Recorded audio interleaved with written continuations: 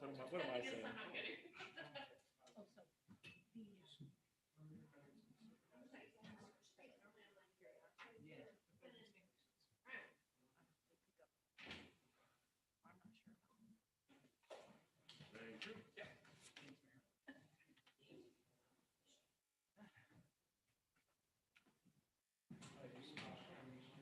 It's been a while. It has been. It's been quite a while, actually. If you haven't posted it on Facebook, I wouldn't have recognized you. They're in different locations. Hey, Sue. How are you? It's been even longer. Yeah, somebody tried to throw you. Your pen? Got it. All right. How do I get this stuff? Just because you- oh.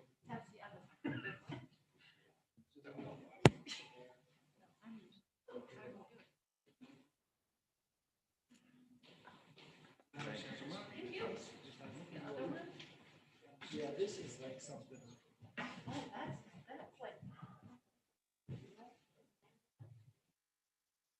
Windows.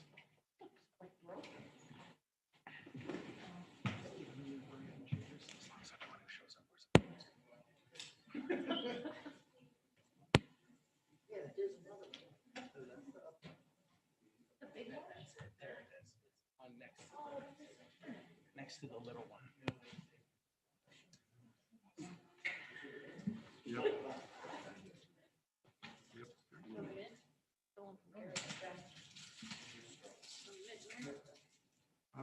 I'm okay. Yeah, thanks. Yeah. Thank you, Chair. Halitosis that day.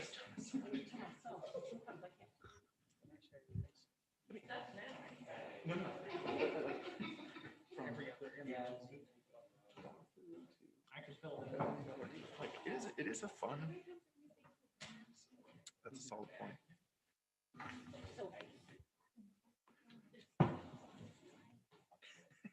Okay, I guess we can get started.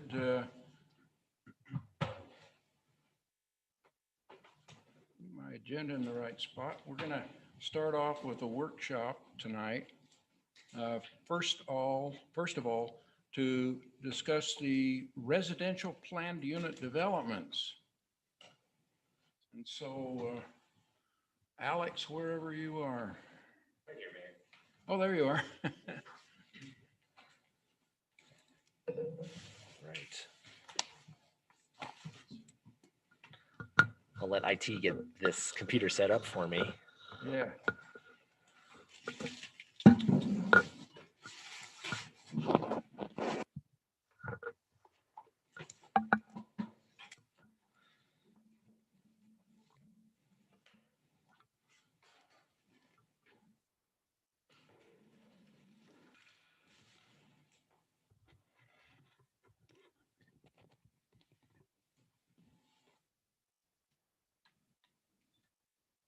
We're not using this one.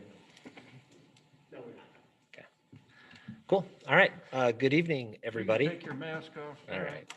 I was going to be a good example to everybody else bringing their masks in, but if it helps, I'll take it off. It does. I read lips. Ah, okay. So it feels weird to be back in person again. This is definitely a different experience after the last year or so. So this discussion time is our first attempt at bringing back something that the council has been wanting us to work on for a while. So last year, you may recall there was some consternation around a couple master plan developments that were approved in the city. There had been some discontentment about those projects kind of building for a while. And so we have been working steadily behind the scenes to come up with what we hope is a solution that the council will be satisfied with. It doesn't want to let me click forward. There we go. Oh, too far forward. Okay, so last year there was a moratorium put in place on master plan developments in the single family residential zones. And that moratorium expired back in January, and we made a portion of it permanent to prohibit multifamily projects in their entirety in those single family residential zones, at least in the master plan developments, as we've been working on some of these changes. So during that time period, we did a survey with the council, and then we did some one-on-one meetings to talk about some of the various options that might be worth pursuing. So here's some of the conclusions that we at the staff level came away with from these discussions. In the survey, there was a desire to revise the standards, talk about converting those projects to legislative actions, defining locations, preserving trees, increasing buffers, and exploring some more design standards for those projects. As we went through the one-on-one discussions, we had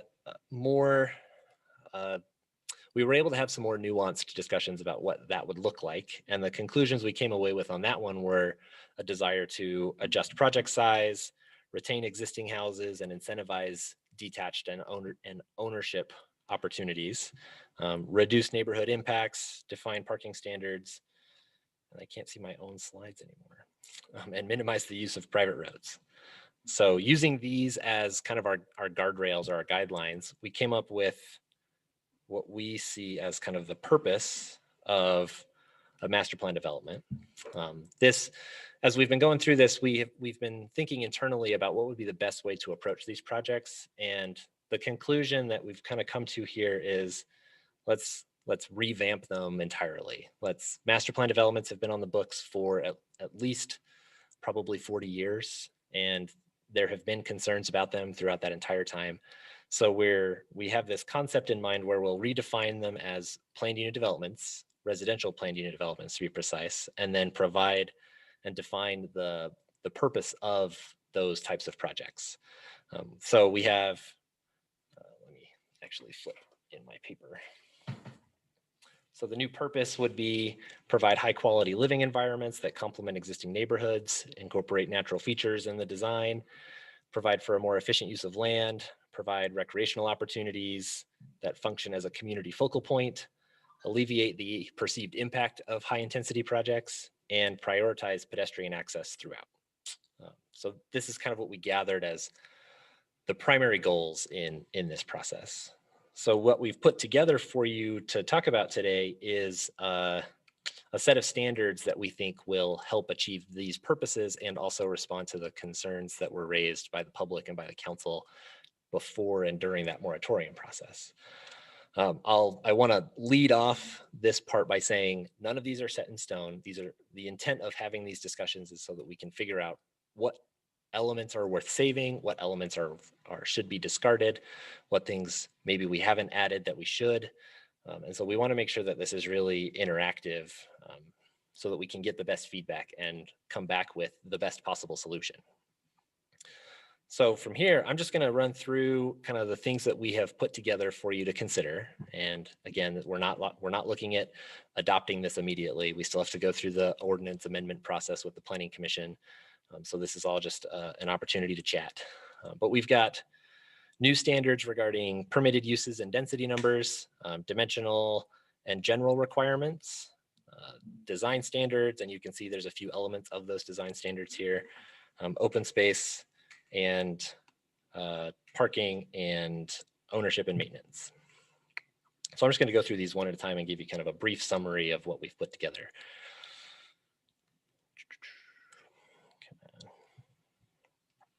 On the permitted uses and maximum density side, we heard a lot that the 1 acre minimum lot size was somewhat concerning because it meant that we got a lot of projects right up next to existing houses, and maybe we didn't want that so much.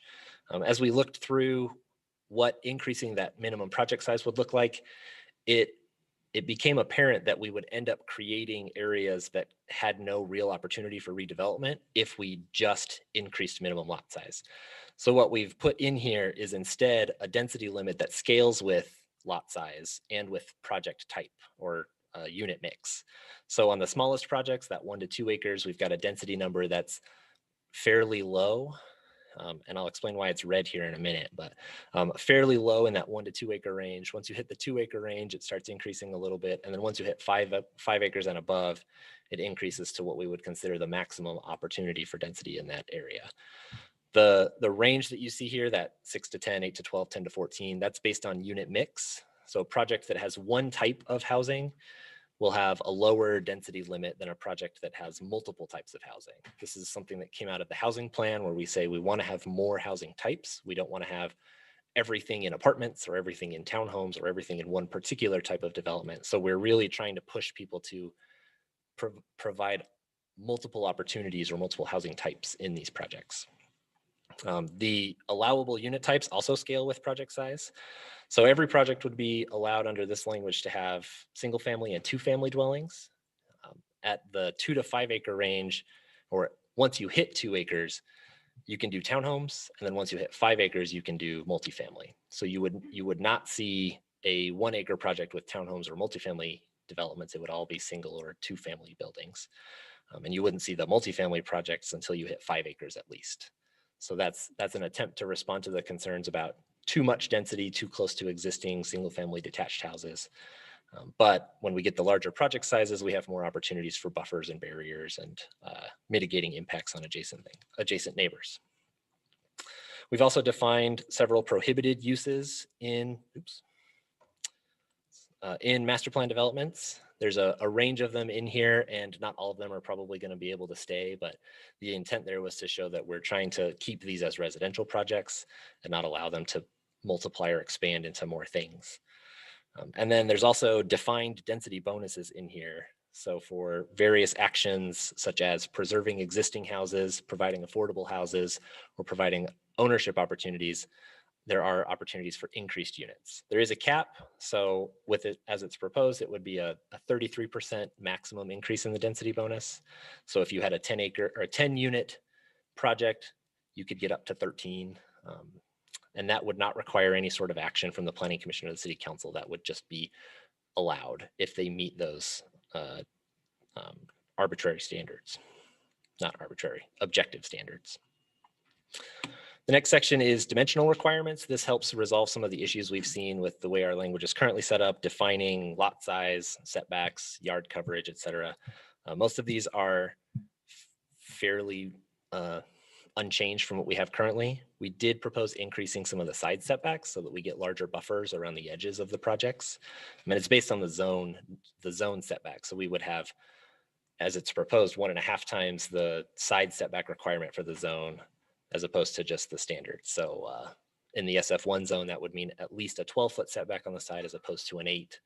In the larger zones like the RM12 and 25, it'd be more like 15 instead of 10. And then there is a maximum number of units per building. That's also intended to help bring the scale down. So we don't see buildings that are too large ending up in these existing neighborhoods, because that's where we're going to end up putting all of these. The units per building max is based off of unit type. So townhomes are at 4, multifamily are higher, single family are lower, obviously. But the intent is not to get these long stretches of one type of unit or building. In the general requirements, we define mixing standards. So this gets back to that density maximum that I mentioned. At the highest density, we would require to have a mix of unit types. So based on project size, we've defined kind of what those unit numbers would look like. So if you wanted to do a 2-acre project, get the highest density, you've got to have each type of unit that you provide there giving it or counting towards at least 25% of that total. So if you've got 12 units, at least 3 of them would need to be single family or 2-family or something in order to qualify for that density limit or bonus, or bonus. That's intended so that we don't get somebody coming in and saying, I'm going to do one single family house and then all townhomes to qualify for that mixed project style. So we've defined minimum types. On the largest projects, we've also defined maximum numbers so that they don't overwhelm the projects and we can get a good solid mix. I mean, that's also based on unit type. And the numbers range, and the numbers aren't set in stone, so we can talk about what they are, but that's the intent at least. There's also been some concerns about how properties are owned when the applications come in, so we've put in some clear standards about how we would review those.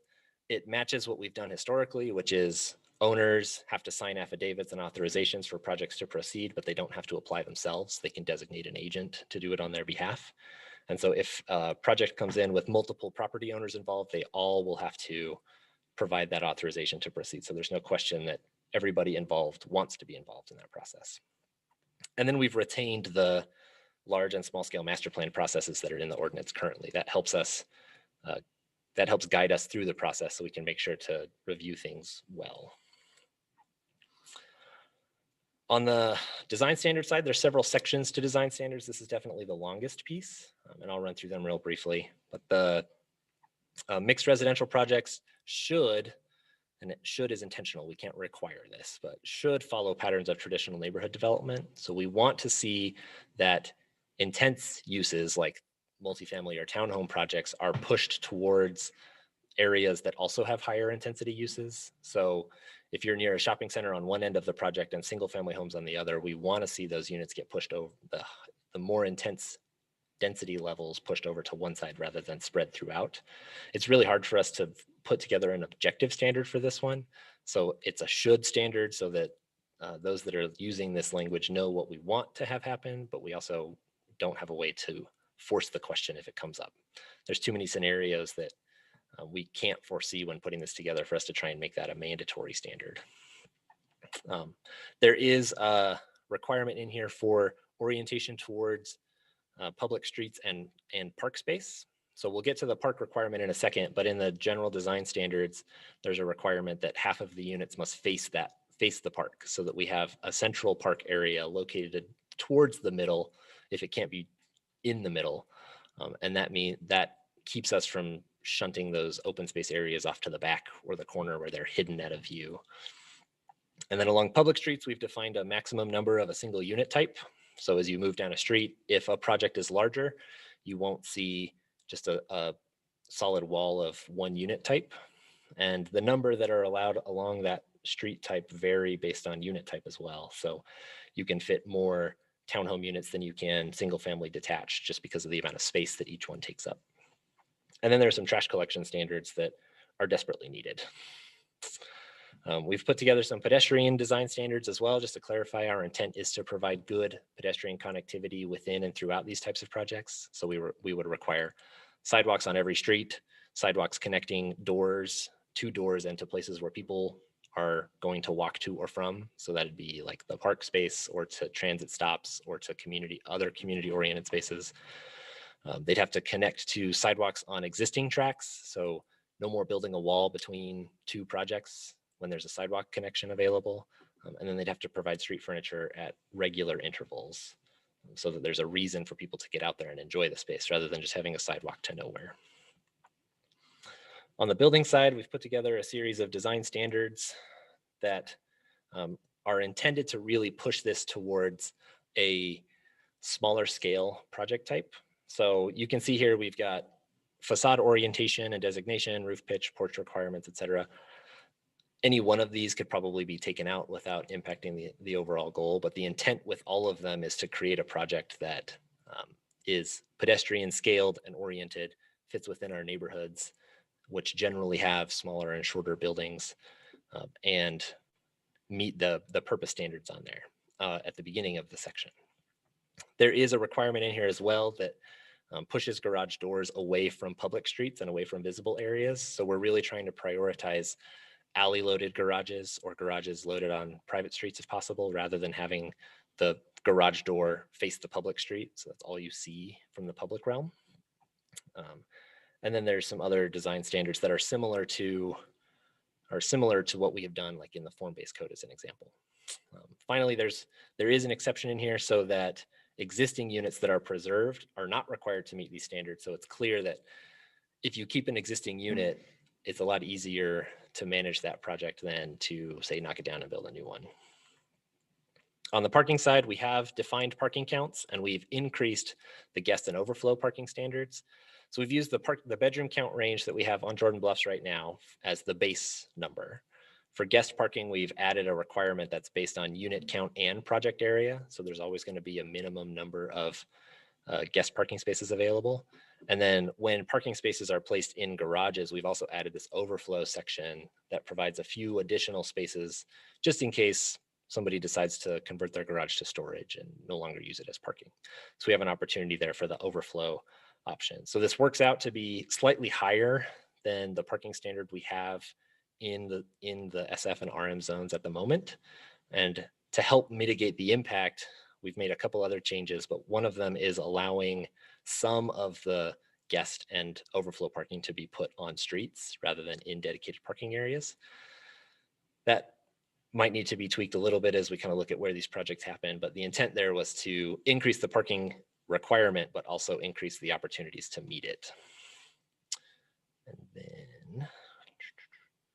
And then there are also street and parking area design requirements that are clarified more so than what we have in the ordinance today.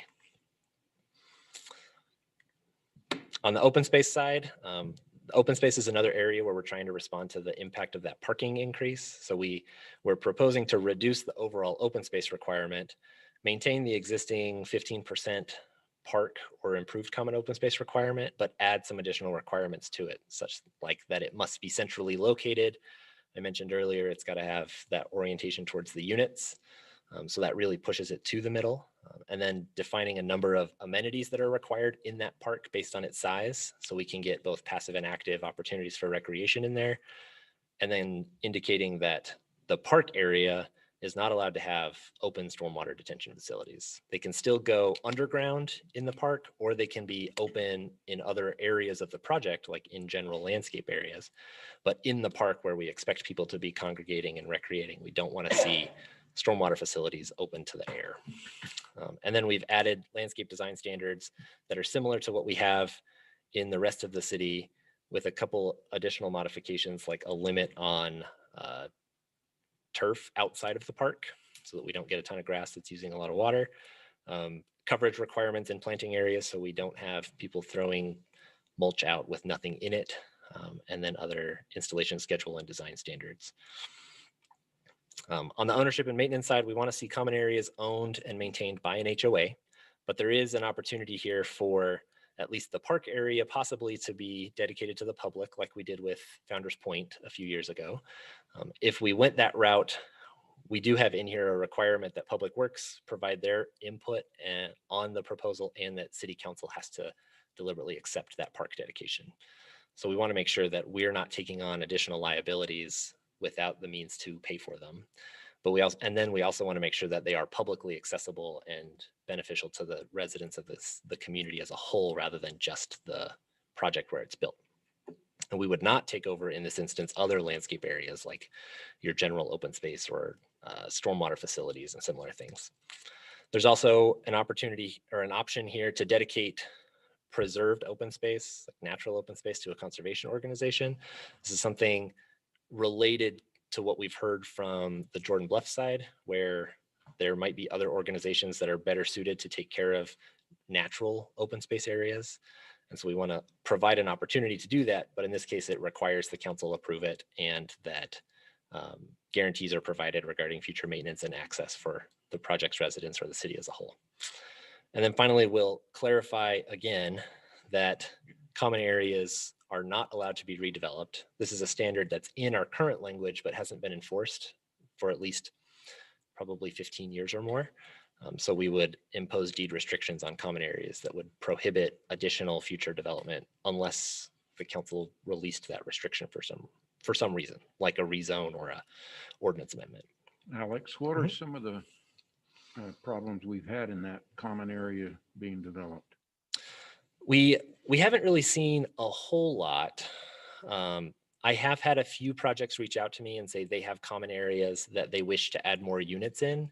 And because we don't have a standard at the moment, it's really hard for us to figure out how to respond to it, especially when there are projects that are pre-existing, like from the county up on the east side of town.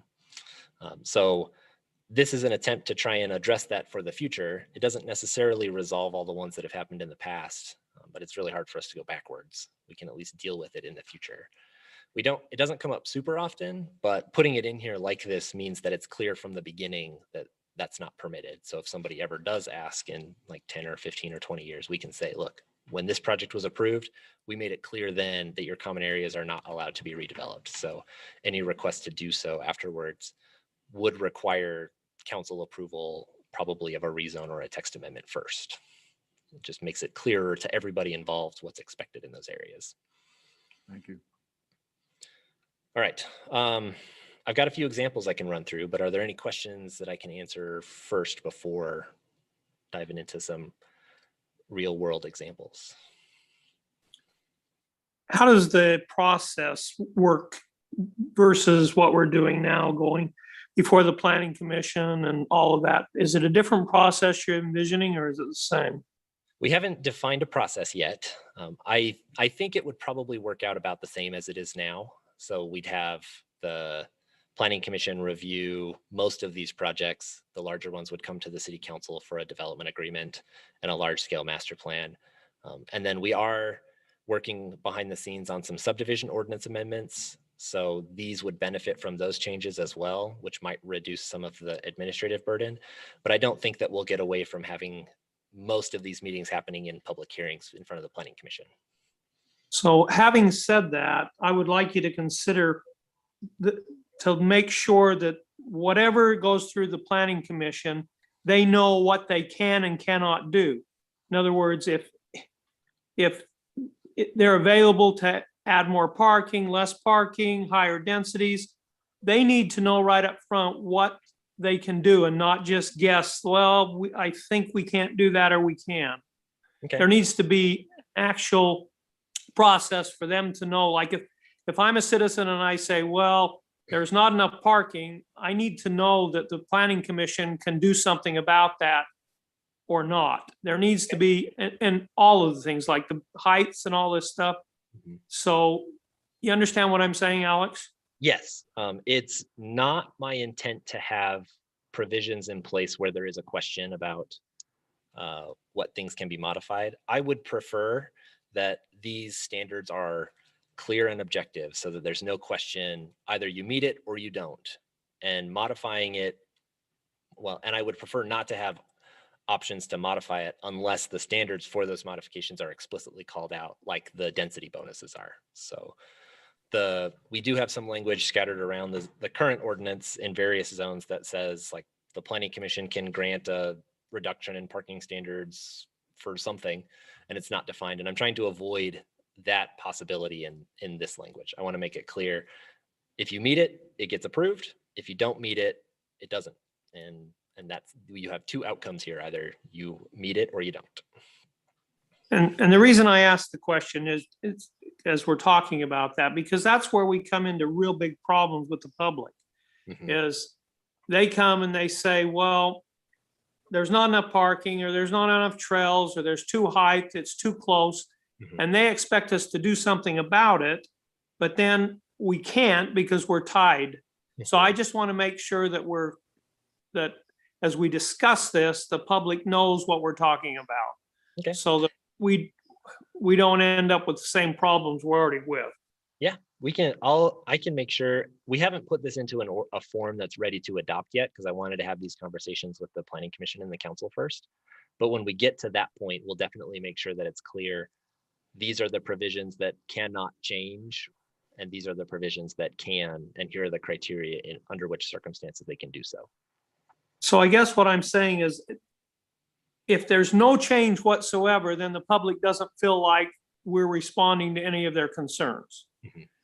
So I would hope that there is some allowance for the planning commission and the council to make some changes to show that as a council and as planning commission, that we are addressing the concerns of our citizens. Now, I don't know exactly how you do that, but That does sound challenging. okay, but you need to know that that's Mhm. at least a concern from my end, and I think it's a concern from our citizens, okay? Mhm. So just so you know what I'm thinking. My hope would be that by adopting these standards, which are definitely more restrictive than what we have on the books now, we can show people from the beginning, we've heard your concerns about parking and height and density, and we have responded to them by imposing new standards for these types of projects and these elements of those projects. But we can think about what sorts of things might be worth adding some flexibility for the planning commission or city council to consider as we go forward. We tend to have a good idea what sort of concerns come up with these kinds of projects from the public. And so that's a good place to start. Just in response to that, and Alex, correct me if I'm wrong, I 100% hear what you're saying, Paul, and can understand oftentimes where some of the confusion comes in or concerns come in from the public.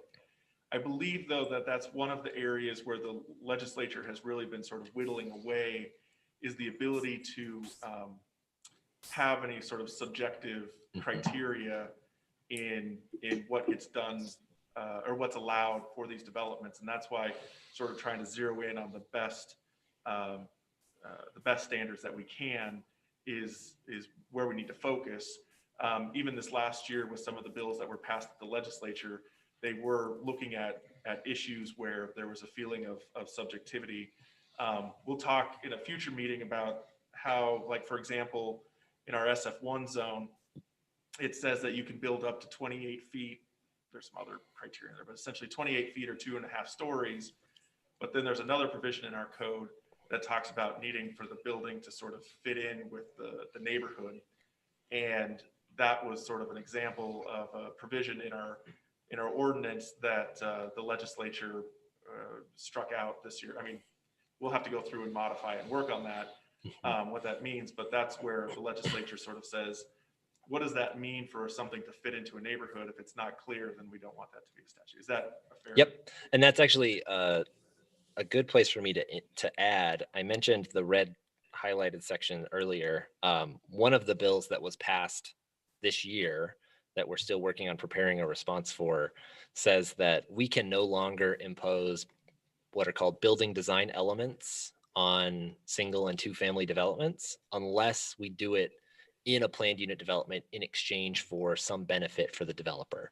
So these density numbers and these prohibited uses will need to be tweaked to respond to that bill. This was written before that bill was passed and when it was still under discussion, so we weren't sure what was going to happen with it.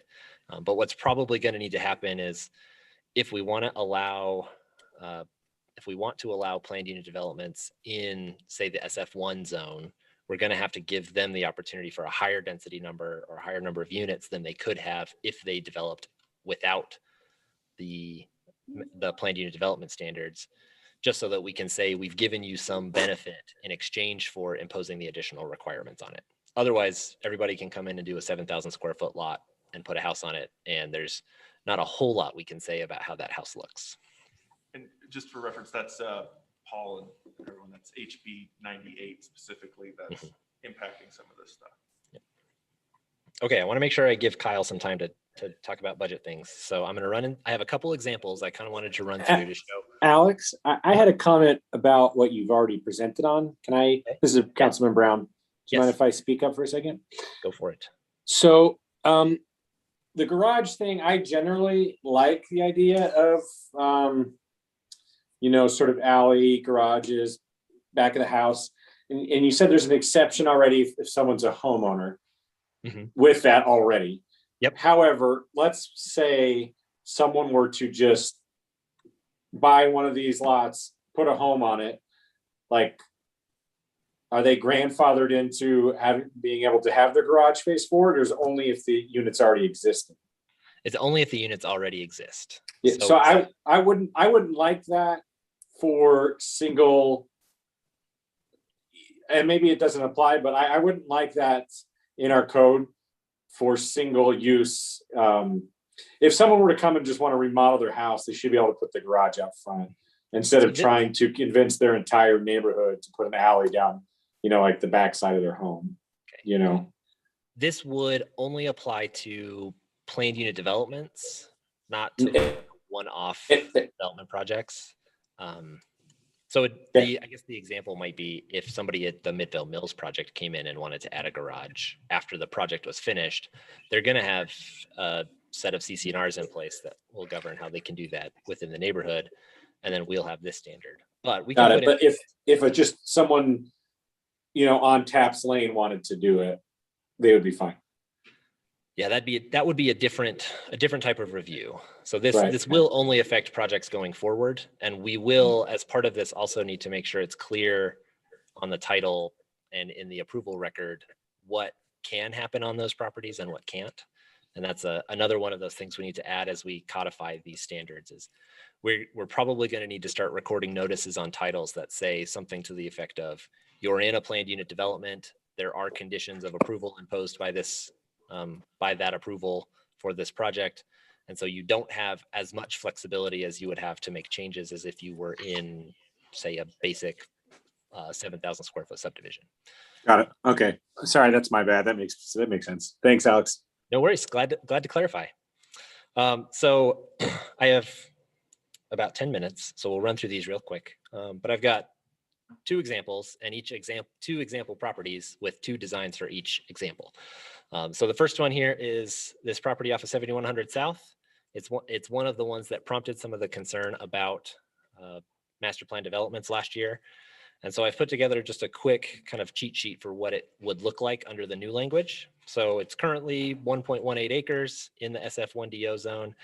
Under the density numbers that are in place today, which as a reminder will have to change, it could have either 7 single family houses, 9 2-family houses, or 12 if there's a mix of both under the base density numbers. If they qualified for any of the density bonuses, that increases to 913 or 16. So the 16 is what was approved there last year, and that was kind of the upper limit of what could be approved there. That stays the same, but there are a lot more standards in place in this ordinance or proposal. So they wouldn't be able to do 4 sets of townhomes. They'd have to do a mix of units, and they'd have some different heights and other design requirements they'd have to satisfy.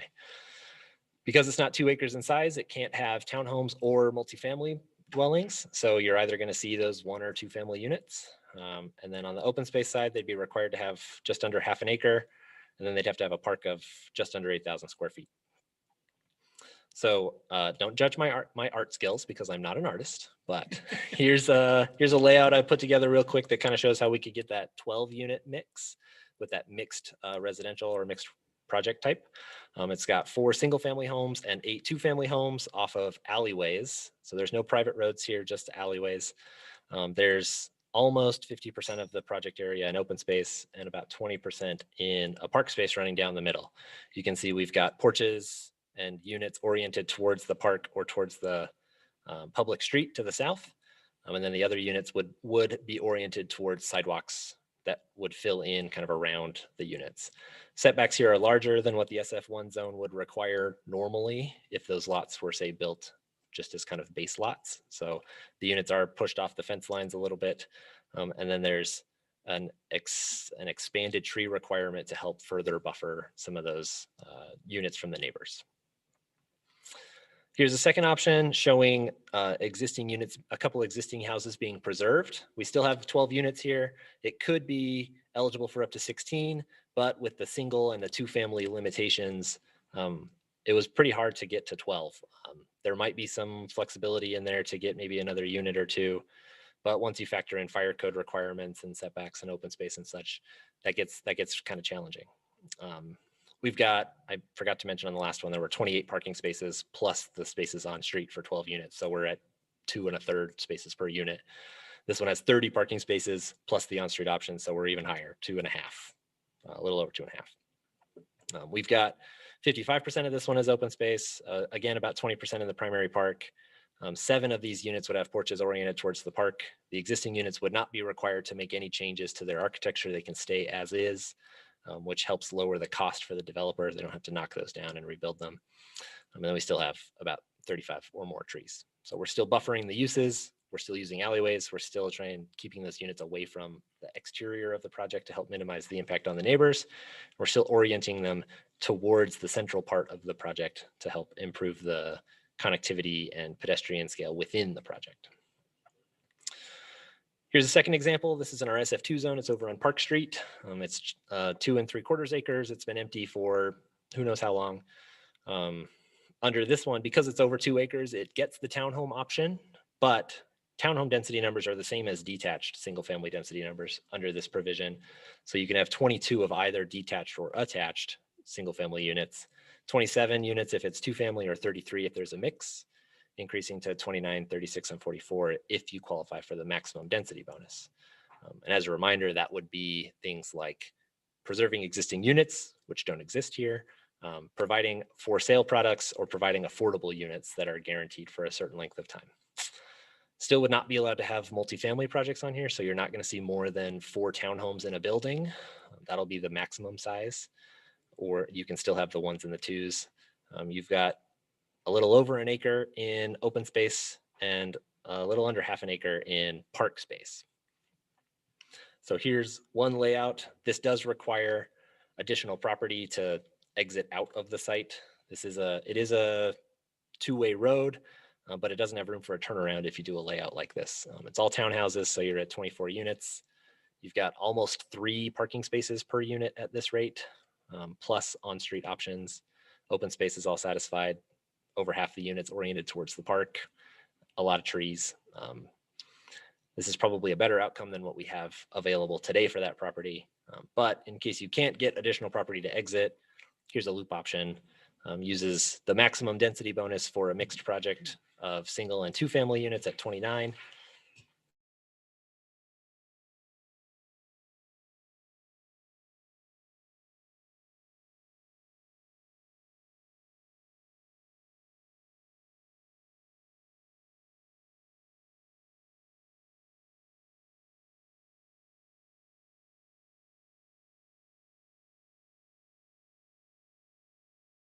Standards if it were proposed, but you can start seeing kind of how these come together with the park orientation, the parking option or parking requirements, unit mix, etc.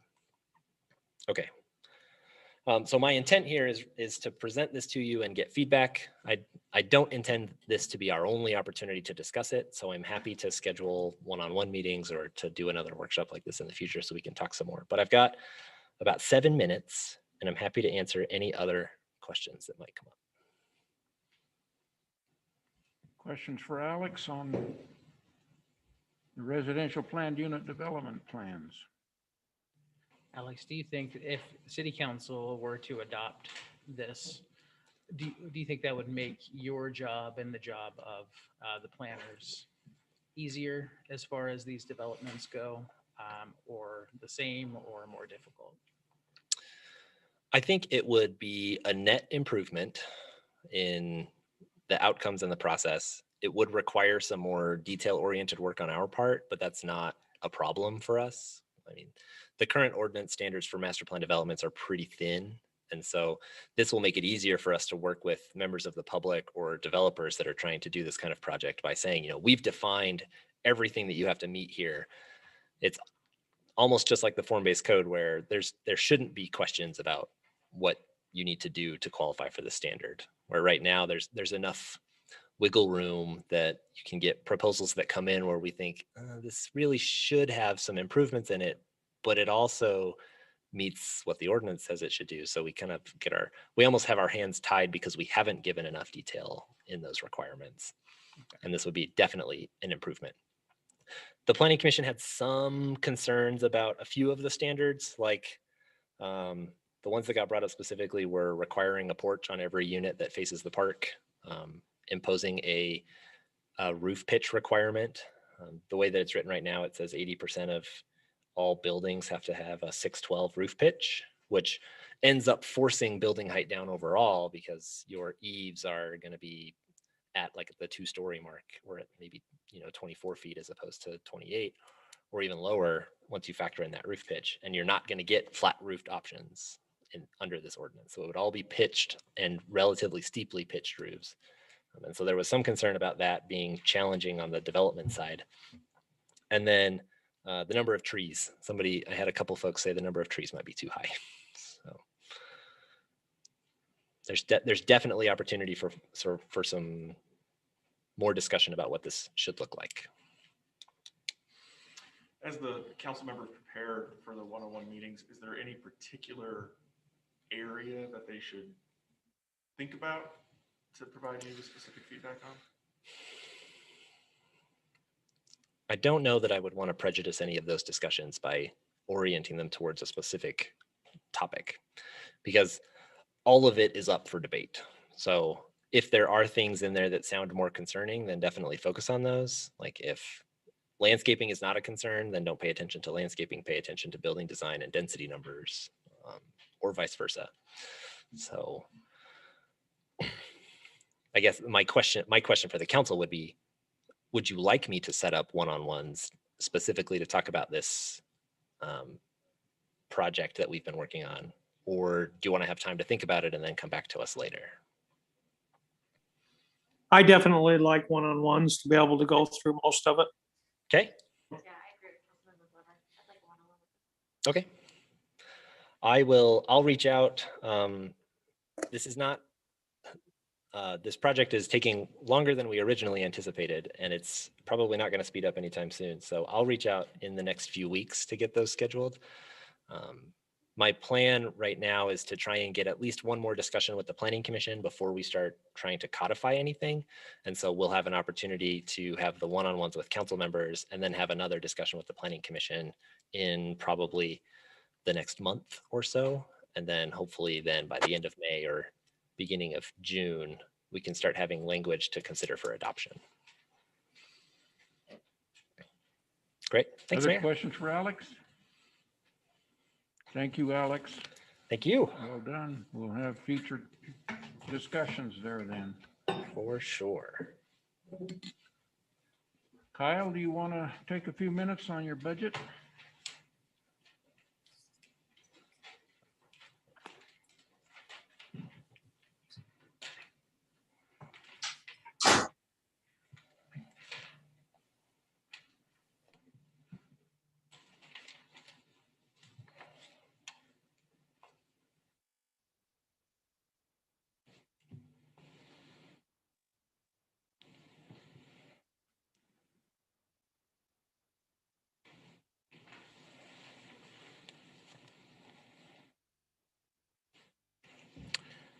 Thank you, Mayor. First, I did want to thank our IT department tonight. They've been working tirelessly to get the technology available for us to do an in-person council meeting. So I did want to thank them because they've put a lot of testing into it.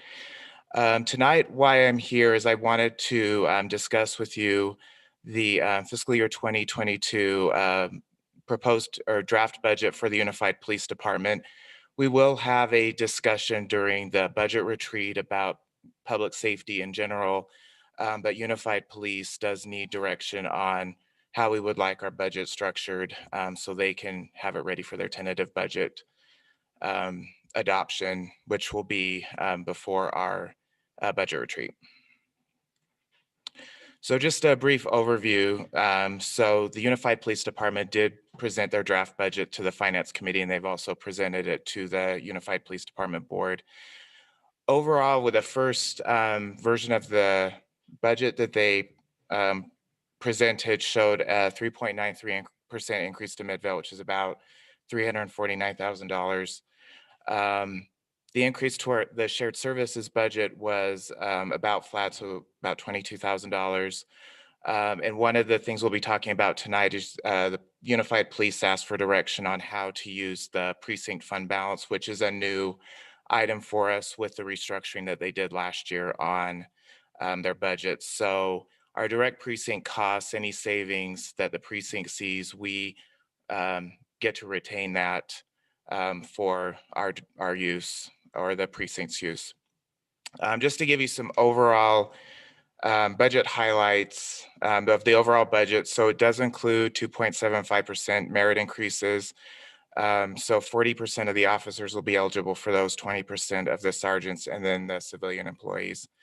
It also includes a 2% market increase for civilians, a 2.5% market increase for lieutenants, deputy chiefs, which include our precinct chief, and the chief of police, 3.5% market increase for officers, a 4.5% market increase for sergeants.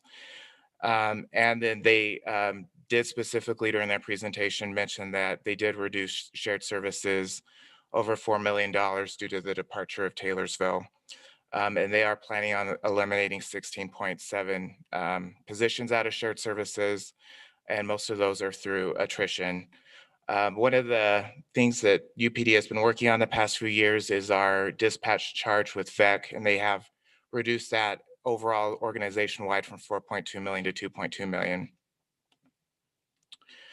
So first thing I wanted to go over was the budget that was just presented to the board. So it doesn't use any of that precinct fund balance that we have. It also budgeted our salaries and wages at 97%. And the reasoning behind that is they do expect some turnover within the precinct, and historically that 97% salary budget has worked out well. So as presented, that was a 3.93% increase, or about $349,000. The second scenario was that same budget, but using some of our precinct fund balance. So what we would have available to offset our member assessment is about $65,000, $66,000 if you round up. The proposal that, after talking with the CFO of UPD, the proposal was to use about 38,500 of that, and leave the salaries and wages budgeted at 97%. That would put us at a 3.5% increase, or about $311,000. And that's where the board had been indicating they wanted UPD to come in at on the increases. One thing we did, of course, as staff, is we did talk with our police precinct chief, Chief Thomas, about the budget and just made sure he was comfortable with it. One of his concerns was with the departure of Taylorsville, he wasn't sure if we would have as much movement or vacancy for a while due to just less turnover within the organization. He felt more comfortable at raising that salaries and wages budget to 98%. So if we recommended that to the UPD board to put in the tentative budget, so salaries and wages at 98%, and then using 38,500 of our fund balance, which is approximately half of what we would have available, that would put our budget increase at 3.98%, or about $354,000. I did put a note on here. I have calculated the numbers and presented them to the CFO of UPD. I'm still waiting for her to confirm that the calculations are correct, but I've checked them many times. To give you an overall idea, while we'll be discussing the budget in a lot more detail, and this is just one component of the budget, although it is a fairly significant portion of our budget. So far, looking at the calculations, we will have about $253,000 of new money that's coming into the city projected next year. One thing that we'll be discussing at the budget retreat that staff is proposing is that we offset the drop we're expecting in our shelter mitigation funding with one-time funding. The reason behind that is we are working on seeing if we can either increase that or see what other options are available. We don't want to make any rash decisions, especially where this is funding public safety at the shelter, if our funding is going to increase in future years. So there's still an ongoing discussion about that we're having. So if we use one-time money to fund that gap, we'll have about $519,000 available of new money next year. So if we take out the UPD increase of about 354, that'll leave us of ongoing money of 164,000. And then just looking at one-time money for one-time projects, we'll have about 718,000 available. So overall, of course, we'll be discussing this more at the retreat, but I wanted to give you that snapshot of if we do proceed funding salaries at 98% and using 38,500 of fund balance, what that might look like in terms of funding other things for the city next year.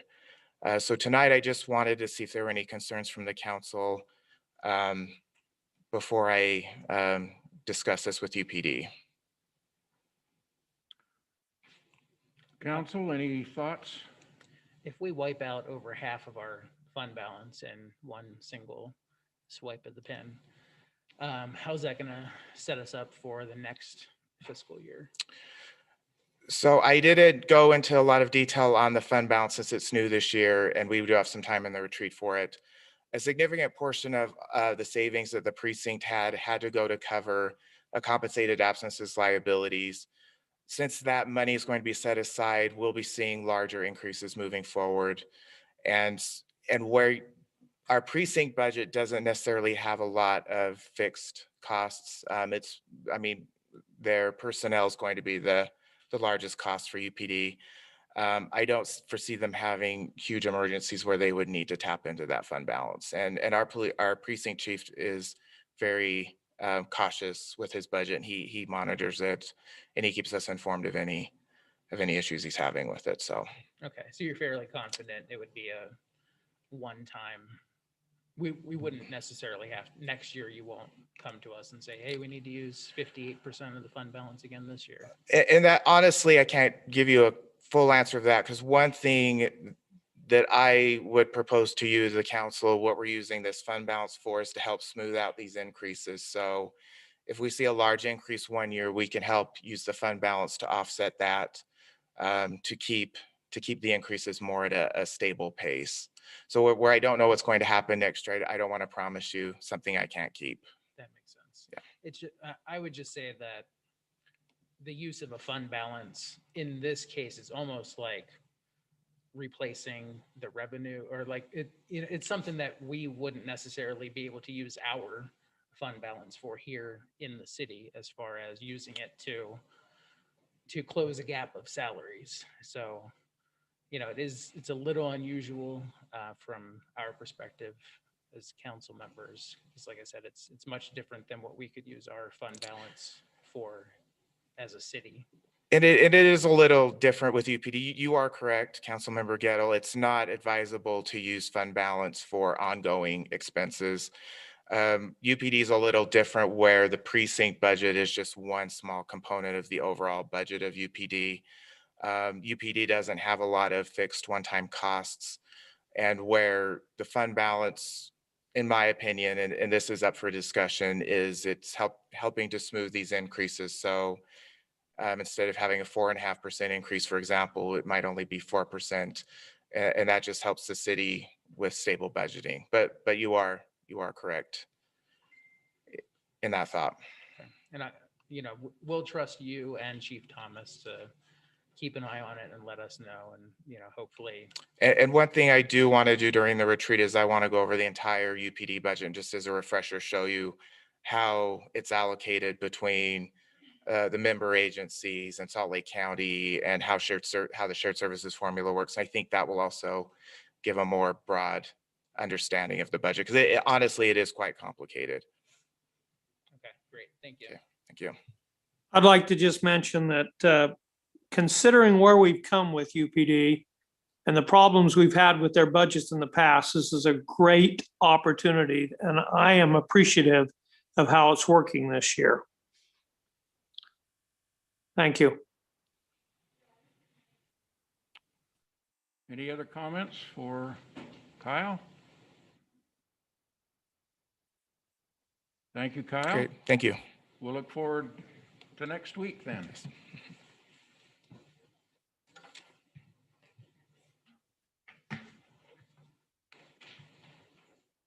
We have a few minutes before our 7 o'clock starting time, so feel free to hit the restroom, whatever, drink of water.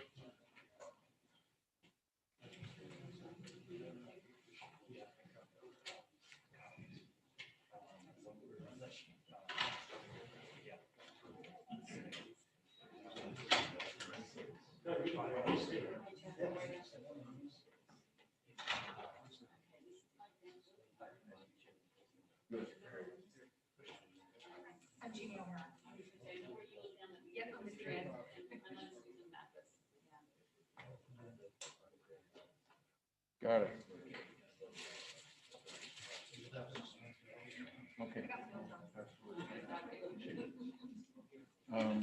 Yeah, I think the comment I'm going to make is that this item is coming right up now next.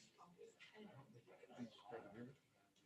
If your item is 2 or 3 down the agenda, as the room fills up, we will need a seat. Take a seat in the conference room.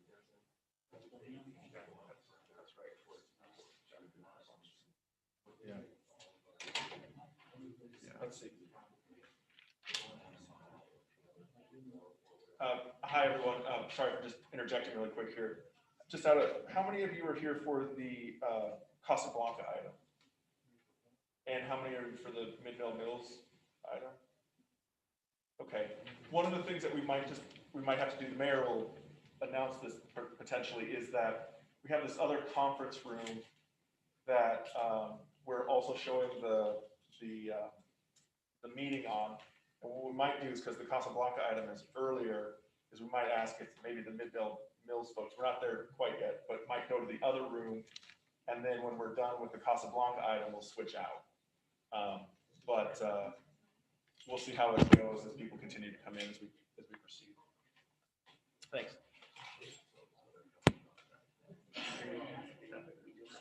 Yeah, we'll do it again.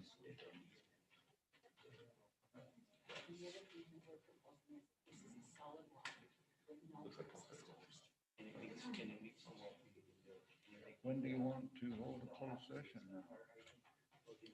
Or do you-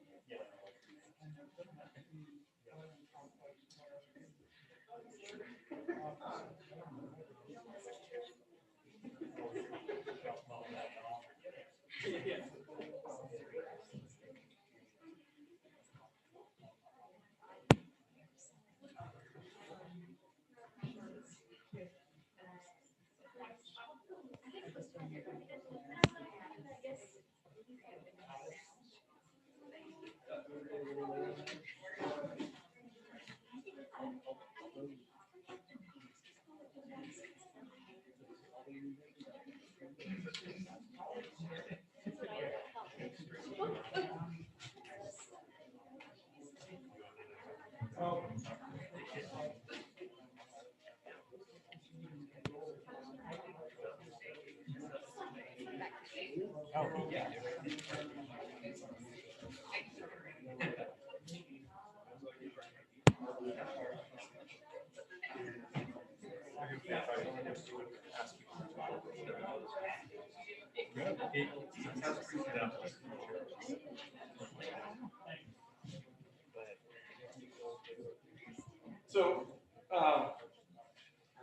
welcome, all of you that have sort of come in recently.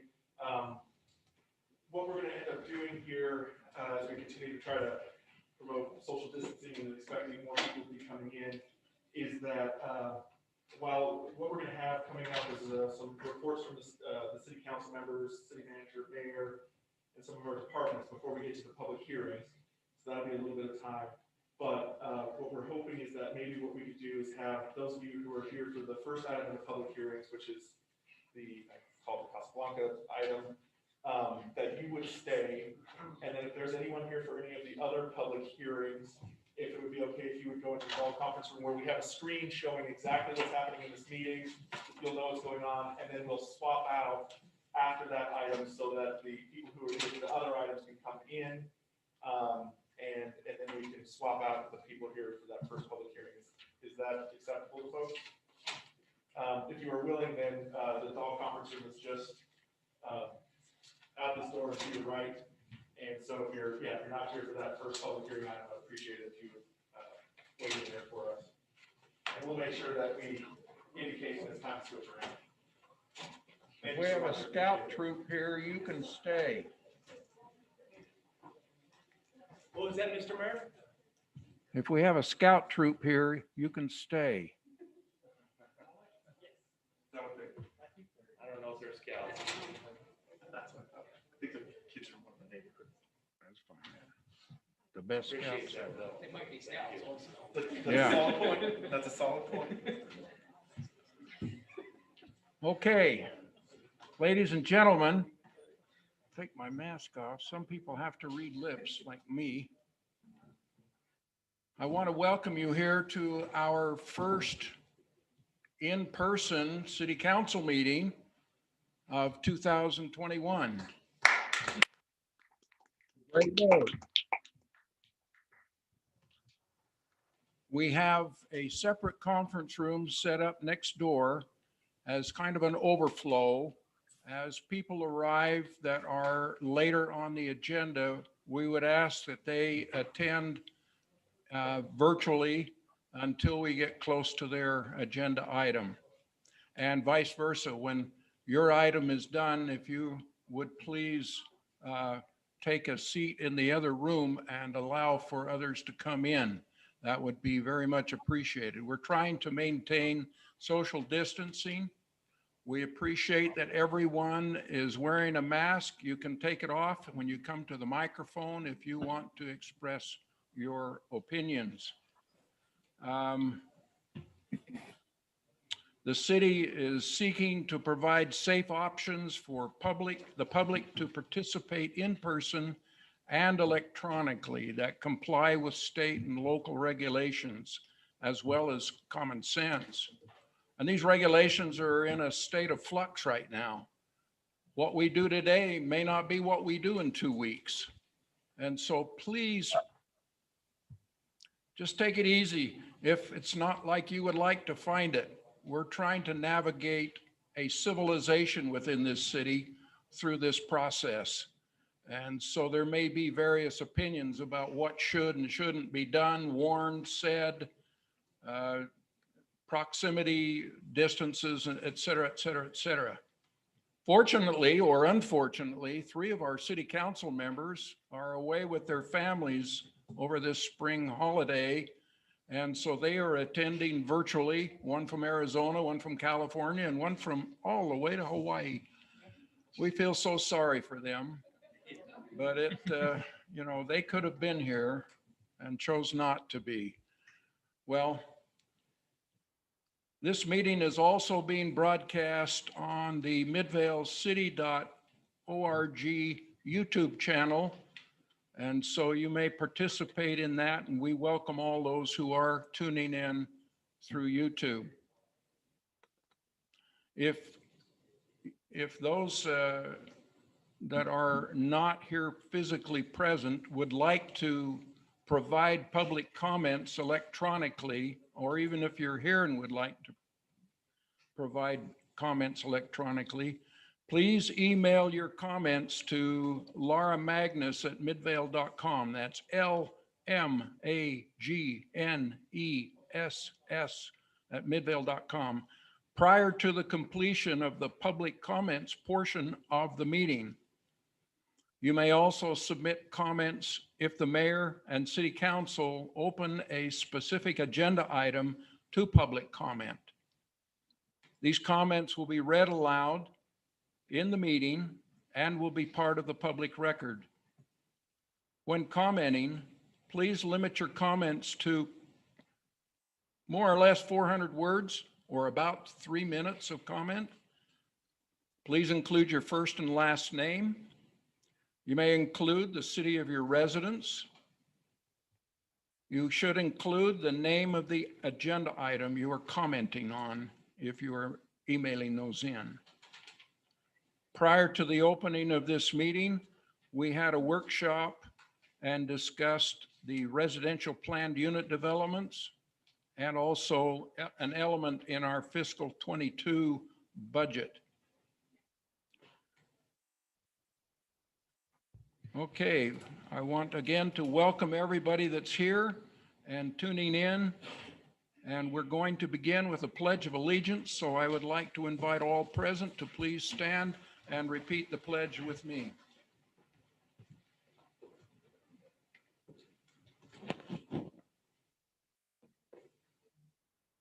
I pledge allegiance to the flag of the United States of America and to the republic for which it stands, one nation under God, indivisible, with liberty and justice for all.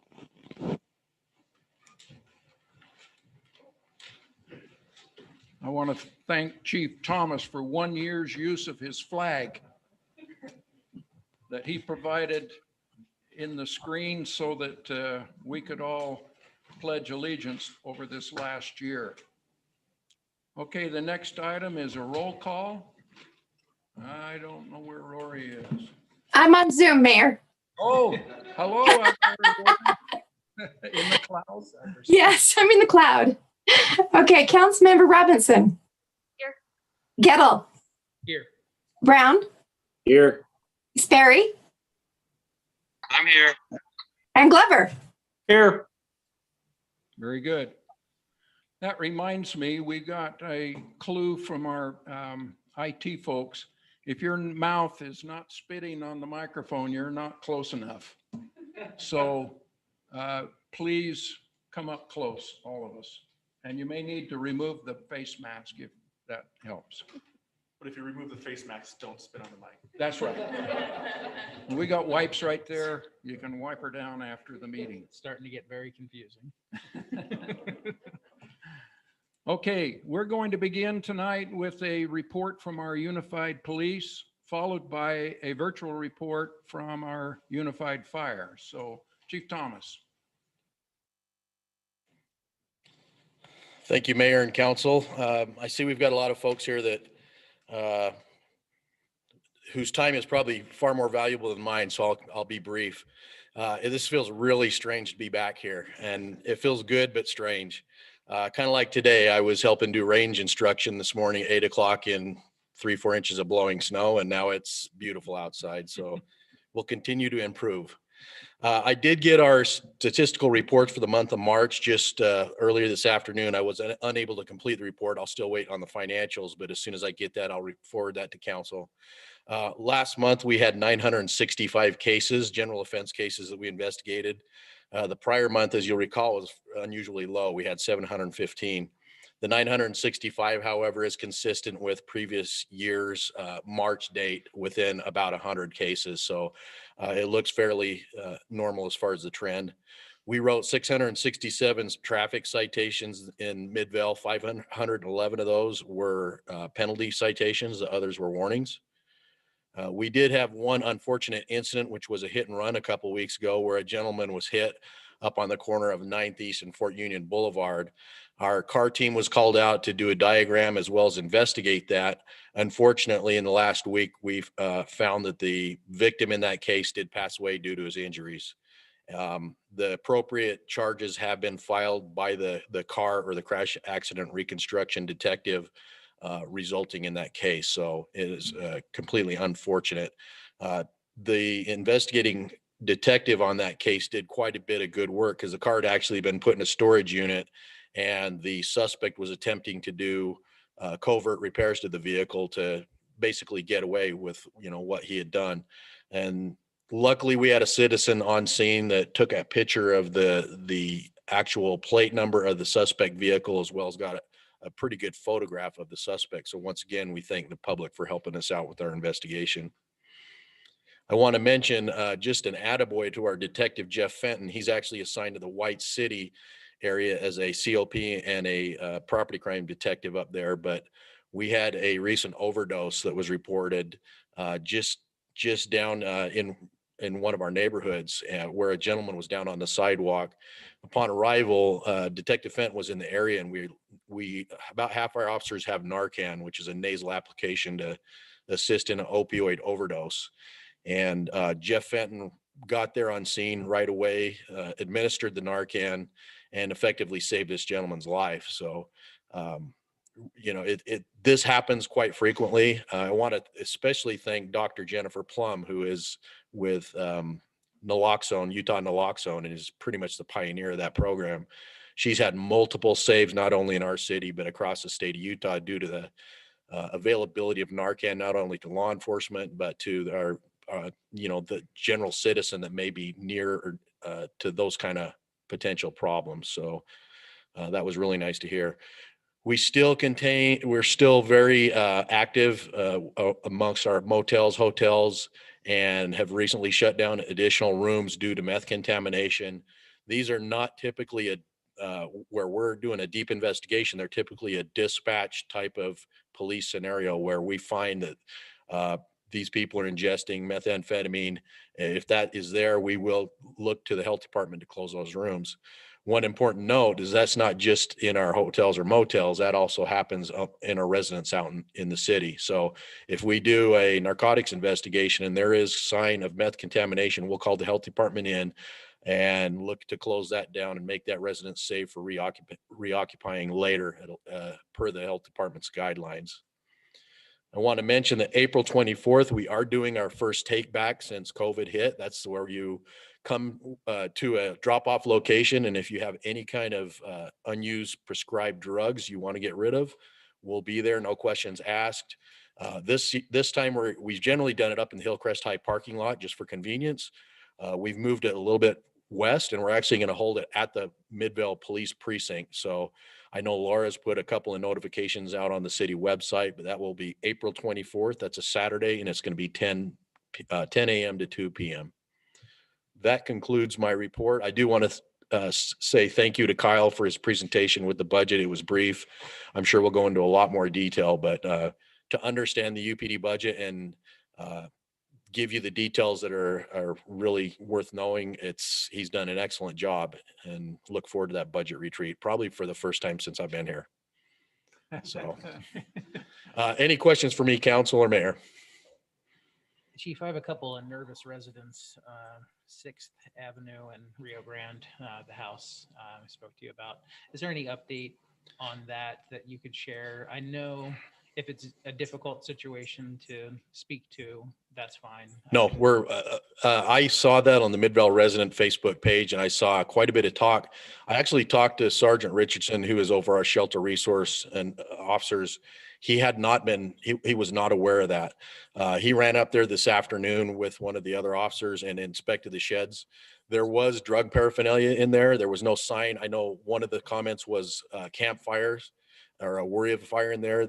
Any kind of burn marks seem to be consistent more with small scale drug paraphernalia use. They cleaned it all up. They intend to go back there and actually secure the sheds. We're not going to ask for permission. We're just going to do it. Okay. They're going to keep an eye on it.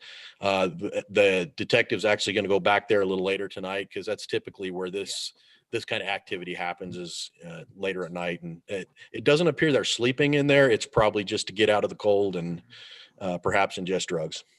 Okay. Well, thank you for. Absolutely. Chief, Yes. this is Councilmember Brown. I got a quick question for you. Is there any way that we could have a heat map or something of drive-by shootings over the last 12 months?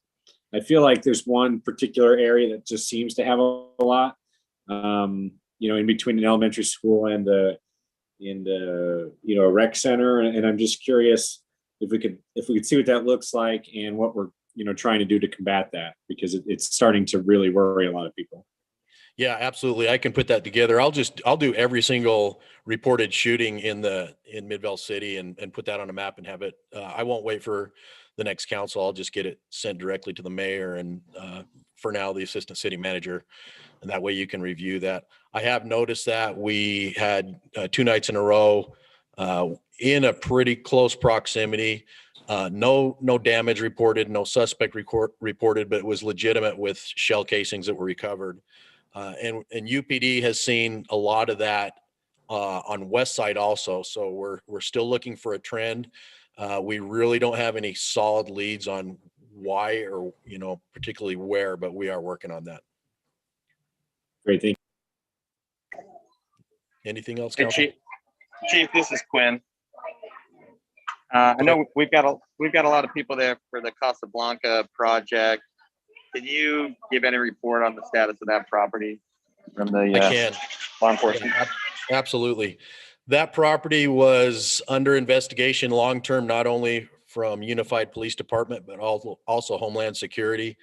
And we intended to serve a no-knock search warrant on that 2 weeks ago.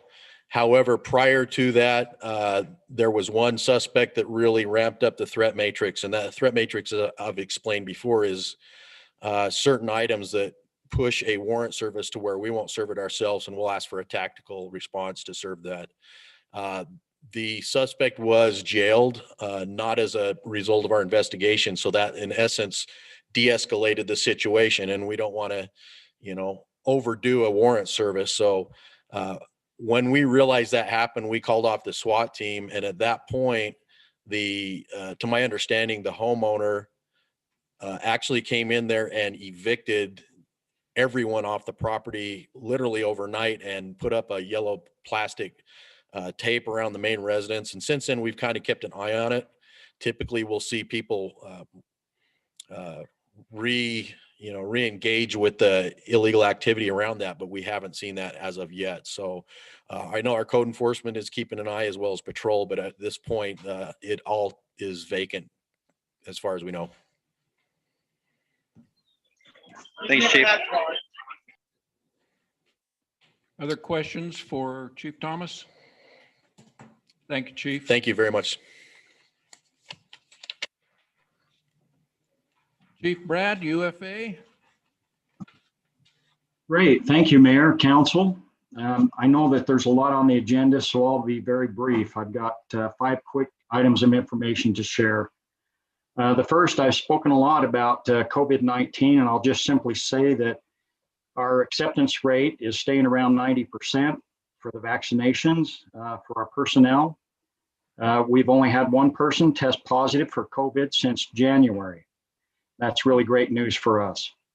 A recruit camp number 54 is in week 16. All 33 recruits are doing great and learning. So they're progressing along very well. New captains, we promoted 5 new captains this past month. One was Jason Merrill, who served a couple of years ago as your hazardous materials inspector in our Fire Prevention Bureau. We were very happy to see him move on and get that promotion. Battalion Chief Boot Camp, we had 16 prospective Battalion Chief candidates attend a 3-day Battalion Chief Boot Camp. And the testing process for establishing a list will occur during the month of, sometime during this month. We had Professor Bendersky from UCLA and retired Los Angeles City Fire Department Assistant Chief Quam Cooper conduct 2 compassionate leadership courses late in March. These are excellent courses. We've had them in the past. We've held 2 or 3 over the last couple of years. One was provided for the Battalion Chief Boot Camp and other leaders in our organization that were interested in attending. We had more than 40 people this last time.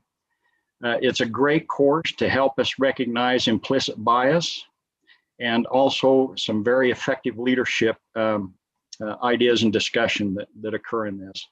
Very effective, something we feel is very worthwhile and productive to the organization. And just lastly, I presented a couple of really nice posters to the mayor and the city manager, I guess I can say, Matt, acting city manager. And it just gives a great overview of our accomplishments at UFA for the past year, 2020.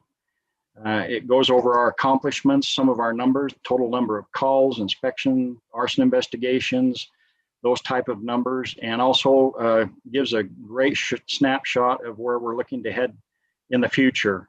This really keeps us on track to reach our goals to better serve the community. And so those will be posted somewhere in City Hall. So if you get a chance, take a look at those. That's it. Any questions for me? Questions for Chief Larson? Thank you, Chief. Thank you. Good work.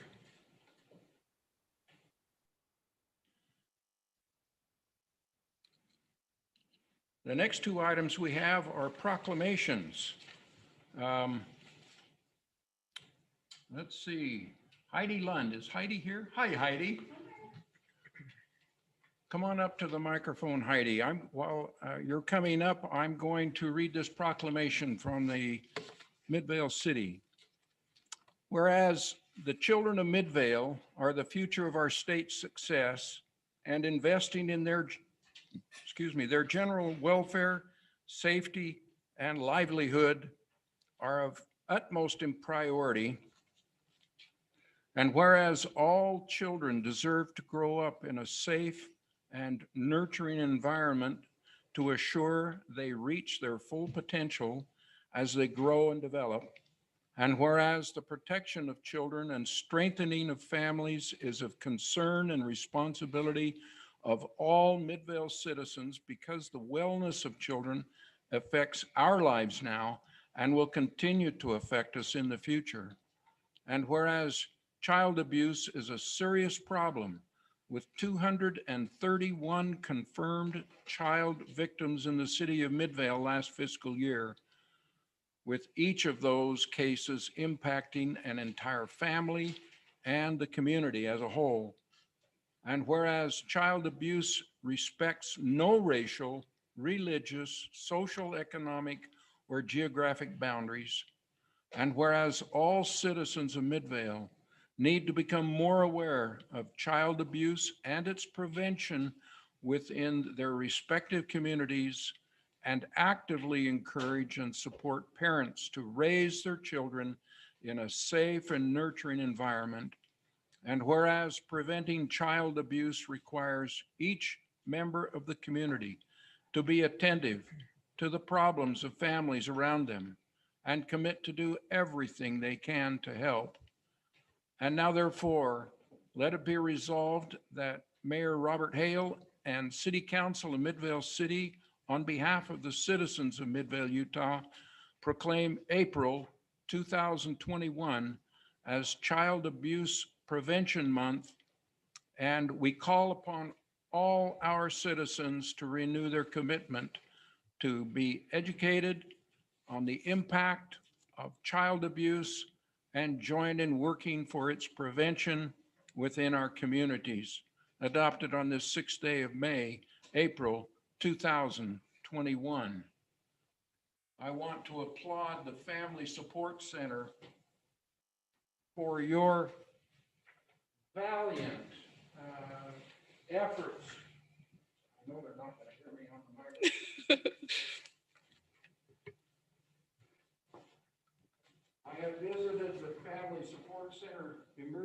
Child Care Center multiple times and taken representatives of our state there.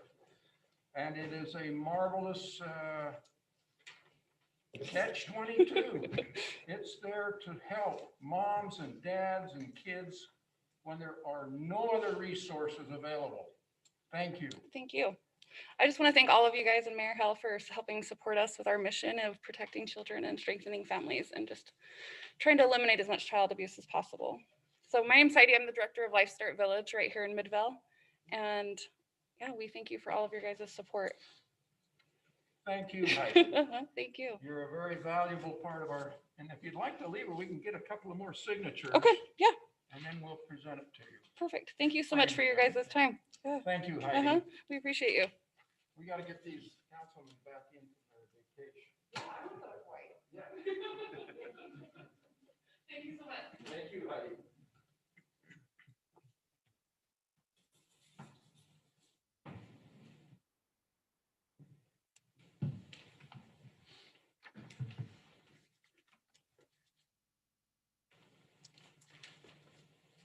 Our second proclamation.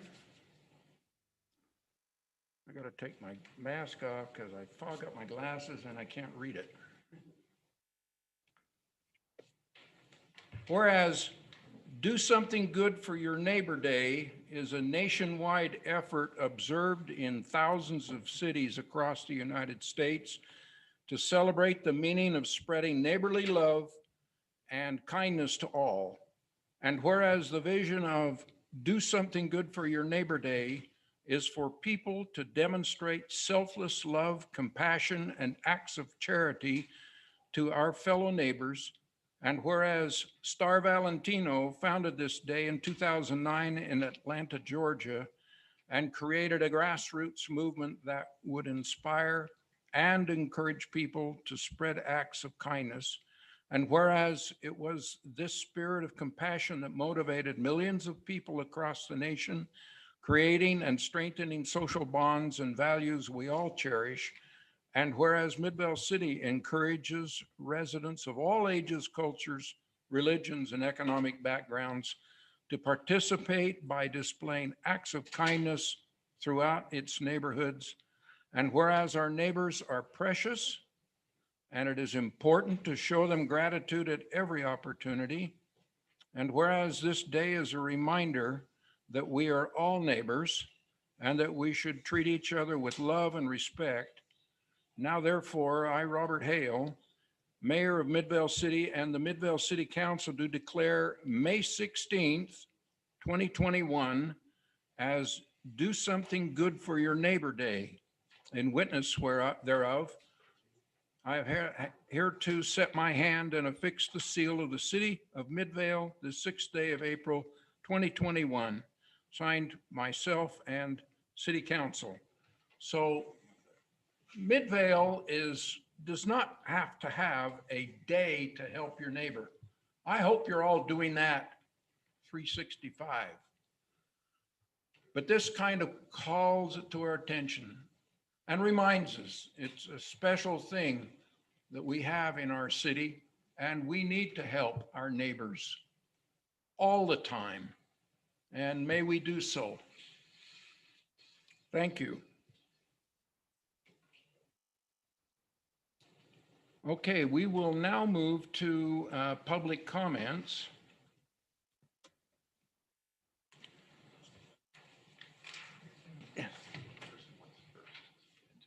What's that? Let's do the in-person first before we go to Laura. Yep. I can get my agenda to move up. Come on.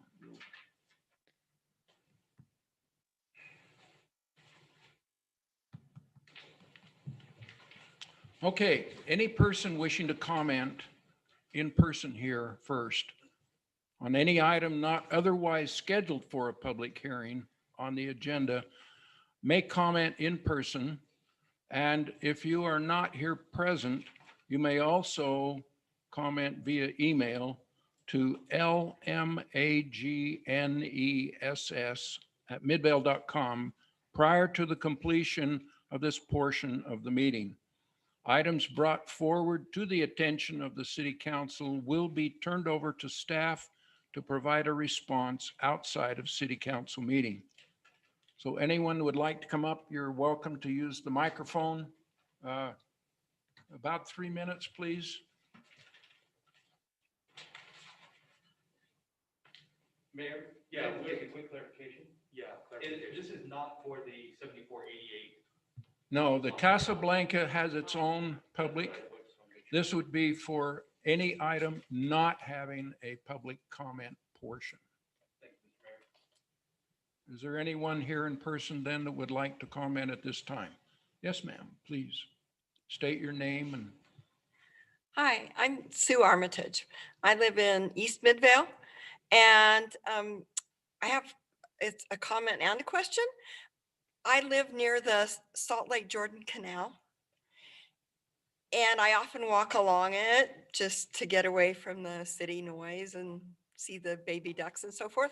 I'm wondering if there's been any conversation with the county that you know of, or maybe currently, as to the possibility of grooming that pathway so that it becomes a usable amenity similar to the Murray Canal Trail that goes through Wheeler Farm and up around Vine Street. Believe me, we're all jealous of that, and we are slowly working because Salt Lake City owns that canal. Okay. And so our government and their government and waterways associations. Yeah. I remember back in, I don't know, around the year 2000, we got a grant from the National Forest Service to survey the waterways. And so we've been working on that a long time, but it's getting governments to coordinate, I think, is the big issue. Okay, so it's Salt Lake City, not Salt Lake County? Oh, yeah. Okay. Yeah. The All right. county will gladly assist once we get permission to do it. Okay. I know some people. Well, I'll see. report back. See what I can do. Thank you. Anyone else here like to comment to the council? Seeing none, Laura, do you have public comments that you are able to read to us? Yes, Mayor, I do have some public comments. I have two public comments this evening. The first one is from Carrie Mickelson. And this is actually regarding the workshop that the City Council had prior to this meeting, but I thought I would share it during public comments. Thank you. I appreciate the approach to rethink and reorient the RPUD regulations and requirements. What's been approved in the last years due to the old regulations has been detrimental to the look and feel of Midvale, as well as the residents, in order to maximize developer profits. In some of these ridiculous high-density developments, where two people living across from each other could almost touch if they leaned across the vehicle access below, it's a wonder where the snow's going to be moved to, or how things will melt as sunlight can't reach the ground, let alone where children will be able to play. At this very moment, what's been presented by Alex is a sound, reasonable, and forward-thinking review. Thank you, it's much appreciated. And then the second comment I had is from Maureen Butler. To the staff, the legal counsel, the mayor, and the city council, the items on the agenda this night have been addressed before, and the citizens have asked for you to give them more consideration in your decisions. I would like to know how water will be provided to such large developments. Do developers receive tax breaks? How will parking be addressed when residents won't pay for parking stalls, but instead park in provided guest parking? Is the fire department concerned about battling fires in these buildings? How does the master plan to be altered to really protect neighborhoods? We are being compared to California and not in a good way. Thank you for your time, Lorraine Butler. And then I'm just got a couple new emails in. Let me make sure they're not for public comments. And they are not. So thank you, Mayor. That's the only public comments that I have right now. Thank you, Laura. Okay, we'll move on to the next item on our agenda then is council reports and begin with Councilmember Dustin Gettle. Thank you, Mayor. In the interest of time, I'm going to go through a list of 10 things here. No, just joking. I did want to mention our glass recycling program that we just instituted. Apparently, they have considered the launch success so far. We have about 30 people who signed up for the program. And it might not. You can take it. Oh, sorry. And that might not seem like a whole lot, but just starting the program it is. And as you get the glass recycling bins out on the streets, then the neighbors start to see them and they say, hey, what's this new bin you have? So we're looking at that program to be very successful and hoping that we can enlist some resources here in the city to help that out. I wasn't sure if we've posted on our city website anything about the glass recycling program. So I was looking to maybe ask Laura if she has done so or could do so. Yes, I have updated our page to include the glass recycling. And I also did 2 articles in the journal. Okay. I have not done a banner on the homepage. So I'll do that because that will make it more pretty, where people will see it right away when they get on our homepage. Okay. And if there's any way we could get in touch with Momentum, the recycling company, and see if, are we able to put something in our own utility billing to advertise that program? Because to be honest, not to get into a larger discussion here, but glass recycling is just as important, if not more so important, to a community as any other recycling that you do. And number one, glass is heavier. So any time that we can get the heavier glass out of our trash cans is better for the environment, it's better for the city, and glass is much easier recycled than a lot of the other common products that we like to think we're recycling successfully, and we might not be. But that's another topic. So I'm just, anything that we can do as a city and utility billing, I thought was a good way to just slip in some sort of flyer to let them know how to sign up for the program if a resident wants to do so. Okay, thanks, Lisa.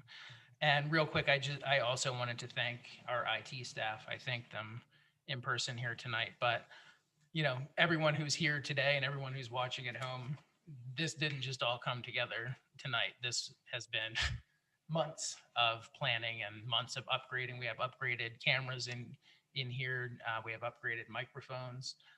So it's very important that people who still don't want to attend in-person meetings can see and hear. And so far, so good tonight. Everything's gone off without a hitch. I should not have said that. I'm so sorry. But thank you so much for all the work that you've done getting us up and running for this. Truly appreciated. And with that, that's all I have for tonight, Mayor. Thank you. Thank you.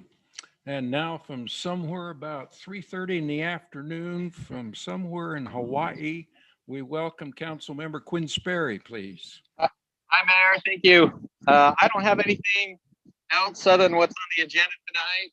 I guess the last thing would just be if something does go wrong, we're all blaming it on Dustin since he just cursed us with this. So that's all I have.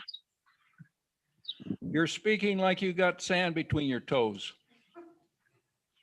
Can you not hear me? Yes. Okay.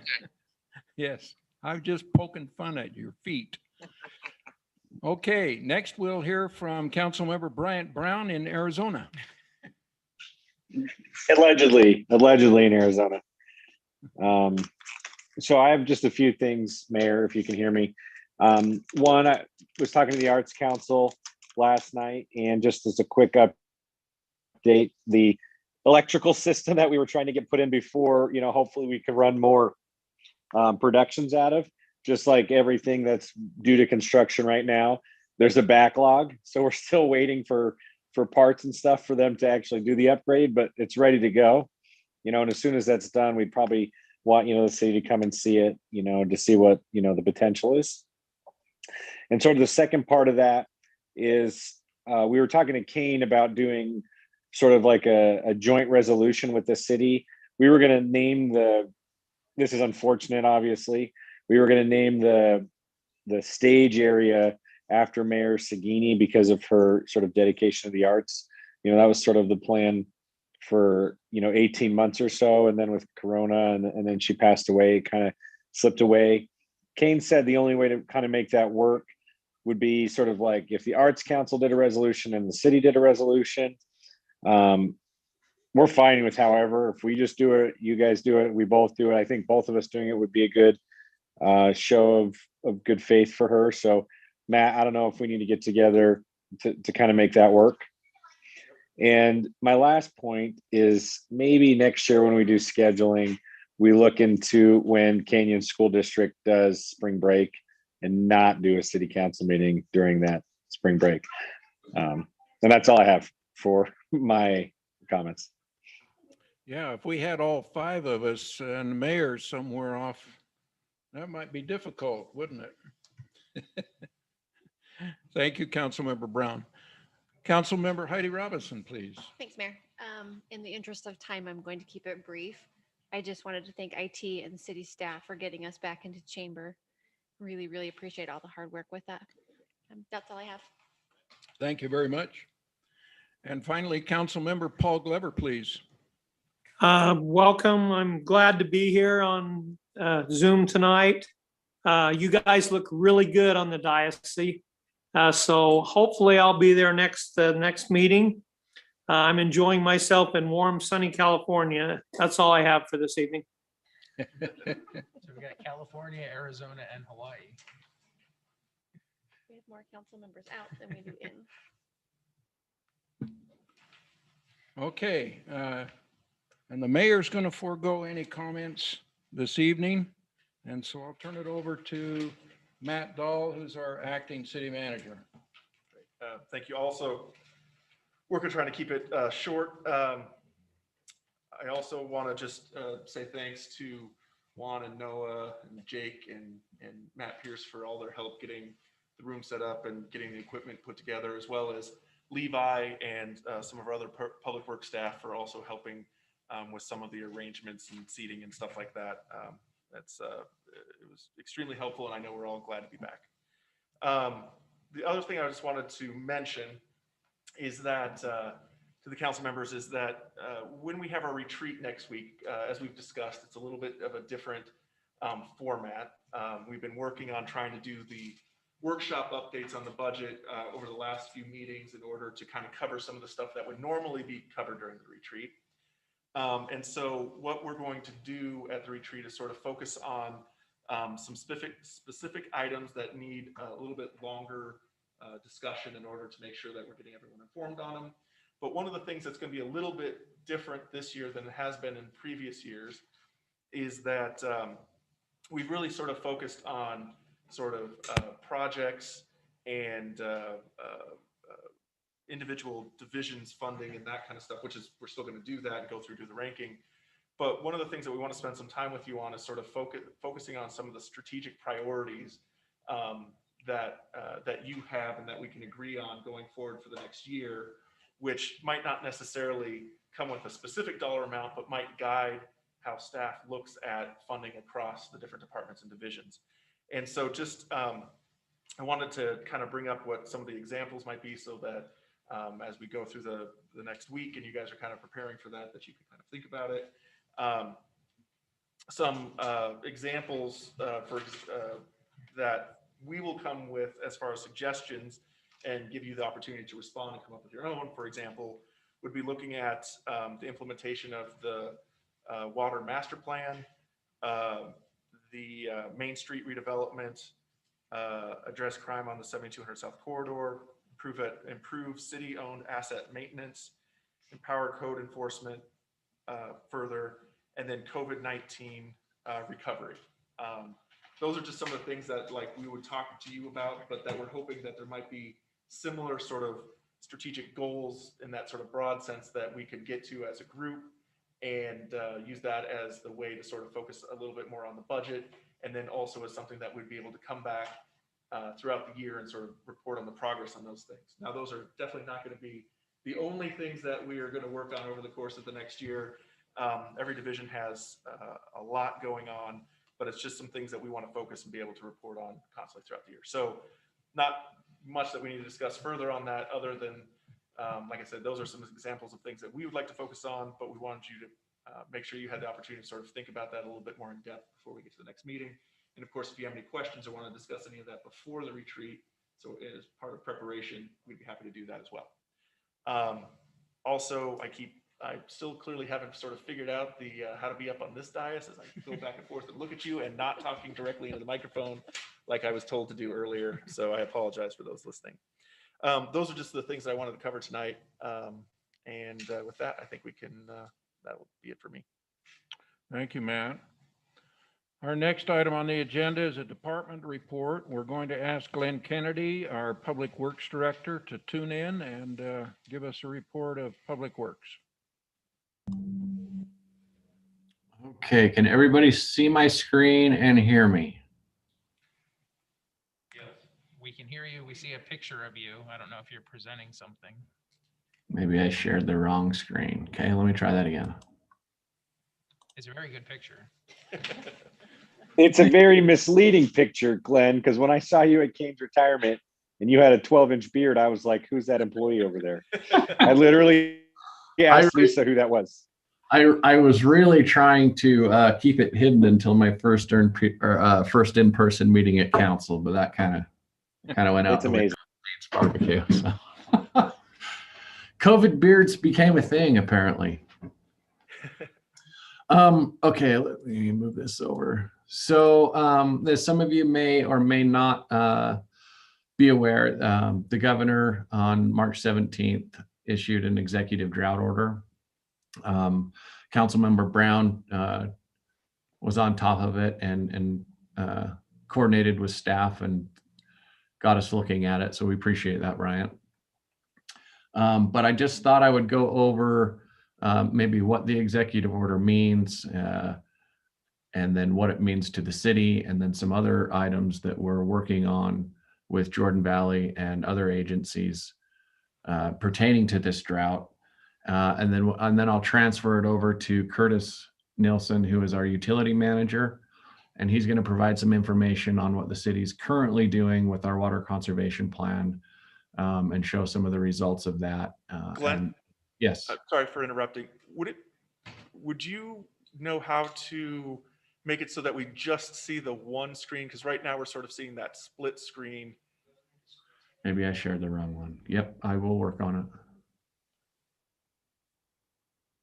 Maybe. It's a little just challenging to read the text. You got it.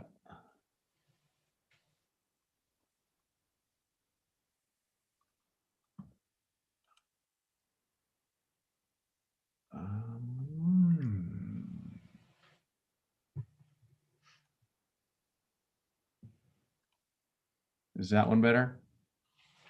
Yes. Okay. Thank you. Perfect. Well done. Okay. So the drought, Governor Cox issued the drought executive order on the 17th. At that time, the statewide average snowpack was 70%. We have received some storms since then, but nothing significant, but every little bit helps. The order is set to expire on April 16th unless it is extended by the state legislature. My guess is it will be extended. So what does the executive order do? Basically, it declares a state of emergency, which is the first step in initiating the possibility of state aid, assistance, and relief. So I think they're getting ahead of the game there and getting those processes in place. It activates the state EOP and drought response plans, and activates the drought response committee. So there's a committee, but they're not necessarily meeting unless some steps are in place and they get activated. The committee reviews hardship and unmet needs caused by drought, identifies and recommends actions to meet those needs, and ensures interagency coordination in addressing needs, and recommends when to deactivate the state drought response work and plan. The committee is broken into 6 task forces. They're listed here, but the next slide has a little bit better breakdown. So the drought task force 1 is municipal water and sewer systems. You know, that pertains to us the most. Task force 2 is agricultural. I'll skip commerce and tourism. Task force 4 is wildfire. Task force 5 is wildlife, and task force 6 is economic impacts. From the research that I've done, I believe this executive order really focuses on task force 2, task force 4, and task force 5. Most of the areas in the state that are in severe drought and they're going to have severe cutbacks are going to be in our agriculture. So what does that mean for Salt Lake Valley and Midville? Kind of switching gears here. On March 18th, the day after the drought executive order, Jordan Valley held a drought contingency plan workshop, and the city engineer, Keith Ludwig, and our utility manager attended that. They presented their initial drought response action plan, and it's based off 5 levels of drought, and asked member agencies to create and submit their own plans by September of this year. So a Midvale specific plan. They also provided us a toolkit or a template to assist in that process. I have reviewed it, and there's quite a bit of work, but we'll get through it. As part of Jordan Valley's plan, they identified 5 if you count 0, 4 levels of drought, and the triggering criteria that elevates the severity. And that's based off of basically Jordan Valley's water supply from Central Water, the Provo River allocation, and then groundwater conditions here. So, and it lists what, steps from level 1 to level 2. And I'm not sure on how the data works there, but they've got that in place. And this is more important, on our end. So what does a level 1 drought classification mean for us? It could mean a 5% reduction in typical use for wholesale member agencies and Jordan Valley retail customers. They have some retail still. But in any event, Jordan Valley will not supply more than 120% of our wholesale contracted amounts. So really, we probably wouldn't be affected.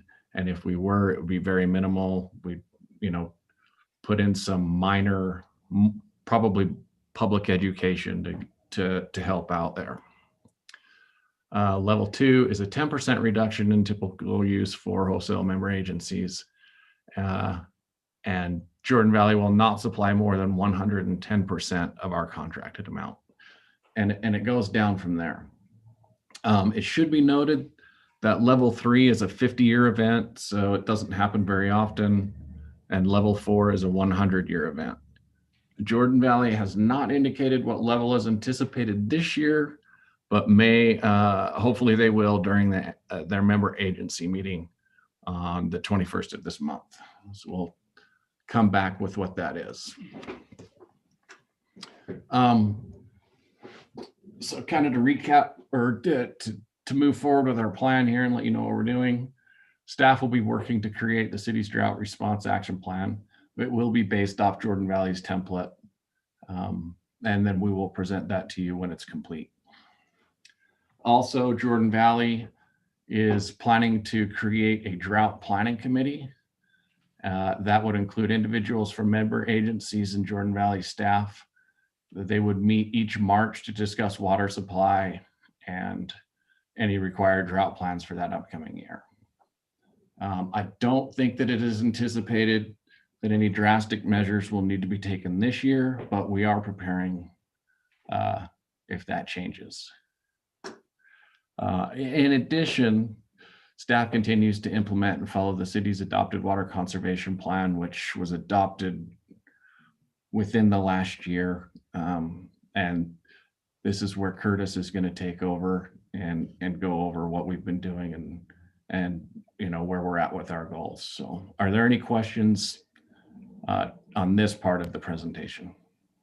Glenn, so maybe so I just sort of understand citizens and their impact and their role. Like no one should be watering their lawn right now, correct? Like that does not help our situation at all. Correct. Can we message that, Laura? I mean, I can name 5 or 6 homes in my area that I've seen the water on already, and Yeah. I just want to make sure it's clear that it's everywhere, everyone from public works to city staff to council, that we understand that the water situation is pretty serious, and I'm guessing the less we care about it at the beginning, it'll be worse at the end of the year. Is that right for us, or am I incorrect? Yeah, you're not incorrect in that. And maybe what I will do is we can regroup on that question after Curtis goes through his presentation, because there are public education components and things in there that might.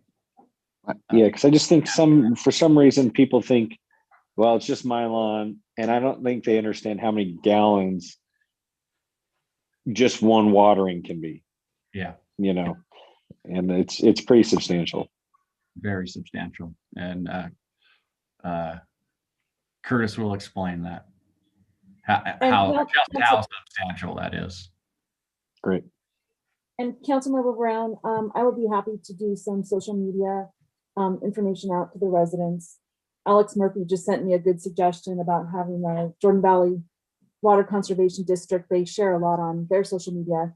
So I'll take some of those and share it out with our residents in the meantime. That's good. I'm slightly concerned that the people watering their lawn already, I mean, some have been doing it for a month, don't care.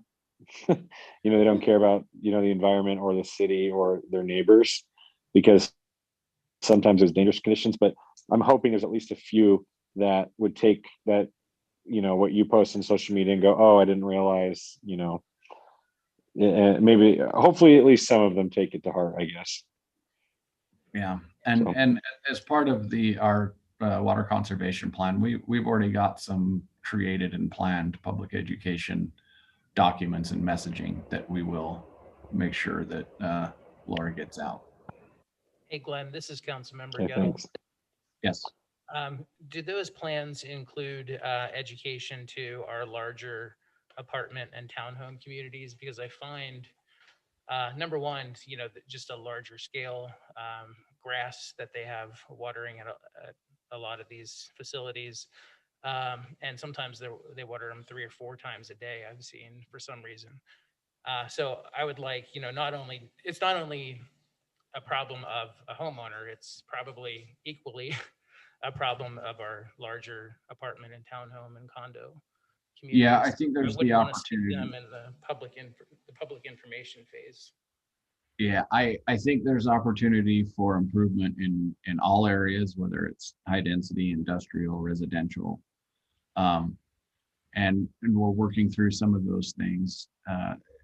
In conjunction with the water rate study, we're looking at tiered rates. So higher users, the more you use, the higher the rate. So that might cut back, but yeah, there's a number of options we're looking at, and we're looking at it across the board and not just focusing on, your typical residential home. Okay, great. Thank you. Mm-hmm. Are there any other questions before I kick it over to Curtis? No? Okay, Curtis, I'm going to stop share and.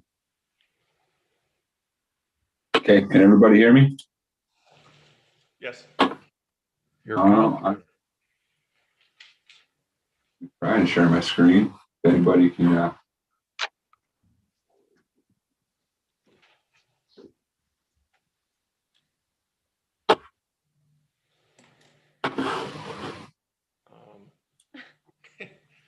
We'll have Glenn help on this one.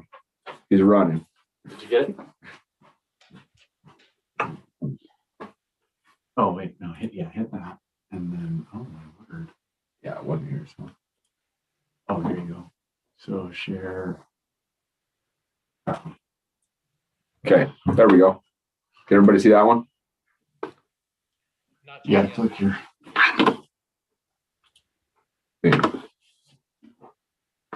Is that better? Yep. Okay. Sorry about it. So I've never done it on Zoom. So I'm just going to briefly go over the water conservation plan and kind of let you know what we're currently doing, where we're at, and potentially what we can do in the future. So our current existing water system, we serve approximately 34,000 people. We receive drinking water from 7 wells. Only 3 are operational currently, and several wholesale water connections from Jordan Valley Water Conservancy District. As of 2019, with the connection of the second new meter vault from Jordan Valley, we no longer obtain water from Sandy City. As we've talked about, there are currently many redevelopment projects in the city. It's estimated that that's going to roughly add 4,100 additional resident units in the next 5 years. Assuming an average household's 2.5 per household, that estimated an additional 10,000 new residents. Based on the master plan, we estimate that over the next 30 years, the population will increase an additional 55,000 residents, and the water demands are expected to increase accordingly. The water use is categorized into residential, commercial, industrial, and institutional, and other uses. Historical water use percentage type is shown in this table. The percentages include the Union Jordan area that we took over from Sandy and Jordan Valley. As you can see, this residential side of the chart, it started in 2009 about in 60%, but that residential and commercial is starting to level out the later we get towards 2018. And it should be noted that the commercial water use percentage also includes multi-unit apartment buildings. So that might answer Councilman Gettle's water usage for apartments. That may be why that number is evening out. So irrigation is probably the highest usage we have of water in the city. So from the summer use from May to October, you can see that it's 3,400 to 3,900 acre feet. The winter use from November to April is roughly 12 to 1,300 acre feet. And so the majority of our water used, roughly 2/3 of our water used in the summer, is from irrigation. So for reference, acre feet, 1 acre foot is 325,000 gallons of water. So in the summer, let's use 2018 for example, that's 3,951 acre feet. That equals 1.28 billion gallons of water. So if you look at the irrigation use for the summer, that's 2,600 acre feet. That is 860 million gallons of water. So yeah, that's a lot of water that we use on irrigation.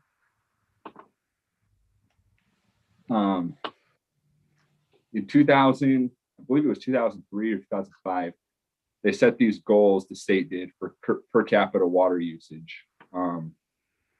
So from 98 to 2001, the average per gallon per capita day, I should say, was 250 gallons per day. From 2002 to 2009, the water use dropped to roughly 200 gallon per capita day. From 2009 to 2014, the use dropped to about 190. In the past 5 years, Midvale's averaged 178 gallons per capita day. So in 2005 was the statewide goal was introduced to reduce water per capita day consumption by 25%. In 2015, each city in Salt Lake County, a goal was set to be below 187. So on the previous slide, we're at 178 for the past 5-year average. So we're actually ahead of the curve on, or where we want to be on the gallons per capita day.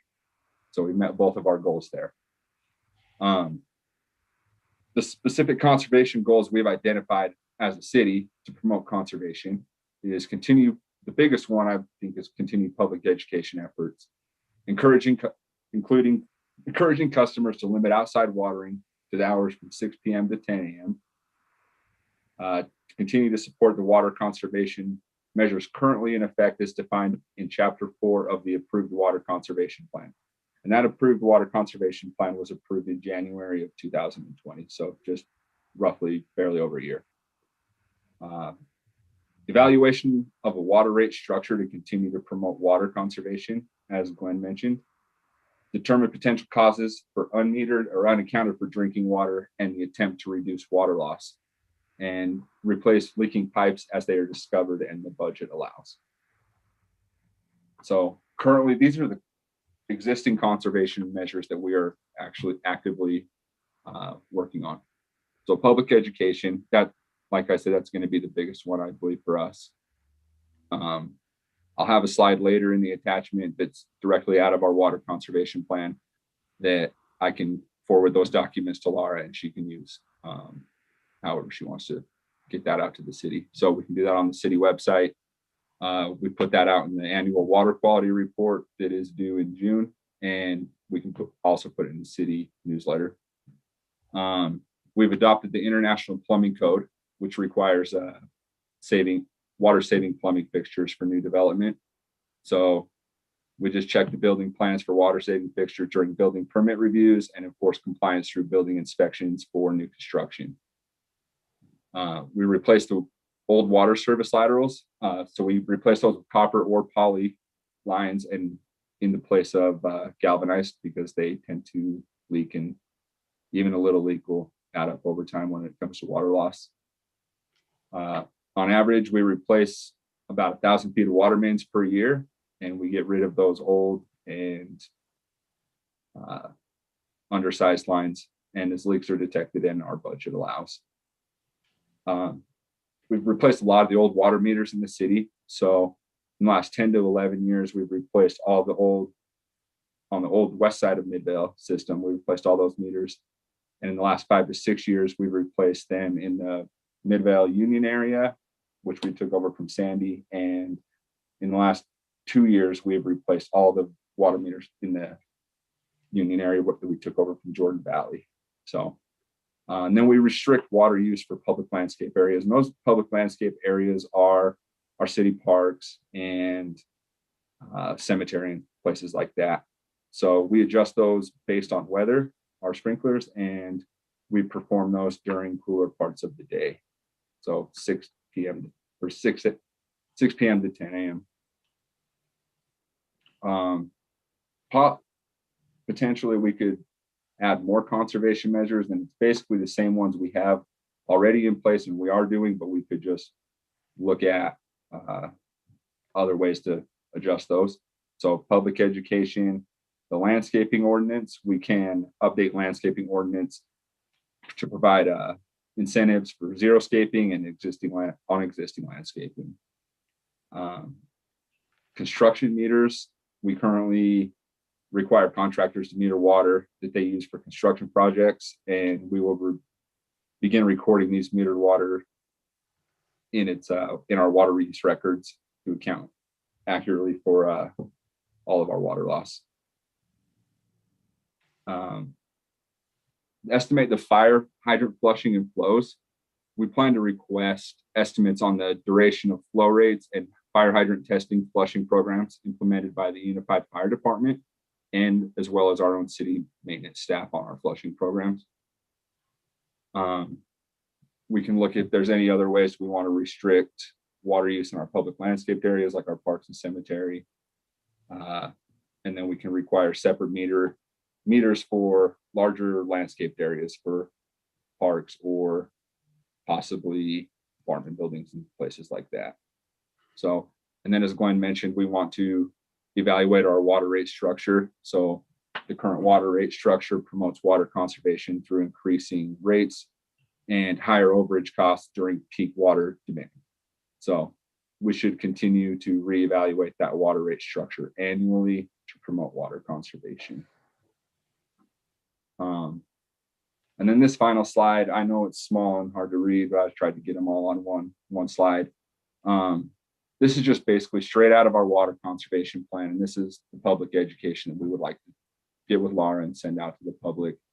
And there's just the 10 ways that you will save the most water. And then it gives you examples of the best ways to save them in the bathroom, in the kitchen, the laundry room, and then the best ways to save water outside. So that's it. If anybody has any questions for me, feel free to ask away. Any questions for Curtis or Glenn on the water presentation?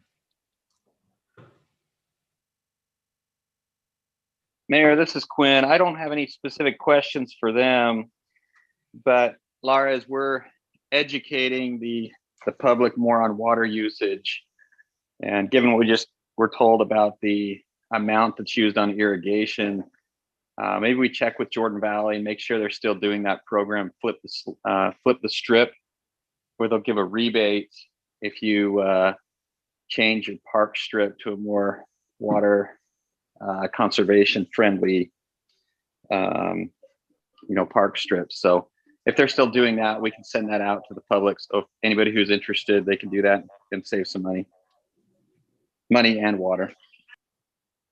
Okay, I will, I've actually reached out to Cynthia B, their PIO, and also the Water Resources of Utah to get some messaging ideas as well. So I will make sure and get on top of that.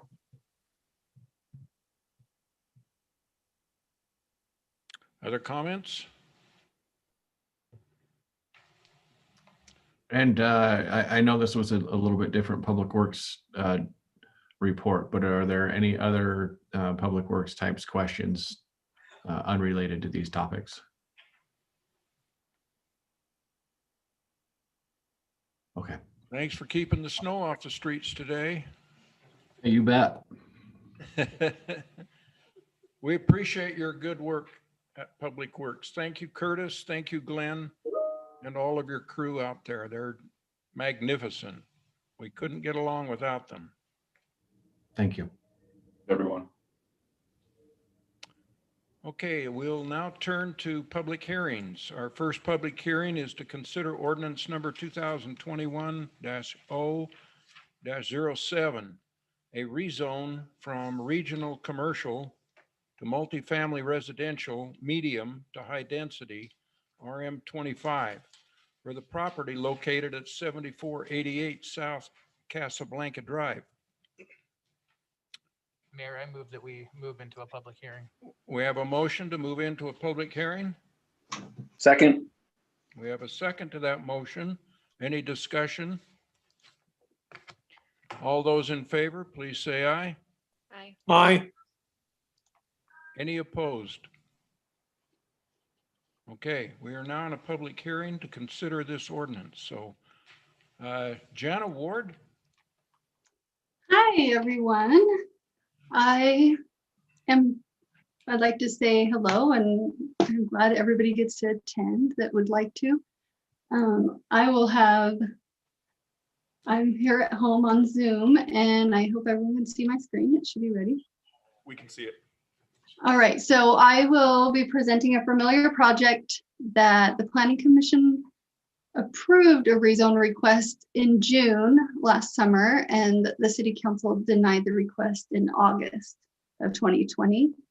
The applicant has revised the proposal based on public comments received during the initial review process, and the Planning Commission has forwarded a positive recommendation from their meeting on March 10th.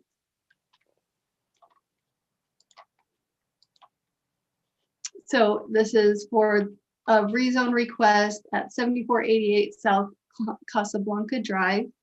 The property is a single family home in a regional commercial zone, so it's a non-conforming use. The request is for a residential multifamily, RM25 rezone. The subject property is surrounded by RM25 to the north, the single family of the duplex overlay to the west, and single family zone to the south. And the subject property, regional commercial. So for a rezone, you must be provided written findings from the Planning Commission that the proposed rezone is consistent with the policies and goals of the general plan, and that the applicant has demonstrated one of the 3 of these criteria. So for this presentation and for this rezone request, we're looking at number 3, the land or its surrounding environs has changed or changing to such a degree that it's in the public interest to encourage redevelopment of the area or to recognize the changed character of the area. These are maps, historical maps of the zoning. So in 1983, this whole section along 7th East, 9th East curve was commercially zoned. So in between 83 and 92, these 2 apartment complexes were built and rezoned to residential multifamily zones, leaving just this little triangle as a commercially zoned piece of property, again with a single family home on the property. The applicant, previously this was presented together with a site plan and a conditional use permit to allow multifamily, and that is not a requirement of a rezone request. So to simplify the request, this is only a concept plan. This has not been reviewed by staff in the level of detail that we would review it if it was a formal application. So of course I have reviewed it, and as a concept plan, it is meeting the ordinance, enough to put us through this meeting and see what their ideas are. Of course, the primary thing you want to see is that they have changed the access to 900 East, and there is no vehicle access back here. This does show a connection for the sidewalk, and this is where the garbage would be accessed, as well as where the fire hydrant would be. This has not been reviewed by the fire department, so that's just a proposal. This is a change to 12 units to take into account the need for podium parking. So the level 1 would be podium parking. Levels 2 and 3 are 2-story units. So these are 8 units that are 2 stories, and then level 4 is a single-story units on top with this is a single family residential buffer setback, so a requirement of 35 feet when you're within 50 feet of single family zone. So that has been met by stepping back the building. This is a rendering with podium parking entrance from 9th East. There's that setback. And then, so as far as the general plan, this property is in a stability area. And for the goals and stability areas, this meets the goal number 1, which is to support property maintenance and neighborhood stability. And goal number 6, to provide mechanisms for appropriate home remodeling to occur to accommodate today's lifestyles and needs. A rezone will allow the property to continue as a residential use, and this property is currently a non-conforming single-family home and has been under continual residential use. The city has no record of a business license ever being issued to this property. Goal number 3 of the housing plan was adopted in 2019 is to expand the variety of housing opportunities to allow for more choices in types and locations of residences, including providing for a mixture of housing sizes, densities, types, and affordability in each area of the city. This project aligns with that goal by providing an opportunity for residential use to remain on this property.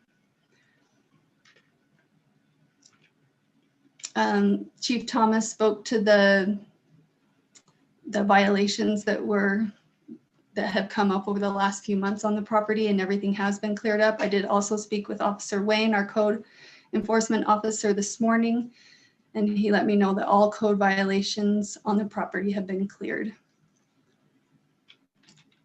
So let's see.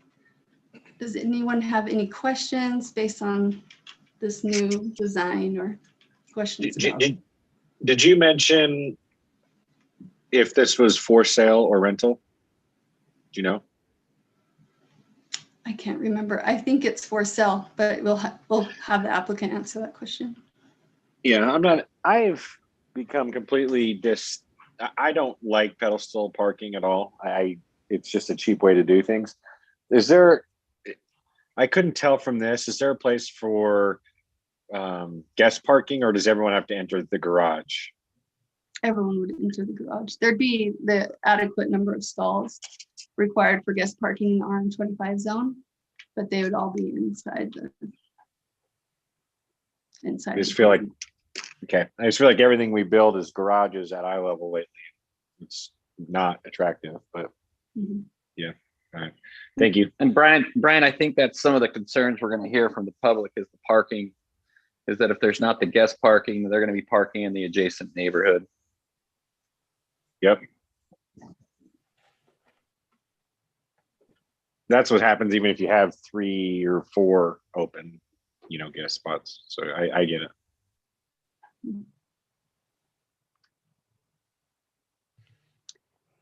Other questions for Jana? This is Councilman Glover. I just have a question. If we rezone this and this particular project doesn't go forward, then they can go back to the original program or whatever. So what controls do we have that this is going to be the project if we actually approve it or not?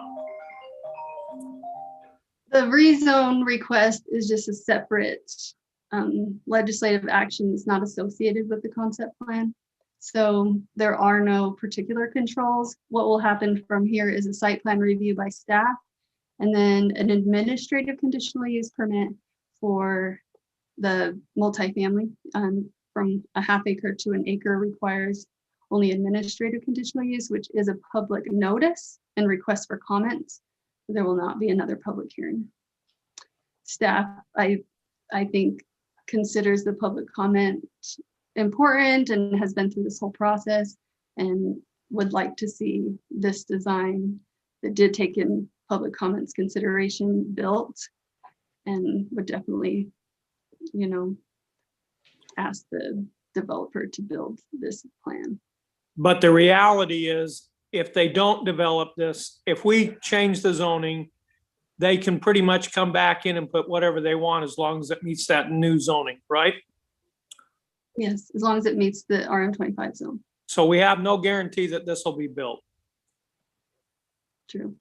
Correct. Okay, Like thank you. the road could enter, they could turn the unit around and enter on Casablanca if they wanted, right? Like this doesn't require that. Yeah. Correct. It is just a little misleading to call it a concept plan. It's a concept. It's not a plan. That's what I would like to add to that argument. Do they have approval from UDOT for that entrance off 9th? I don't think it's a formal approval. It's the preliminary approval.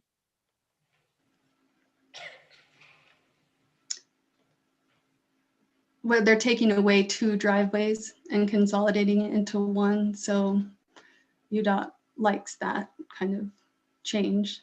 So I don't foresee it as a problem. Is a developer here that would like to add comments? Please come.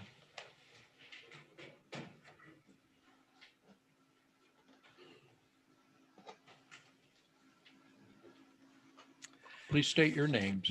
My name is Sattar Tabriz. I'm the engineer for the project. I'm not the developer.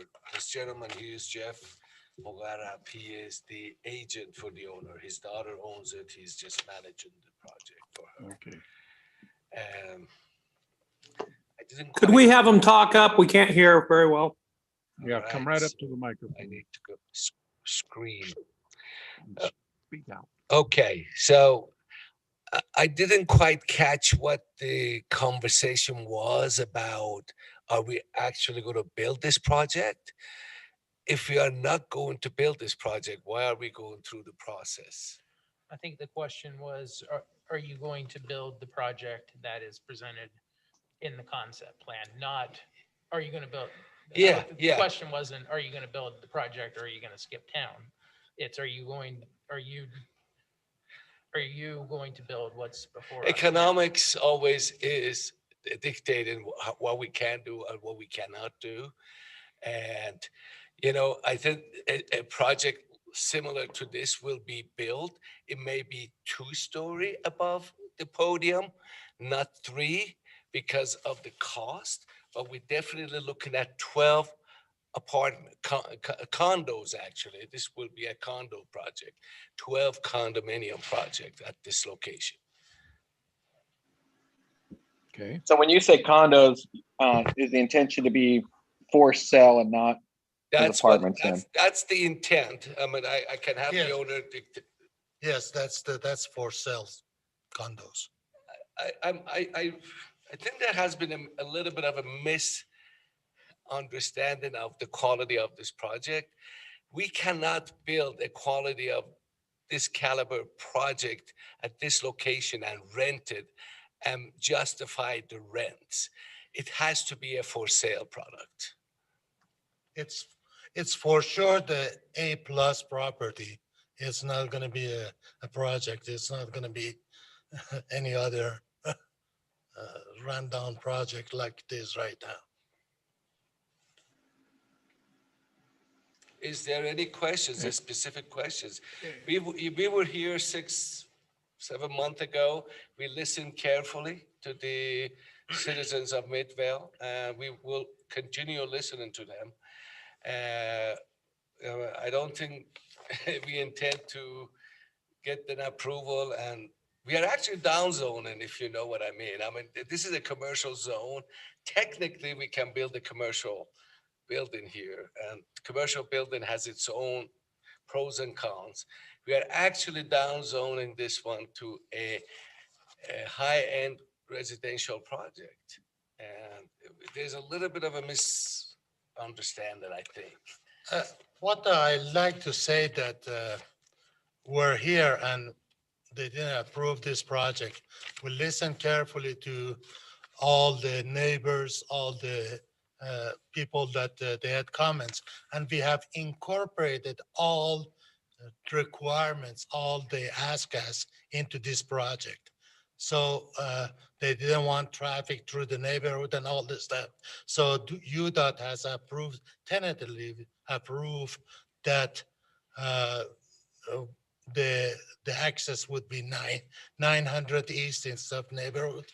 We have incorporated all this stuff. And we don't want to be building something that we don't want to upset the neighbors and all this stuff. Basically, that's not our intent. So it's going to be a nice project, basically. And as far as, the problems that have been in the last few months, unfortunately, I should say that some squatters moved in there without any. So for 2020 until December, we could not move them out because of the COVID laws and all this stuff. And I have spent probably a few $1,000s. Basically, finally, last or couple of weeks ago, the judge signed the lockdown of the property, and so that's why we have finally we're able to kick him all out. And so so that's basically the problem that was. It wasn't that we rented to them or anything. It's just some people just moved in, and it took us a few months to move them out. And they have broken everything. Basically, they have more than $10,000 basically of damages. And also all the utilities, all the meters and all the stuff basically. So finally last week, after we moved them out last week, I was able to take care of all that stuff. So that's basically it. Any other question from any of the neighbors and all this stuff, I'd be happy to answer it. Other questions for the landowner and his engineer? I don't have a question, Mayor, but I will say, thank you for listening to comments as far as the residents wanting the ingress and egress on 9th. I think you will hear some comments in a minute. There's still concern about traffic that will be going through the neighborhood where their guest parking will go into the neighborhood still. So I'm sure you'll hear some of that. Well, I mean, this Move- project meets. Come up close to the mic. This project meets the parking requirement per Midvale city ordinances and its guest parking requirements also. And are we gonna have maybe one time a guest parking out in a public street in Casablanca? I cannot guarantee that they won't, but we are meeting the parking requirement, 2 parking per unit, and we are also meeting the parking requirement. For so many parking we gotta have. Jana knows all this better than us, and she will hold us to that. That's another misconception that we are feeling that exists, that we are going to have a big party, that this is going to be high-end house. We are definitely north of 450, maybe 500. It's going to attract that kind of a family that deserves to live in a nice neighborhood like that. It's not going to be an apartment that I don't know what they are, what the mistrust is, honestly. We just don't get it. Other questions for the developer? Am I allowed to ask a question? Or is it the city council? We're going to open it up to public comment. Yes, sir. Yes. Okay. All right, just sit down. Council members, any other comments for the developer? Thank you, gentlemen. Thank you. Okay, we are opening now to public comment on this. And so if you would like to make comments, please come to the microphone. Remember to state your name.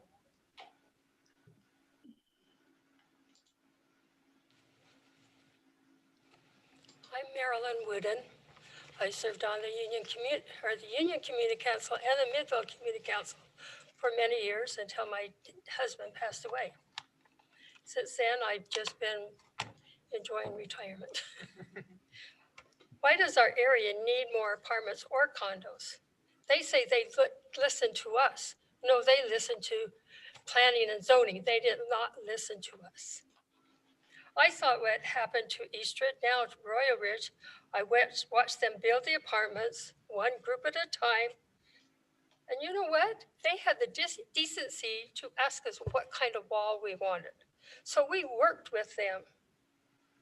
We had a couple staying in our continuous backyard because that area right there was a field.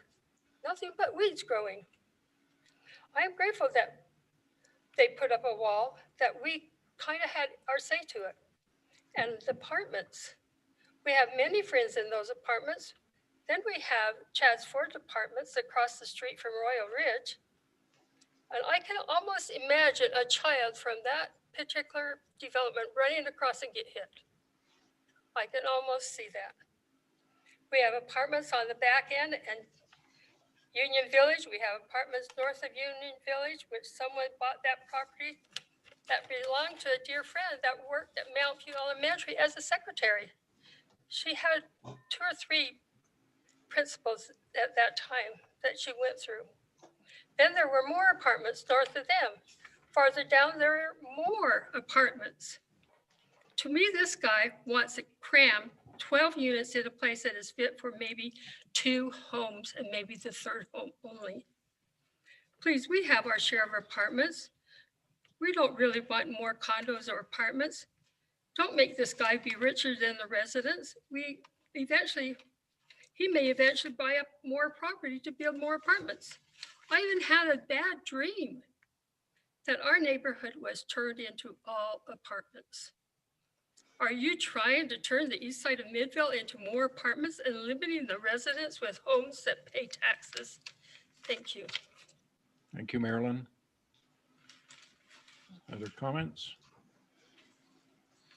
Thank you so much for having me. My name is Chad Thomas. This is my first time. I appreciate all the hard work you guys do, and I appreciate my uncle Randy Thomas, no relation.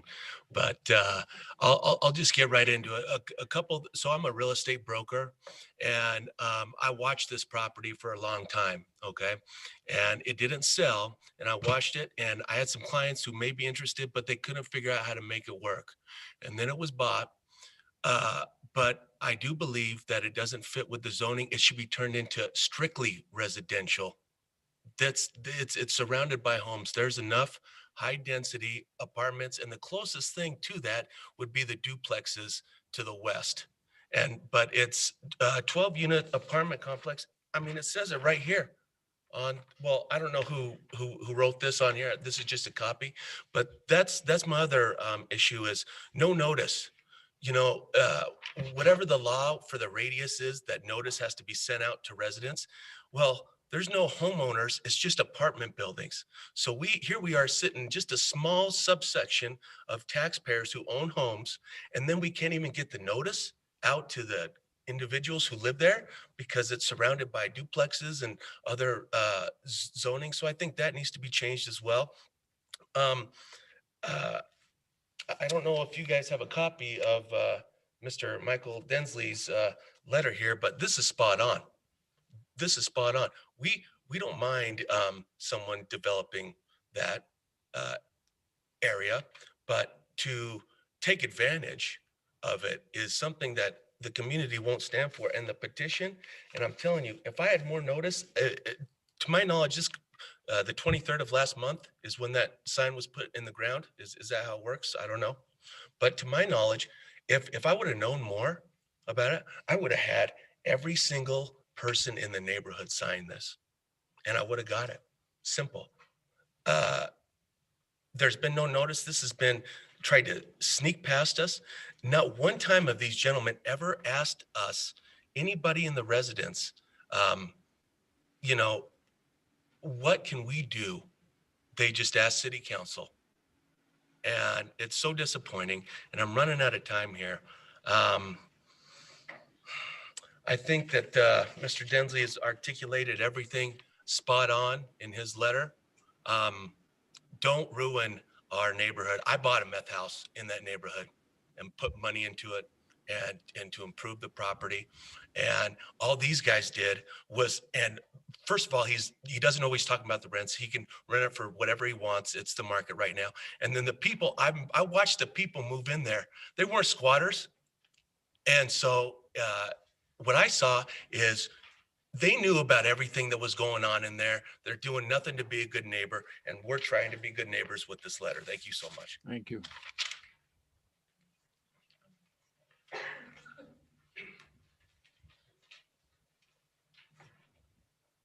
I guess I'll go next since my name was mentioned, and I know the time is on the clock there. I will try and be as brief as I can. So members of the Midvale City Council, Mr. Mayor, and other distinguished members of Midvale City, my name is Michael Densley. I live at 7538 Casablanca. Last May and June, nearly my entire neighborhood stood in opposition to a proposed rezone of the 7488 Casablanca Drive house. We listed many concerns, and you, the City Council, heard our concerns and frustrations and voted down that proposal unanimously. After carefully reviewing what material was available, I still have concerns and reasons as to why I am opposition to this project as it is being proposed. These are the concerns. Last year, you were presented with a lot of information with the intent and plans of 7488 Casablanca Drive.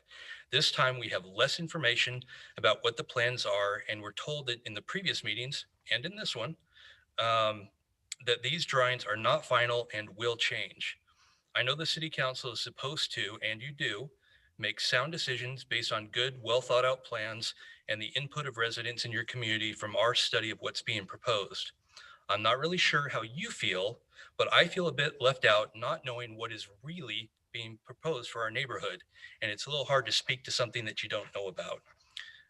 Last year, one of our main concerns dealt with access. Now, when I say access, it wasn't just the driveway going into the property. It was about all access. While the current drawing shows an entry into 9th East, which is great, and we love it, and that's fabulous, keep it that way, the plan still shows access from the neighborhood into the property and vice versa. This is where the parking issue is going to be.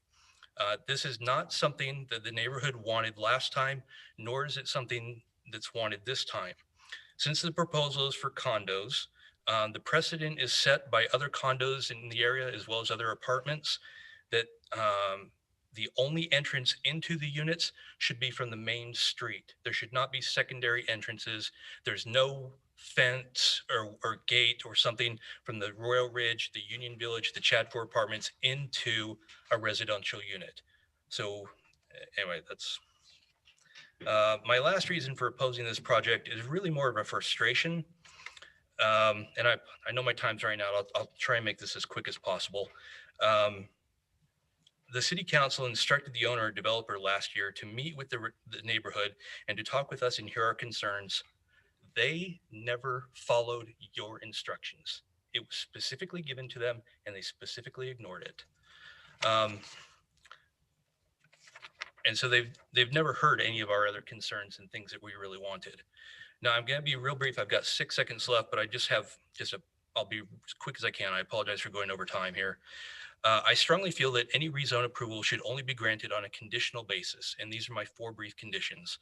A wall should be constructed on the south side that goes along from 9th East and connects the wall to Royal Ridge. The owner and developer should provide the planning commission and the city council with proof that UDOT has approved the redesign of the easement, not oh yeah, we think they're going to do it. The trash can and garbage truck access should be moved to the north side of the property that they're not going to develop. It's a good spot for it and it should be there. The proposed fire hydrant should also be moved to the north side. The fire station will have much quicker access to the units rather than trying to navigate the winding neighborhood roads. Neither I nor anyone else in this neighborhood is being unreasonable with these small, simple requests. In fact, I collected about 40 signatures just in a couple of days from my street and one of the neighboring streets. And these are the only 4 things that we want changed. If you, the city council, grants on a conditional basis and the developer agrees, and as I said, listens to these simple common sense conditions and the developer sticks to a similar set of plans as presented, then I won't and we won't have any opposition to the plan. I appreciate your time. I apologize for going over, but thank you so much for listening to me. Thank you, Mr. Bentley.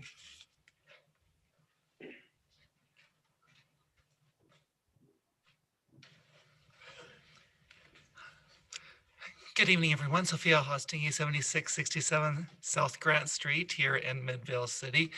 I appreciate the fact that somebody's wanting to take that property and do something with the property. I admire the engineer's ability to try to make things work. Obviously, I also encourage that developer to work with the residents in the area to make sure that it actually works and it fits. What I want to speak about currently is the bigger picture, right? It doesn't necessarily have anything to do with the specific legislation, but we just talked about partly about the need of developing affordable housing in the city.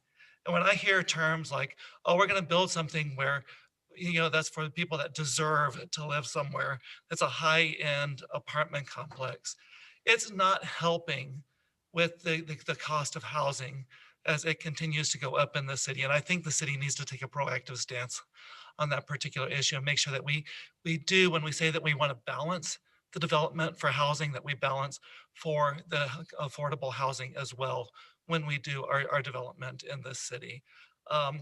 So, I mean, when you take a look at the fact we have a lot of homeless people, more and more homeless people, because the gap is increasing between who can afford a house and who can't. The cost of housing is continuing to skyrocket and go up. I just saw I think like a 1-bedroom house go for $350,000. who can afford to live in those particular cases. And not only that, we've just come through an incredible pandemic where the homeless people are infected at twice to 3 times the rate of because they have no safe place to go. So again, I know it doesn't affect the legislation decision on this particular thing, but as you go forward on later decisions, let's see if we can balance this out, and let's do what we can as a city to create more affordable housing to get people off the street. Thank you. Thank you, Sophia.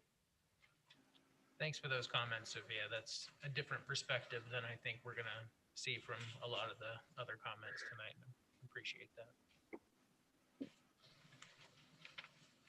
Hi, my name's Jeannie O'Hara. I live at 818 Castanegra Avenue.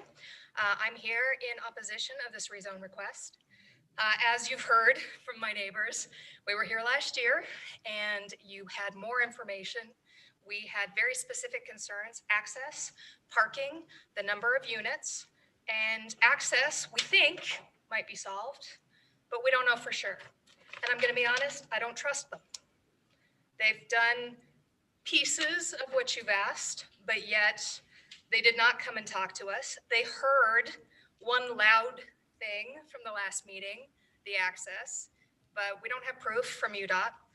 What they didn't hear was parking is a challenge already. I live at the end of the street. I get high school parking. I get people who think it's a straight through street and turn around all the time. There are kids that play. So parking is an issue. It's a big concern. That's one that's not addressed here.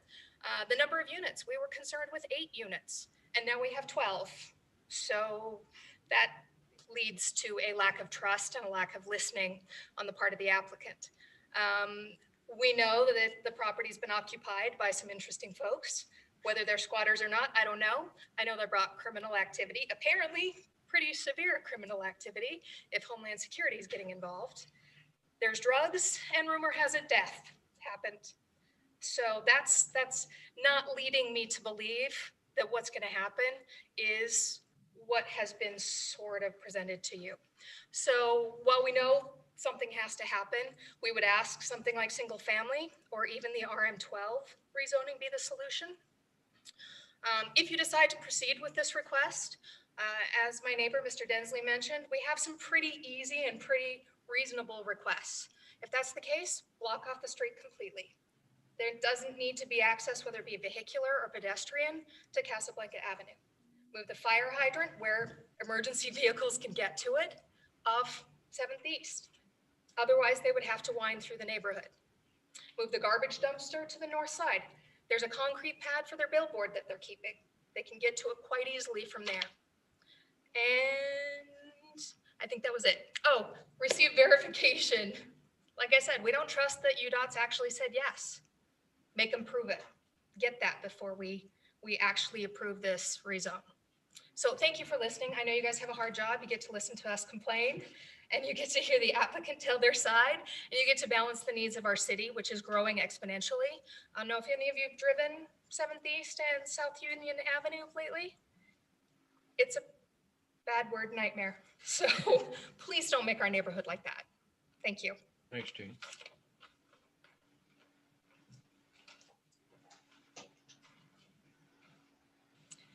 Thank you, Mayor and City Council and others. I'm Susan Mathis. I live on Castanegra Avenue, so I'm up about 4 or 5 houses. Did not get notified. I'm just past that. So a little bit concerned about the way this has come about. It's hard to meet together in a short amount of time, and I appreciate Mike Densley going around and making sure that we know. And then Chad too tonight said, you know there's a hearing. I've lived in this neighborhood 44 years. So I worked with neighbors when Royal Ridge was going in. It was East Ridge at the time. And originally those apartments were going to be right on the wall. And then they worked with us so that they would be away and they wouldn't be looking down. So I think we're really concerned about our neighborhood. We're a close-knit neighborhood. I appreciate the new concept plan shows 9th East as the entrance and exit, but without a verification, I don't know that that's going to happen. I think we need a guarantee of that. The second thing is I do not want access to Castanegra Avenue. I think that would add so much congestion. I looked in 1.5 to 2 miles from my home, and to find only 2 apartments that enter and exit onto a street, one by the 78th UTA and Fair Meadows, and they only pass 2 or 3 homes. If these cars come from these condominiums, have to get to 10th East, they're gonna pass 30 homes. And that's just not easy access to 10th East, and then still have to go back and access 9th East. So I think access to Casa Negra is not acceptable. I don't think garbage collection should come from Casa Negra Avenue. It's out of sight and it's out of their mind. And yet there's homes right there. And I think that that would not suffice when I see on that concept plan that there is room by the billboard. Also fire access, to think that fire and emergency is trying to access the fire hydrant from that small little area is not acceptable. That's not safe for the condominium. It's not safe for Casa Negra. I do not want walking access. We already have so much parking at the end, and especially with the illegal activity that was going on. So I think we got an idea of what can happen. Cars can park there, sneak through, and then come back. And without any on-site parking except for under a condo, I know that people would park on that Casa Blanca to go visit people and then come out. It would be a much easier access. So I would propose that that's not the case too. I'm also concerned about the size. You're looking at parking underneath, and you're looking at 3 and 4 stories. That's looking down into our quiet neighborhood. And we have a nice quiet neighborhood that's close knit. And I appreciate the integrity of that neighborhood for children and grandchildren. And school bus stops are along this street. I really think that it needs to be changed so that it's something that fits our neighborhood and fits the needs of everyone. I think that's all I need to say. Thank you for letting me give some comments. It means a lot to us in our neighborhood. Thank you. Thank you.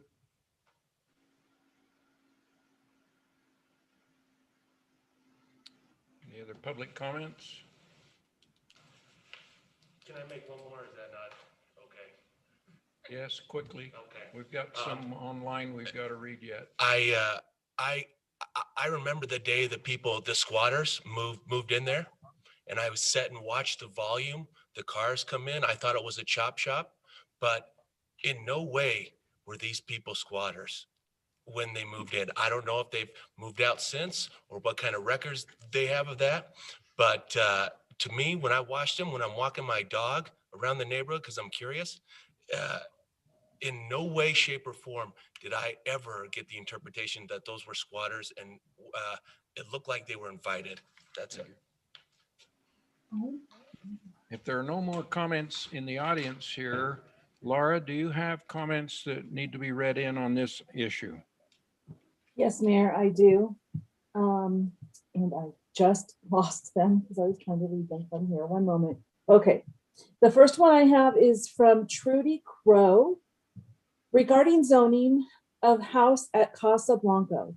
I'm strongly against it. This area has enough high density housing. We definitely don't need more cars in the area. Why don't we try to get more businesses? They would pay more taxes. For years, all Midvale leaders wanted to do was build more housing. I hoped that would change in leadership. Things would change. It hasn't happened yet. Please listen to the people who live here. The second comment I have is from Kyle Lunt. I live at 967 Casa Negra Avenue in Midvale. I'm writing to ask you that you please not rezone 7488 South Casa Blanca Drive to multifamily housing for the following reasons. It will increase traffic on Casa Negra Avenue, my street, as this is currently the main way to get to this zone by car. This is a quiet neighborhood of strictly single-family homes with pets and children who can run around outside. We already have too many cars dangerously speeding in and out of our neighborhood, and adding a multifamily unit will only make the problem much worse. The zone in question is small and won't have much room for parking, which means cars will most likely need to park all over our street. This will lead to a much more dangerous and busy road to be living on. This is being rushed. It is my feeling that almost nobody in this neighborhood would support this measure if they knew about it, and the only way it will get approval is if people in the neighborhood are uninformed about it. As a concerned homeowner in the neighborhood, I hope you please consider my comments and choose not to move forward with rezoning this part of our neighborhood to multifamily. Please feel free to reach out to me at any time. Thank you. And again, that's from Kyle Lunt. We also have a petition regarding 7488 Casablanca Drive that was signed by 40 people. I'm not going to list their names, but I will read what the petition said. We, the undersigned, are again opposed to a multi-unit development on the small piece of property located at 7488 Casablanca Drive. Before such development is to be considered for approval, we would like the following. The owner developer requesting the zone change to provide written proof from UDOT that the easement on 9th East may be used, adjusted for entry and exit into the property of 7488 Casablanca Drive.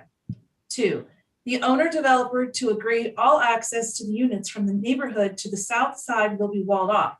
This means no sidewalk, gate for foot traffic, or road access. 3, the garbage trash area to be moved to the north side of the property. And 4, fire hydrant and fire access relocate to the north or west side of the property.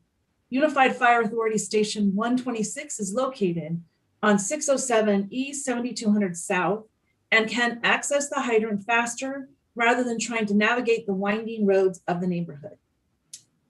Another one I have is from Linda Wills. My name is Linda Wills and I live at 833 Casa Negra Avenue, which is the property just south of the property located at 7488 South Casablanca Drive. I'm in favor of rezoning that property from commercial to multifamily residential, medium to high density use. This past year, the property has been used as commercial. That has not been a good fit for the neighborhood. There was a lot of traffic coming in and out of that property. Since this property is located between a large apartment complex and a neighborhood, it seems logical to put in a multifamily residential property as a blend between the existing properties. There is a housing shortage in the valley. As I watched my adult children look for housing, I have seen how difficult it is for young people to purchase a home. These townhomes would provide housing opportunities for 8 families. Mr. Schaefer has changed his original plans to accommodate the desires of the people in the neighborhood. There is now access to the townhomes only from the highway. Cars will no longer be driving through the neighborhood to reach the townhomes. Some neighbors have been concerned that visitors will park on neighborhood streets and walk over to the townhomes. I believe that will not happen. If it happens, the most likely place they would park would be next to our property. I don't have a problem with that. In fact, everyone in the neighborhood has their visitors park on the street. Some of them have their own cars on the street every day. So it seems a little hypocritical to stop this development based on something that everyone does. I understand that the neighbors have a petition requesting 3 things be changed about the plans for these townhomes.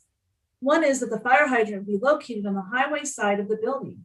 This makes sense because it is important that the firefighters have easy access to the fire hydrant. The second request is that the dumpster be moved from the end of Casablanca to the area by the billboard. I think this would make it very difficult for the garbage truck. It would have to back onto a busy road. As of right now, our garbage truck backs onto our street to empty the garbage cans each Monday. It makes it easier and safer for them to reach our garbage cans. I believe it would be easier and safer for a garbage truck to back down our short road to empty the dumpster. The third request is completely block off our sidewalk and have no access to the neighborhood from the townhomes. I think this is short-sighted. As families move in and make friends with the people who live in the neighborhood, it would be so much easier for them to just walk down the sidewalk to visit one another. I don't think it would be very safe to expect children to walk down the highway and enter at the bottom of Casa Negra Avenue to visit their friends. We are the only ones who live along the sidewalk in question. If we aren't bothered by having people walk down the sidewalk, why should it bother anyone else? I am highly in favor of the rezoning. It makes much more sense than having one parcel of commercial property surrounded by residential property. Sincerely, Linda Willis. And that is all the comments that I have, Mayor. Thank you, Laura. Mayor, I have a question about the petition that maybe Laura can answer. Laura, was there any indication on the petition, not that we want you to read all of the names, but just generally where those folks lived? I can pull that up for you. As I'm trying to pull it up, if Gianna can also try to pull up and we'll see which one of us can get there faster. Does that sound good? I have a copy of that petition I can give to you so you can read it for yourself. Okay, that'd be great. I'd appreciate that.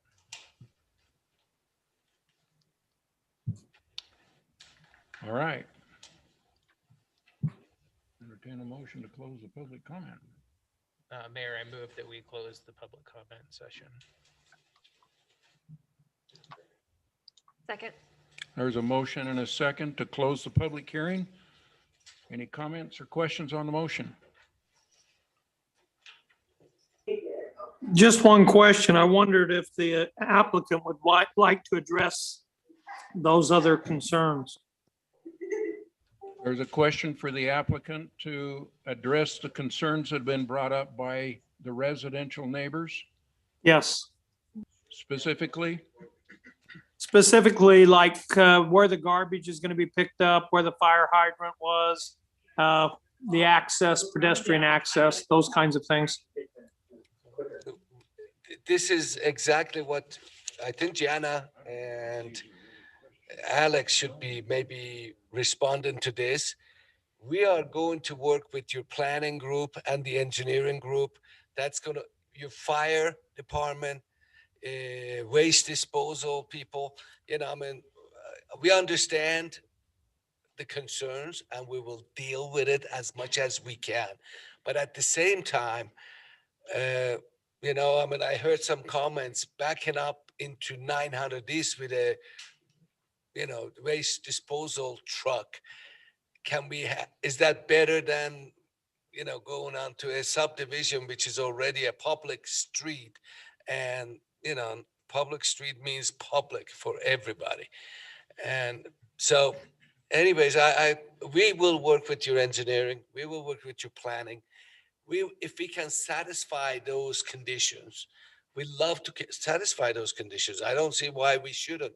If the waste disposal company can pick up the garbage from 900 East, done. We'll go for that.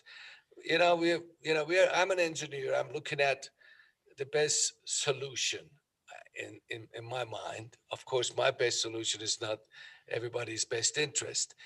And so parking out in the street, you know, I mean, if we have used the planning, you know, I mean, what everybody used, the planning, you know, the connectivity, pedestrian connectivity from this project to the neighborhood.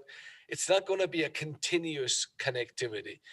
It's going to be a key locked, you know, kind of an access. But if that becomes a big deal, we'll just forget about it. That we think that's a better plan. But if this is going to cause a heartache to neighborhood, you know, we can live without it. Now, people, I mean, instead of parking in the Casablanca, we cannot control people, guests, right? They will park in the commercial center to the north, where Belgian waffle is, perhaps. Maybe that's where they park. They park where they want to park. But there is parking. Oh yeah, we're providing. There's guest parking still in our facility. But if there's overage, we cannot control other people, basically. Right. I mean, why would suddenly this project will have more guests than anybody else in that neighborhood? I just don't get it. I think there's a misconception on the style of the community we are creating here, and we'll be more than happy to listen more and, you know, satisfy all these little details. Okay. Any other comments from the council or the developer? Yeah, this is Councilmember Brown. So I'm just trying to sort of wrap my head around it because, you know, initially we had some citizens kind of get up and say, you know, they hate that there's 12, blah, blah, blah, blah, blah. But, you know, the way that I've heard sort of the rest of the group, so I'm just trying to make sure I understand this, is if, you know, the garbage, you know, issue. Now, I do understand why they would want it moved. The difference between sort of a commercial dumpster, which would be used here, and a residential one, a lot of times they're a lot louder, right? When they pick up a giant dumpster and tip it over the top. A lot of times it's a lot louder than just like the little plastic garbage cans that residents use. So I can see why they would want it. want it moved, if we move the fire hydrant north, and if they walled off access to the neighborhood, which someone that lives on Coolidge, we continually remind everyone in the city that we never want that open for this very reason, because we have this exact issue you're talking about anyways, where higher density parks in our area. So, is that really the solution? If it's just those 3 or 4 things, are people okay with it? Or is it the density that's the issue? I mean, me personally, there was a report that came out that normally on the Wasatch front, there's like 20,000 units for sale at any given time. And last weekend there was 1,100. We're down like 90%. So anytime we can inject new construction that's for sale, I'm typically for it. So, I don't think that their requests are unreasonable. I'm not an engineer and I'm not on the planning, so I don't know if they can all be met. But if those can be met, are the citizens going to be more okay with it than not? And that's where I'm trying to understand. And Quinn, is this your area? Am I reading this right, or am I reading this wrong? Yeah, that's my area.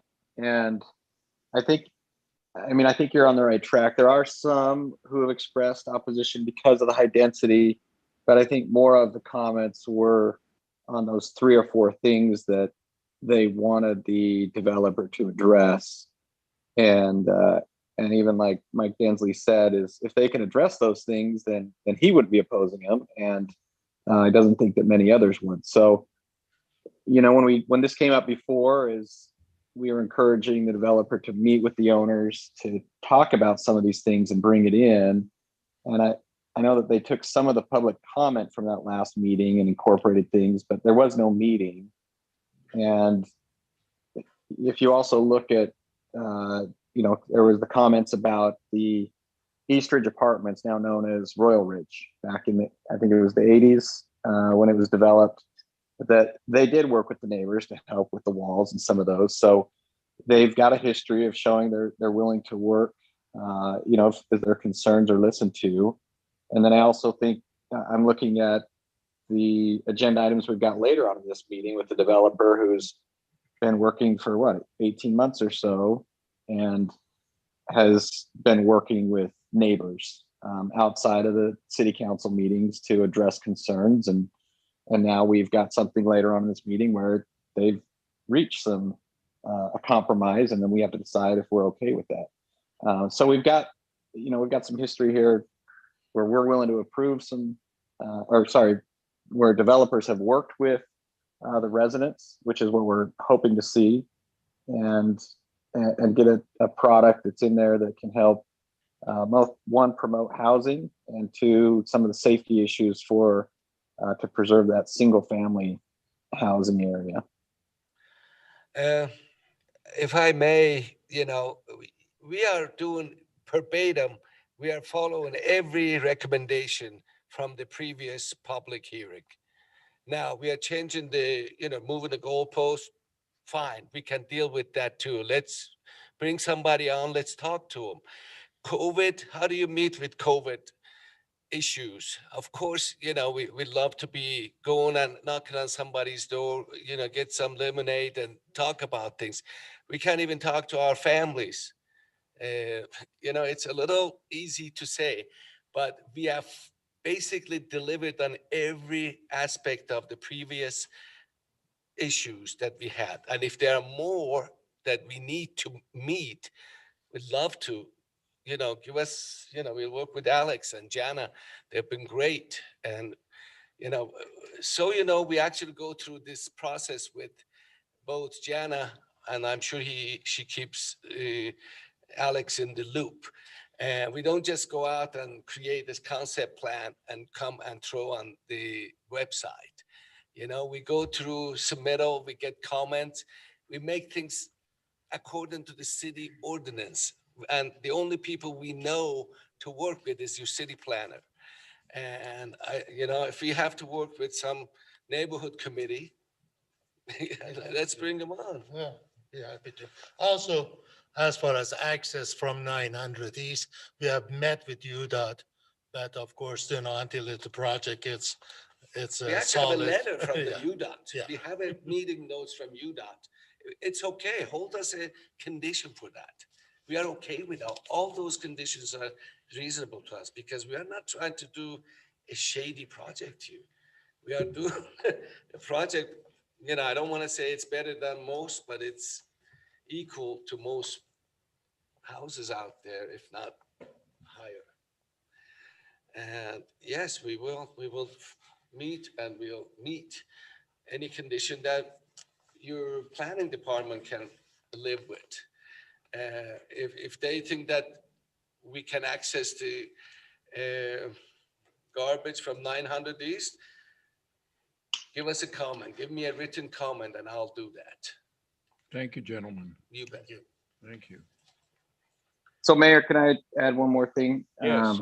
They said that, they didn't know who to meet with, and I can't, from the camera angle, I can't see if Mike Densley's still there, but Mike, I'm gonna. He is. Okay, I guess, I'm assuming if they want a point person they can communicate with, you'd probably be willing to do that, and you can communicate and coordinate Zoom meetings or something with them so that they can meet during COVID and hear some of the concerns. So hopefully you're willing to do that. If you wanted to, if you want to exchange information with the developer there, that would address one of the issues that they just raised, is who would they have to meet with. Going back to incorporating those comments, I think the developer did address the ingress and egress on the 9th from the prior meeting, but I think an overall concern with where the enter and exit going into the neighborhood on the last proposal, that was a concern, but it was also because of the traffic. And so even though with this concept plan, where the entrance and exit is on 9th, that will decrease some of the traffic, there's still the concern because of the access on the backside, the traffic will still be there, which is what Councilmember Brown says he's seeing, over in his neighborhood with that project. So I think that that's still one of those concerns that even though there was a change made, it didn't completely alleviate the concern that the residents have. I've seen nods from both sides, so perhaps there can be some negotiation or at least common understanding of the issues brought out. So, yeah. There's still an open vote out there that's been seconded to close the public comment. Any further comments from the council again? If not, all in favor of closing the public comment, please say aye. Aye. Yes. Any opposed? Thank you. The public comment is now closed on this issue. Okay, council, what's your recommendation? Mayor, I have just a few comments on this. Number one, I remember last year whenever we denied the initial request, the developer mentioned, and I'll say frankly, it seemed like a storming out the door. Oh yeah, you don't like this? Well, I'm just going to do commercial. So I did want to say, I didn't appreciate that approach, and I can understand why there's some hesitation among the neighbors. That said, what we have before us is a rezone request and not approving any specific plan whatsoever. So we, in these situations, have much more leeway as a council to say, yes, we agree that this rezone meets the feel of the neighborhood, or the opposite. We don't feel that it meets the needs of this neighborhood.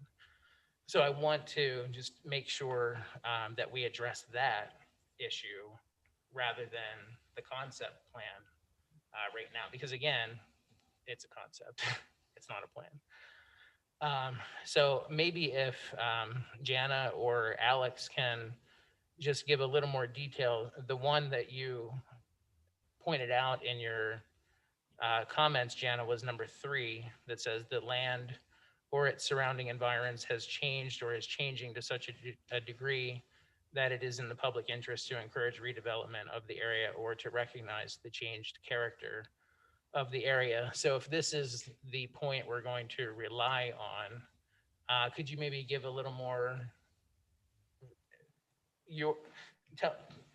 just a little more detail as to why, that's the one that we're hanging this rezone on? Because in my opinion, and again, it's Councilmember Sperry's district, but that's not to say I don't know what's going on over there.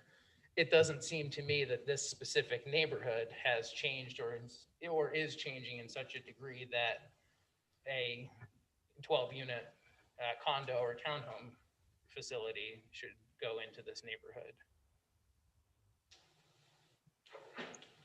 So that's based on this change happening in between 1983 and 1992. Alex is going to come and answer, but this changed long ago, and we accepted a change to multifamily use in the area from commercial, and we left an island of commercial use that is a very difficult piece to develop. Jana, could you go back to your historical zoning map slide?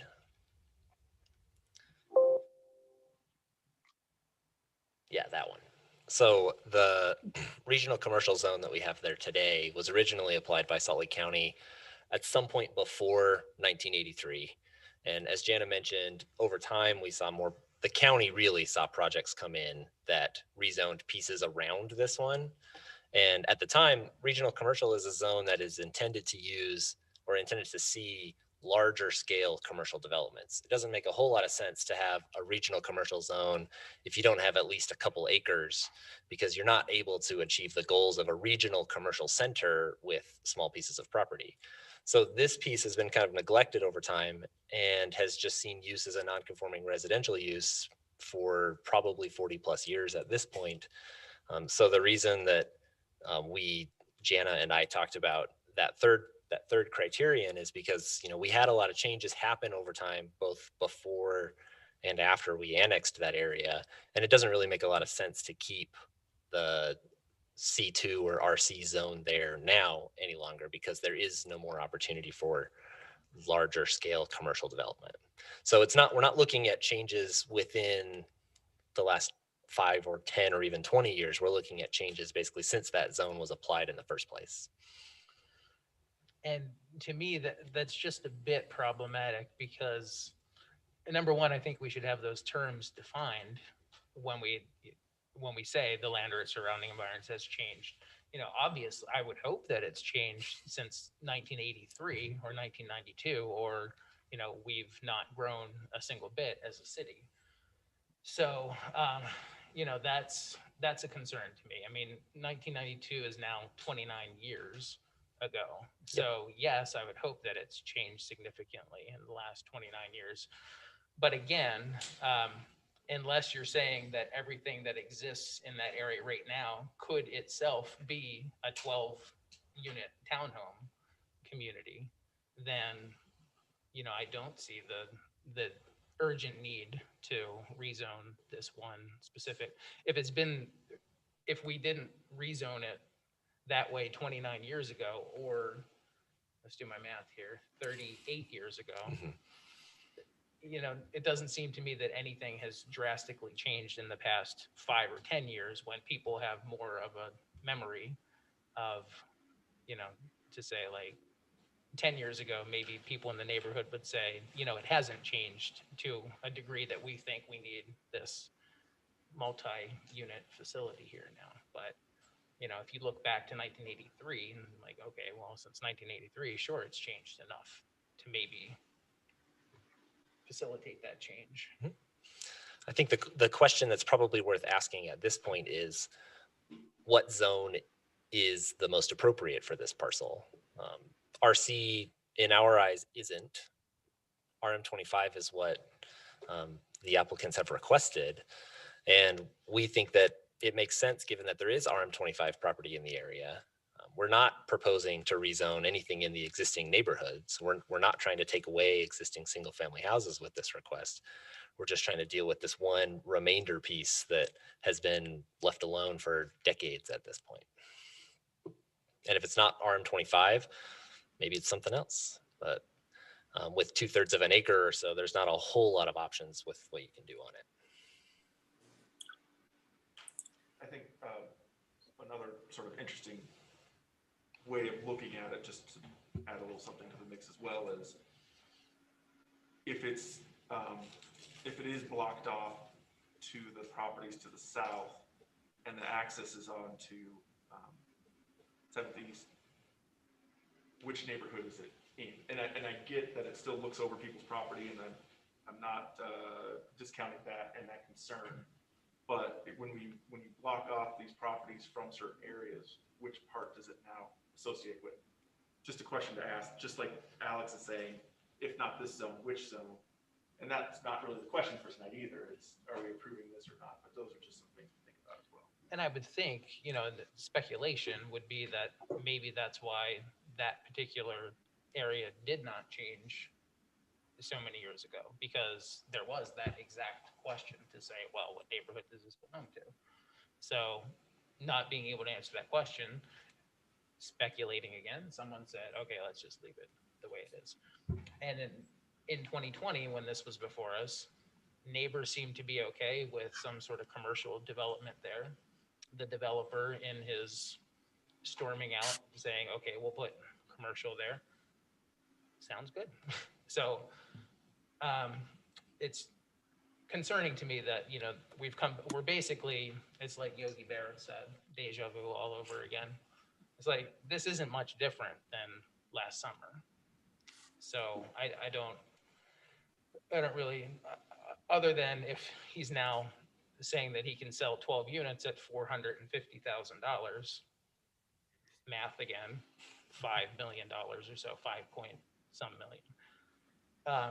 That's probably became much more desirable than a commercial facility that's not going to get a $5.4 million price tag. So I understand the misgivings from the community. I share them. And I would definitely like to hear how other council members think about this. In other words, I'm going to shut up now. Alex, I do have one question, Councilman Glover.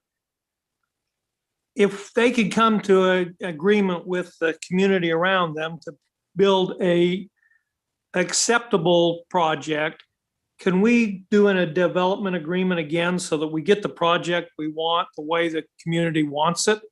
Because if we just change the zoning, I can see right now, anything can go in there and without even the attention to the neighbors. So is that a possibility? It's a possibility. Our ability to require it is somewhat limited, but if the applicant's willing to engage in that negotiative process, then we can. He is.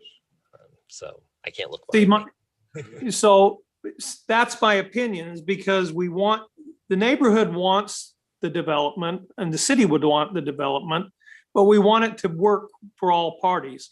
If we can come up with a development agreement, then we know what we're gonna get, and not just, I say I'm going to do that from the developer. So in my mind, that's the best solution for the community and for the developer. If we can come up with something that works for both sides and have a development agreement, then I would be really willing to be able to change the zoning. Right now, I'm not willing because I don't know what I'm gonna get. He could turn around and sell it to somebody else, and we change this zoning, we could have a lot horrendous property development than what he's even opposing or proposing. So on that front, let me respond to a couple of questions I heard about what we can do with some of those concerns from the neighbors. The fire access is one that, as Jana mentioned, we haven't run through the fire department yet. We would run that through if we had a plan to review, and I expect that they won't want to see the fire hydrant on the Casa Blanca side. So I doubt that will stay where it's at. I imagine that will get moved up. The trash access, as we heard from a couple folks, it's really hard to back a dump truck onto 900 East, even if you put it up where that billboard and concrete pad are. UDOT might be willing to accept adding the access point for the apartment building, but I doubt they're going to be willing to accept a dump truck or a garbage truck backing out onto the street. And there's not enough room on this property to put a turnaround or anything like that for a garbage truck. So we are somewhat limited in garbage access. We're also not going to be able to put rollout cans or something onto 9th East for our standard residential pickup trucks or residential trucks to pick up, just because 9th East is such a busy road. So there may be some opportunity to mitigate some of the concerns about the trash enclosure on that south side, but I'm not sure that it's really going to move. On the path connection, the sidewalk connection, our zoning ordinance and general plan really push us to have trail connections between and through neighborhoods, whether they're existing or proposed. We want to see connections. And in fact, the multifamily residential development standards require connections to neighboring sidewalks and pathways. So fencing off that Casablanca access might be a possibility, but it's also stymieing what the general plan and the zoning ordinance are really calling for. We just thinking about how folks would access that property, if they are visiting, if they're visiting somebody that knows that they're accessing off of 9th, we're probably not going to see a lot of people coming around from 10th and driving through the neighborhood to access the backside of that apartment, especially if there's parking available under the building.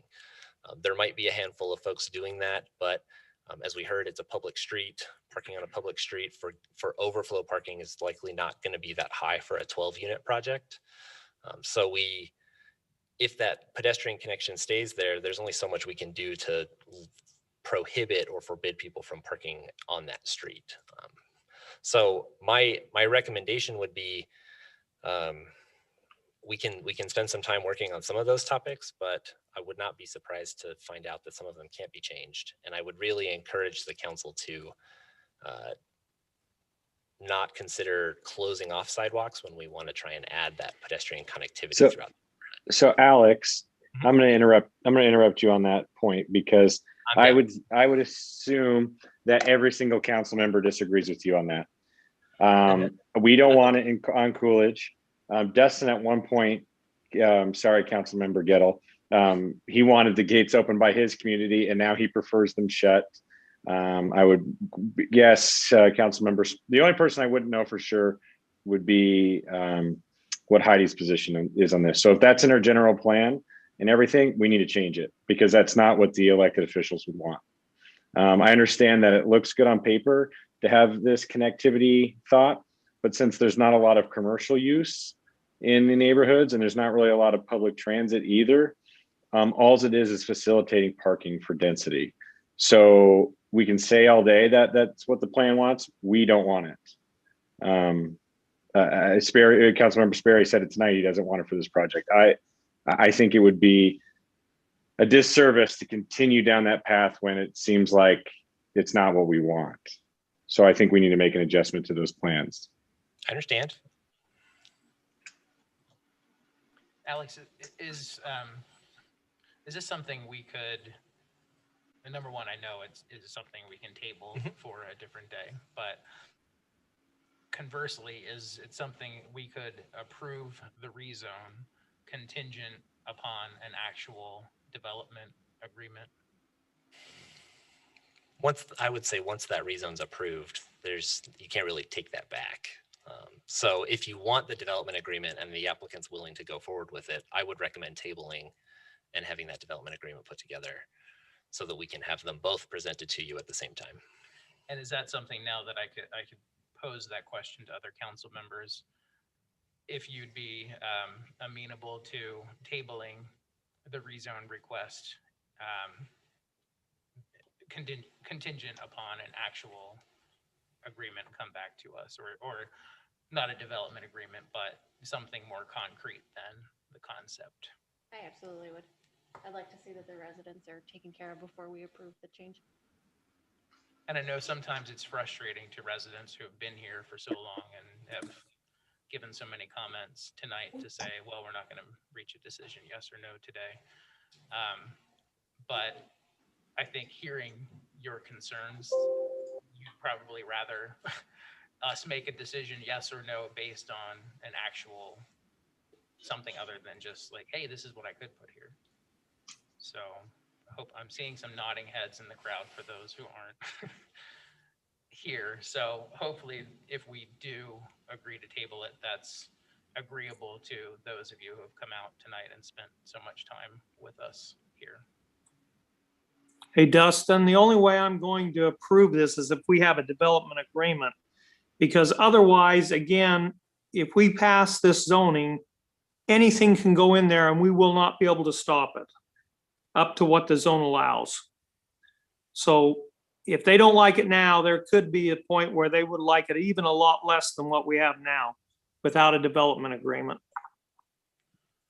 So If we, Councilman Glover, would you want to table tonight or would you rather just vote up or down? no, I would like to table it because then it'll give the planning commission, the developer and the citizens the opportunity to work out a plan that they all can agree with. And then if they go forward with this project, we'll get the project that we want. Otherwise, we're gonna have no say in what goes in there. You want to So, make yes. that a motion? We've heard the list of items that the community has brought up and that we've talked about several times, the relocating the fire hydrants and the garbage and those things. Plus there's the recommendation of going back and talking with the community in order to support the development agreement.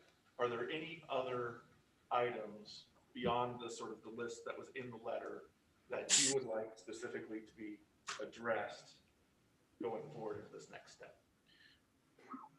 The one thing that the developer talked about, and I don't know if he was serious about it, but he was talking about instead of going the full 3 stories plus the parking underneath to go 2 stories.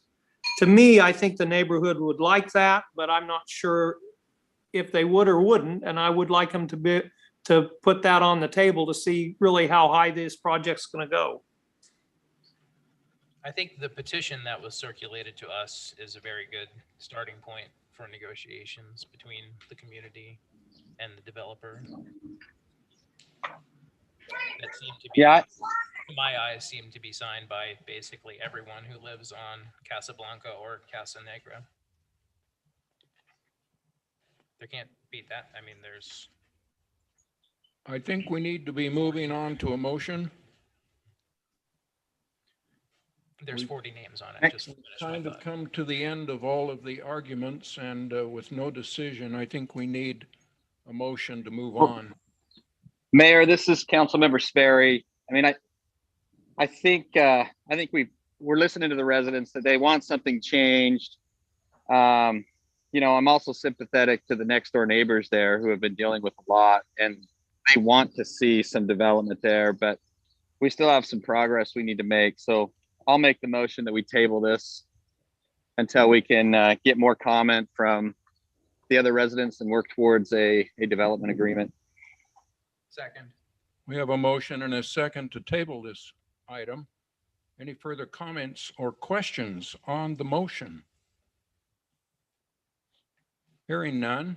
Rory, would you ask the question? Yes.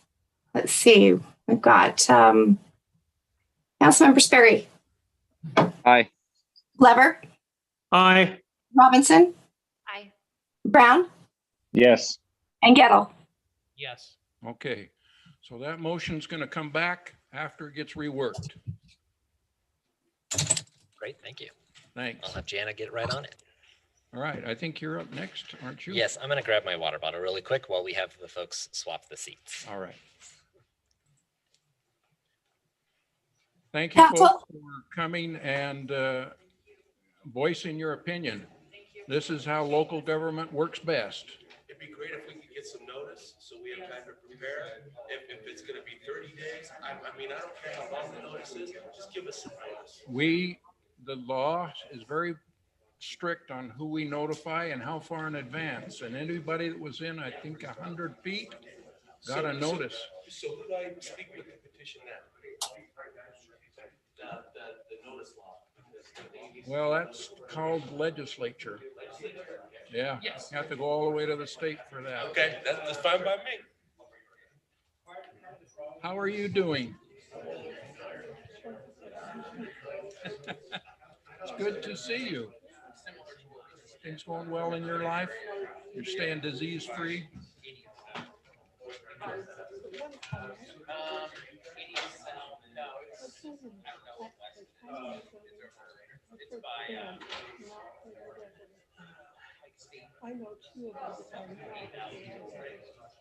The planning and zoning adheres to the law. To no resident, to no developer. It's in the law, that's what they judge on. They cannot make a personal judgment on anything.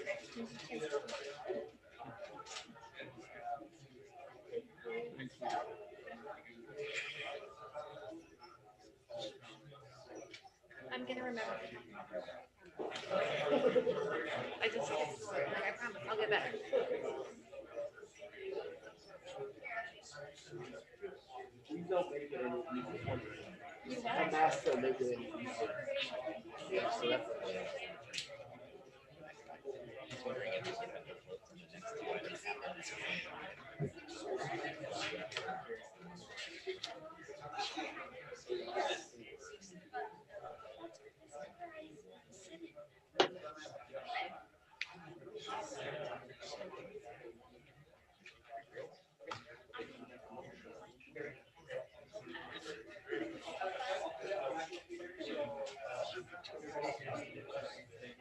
No.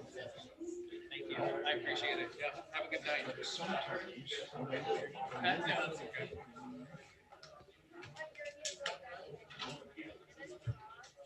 I want to welcome everybody back. We've already kept you a long time and probably going to see you for a while yet. So we're going to move to item B, to consider ordinance 2021-009, adopting a zoning and ordinance text amendment to modify open space standards for master plan developments in the residential multifamily medium density zone RM12. Alex is going to guide us through this, and he has a suggestion that he will make. Can you fix it for me?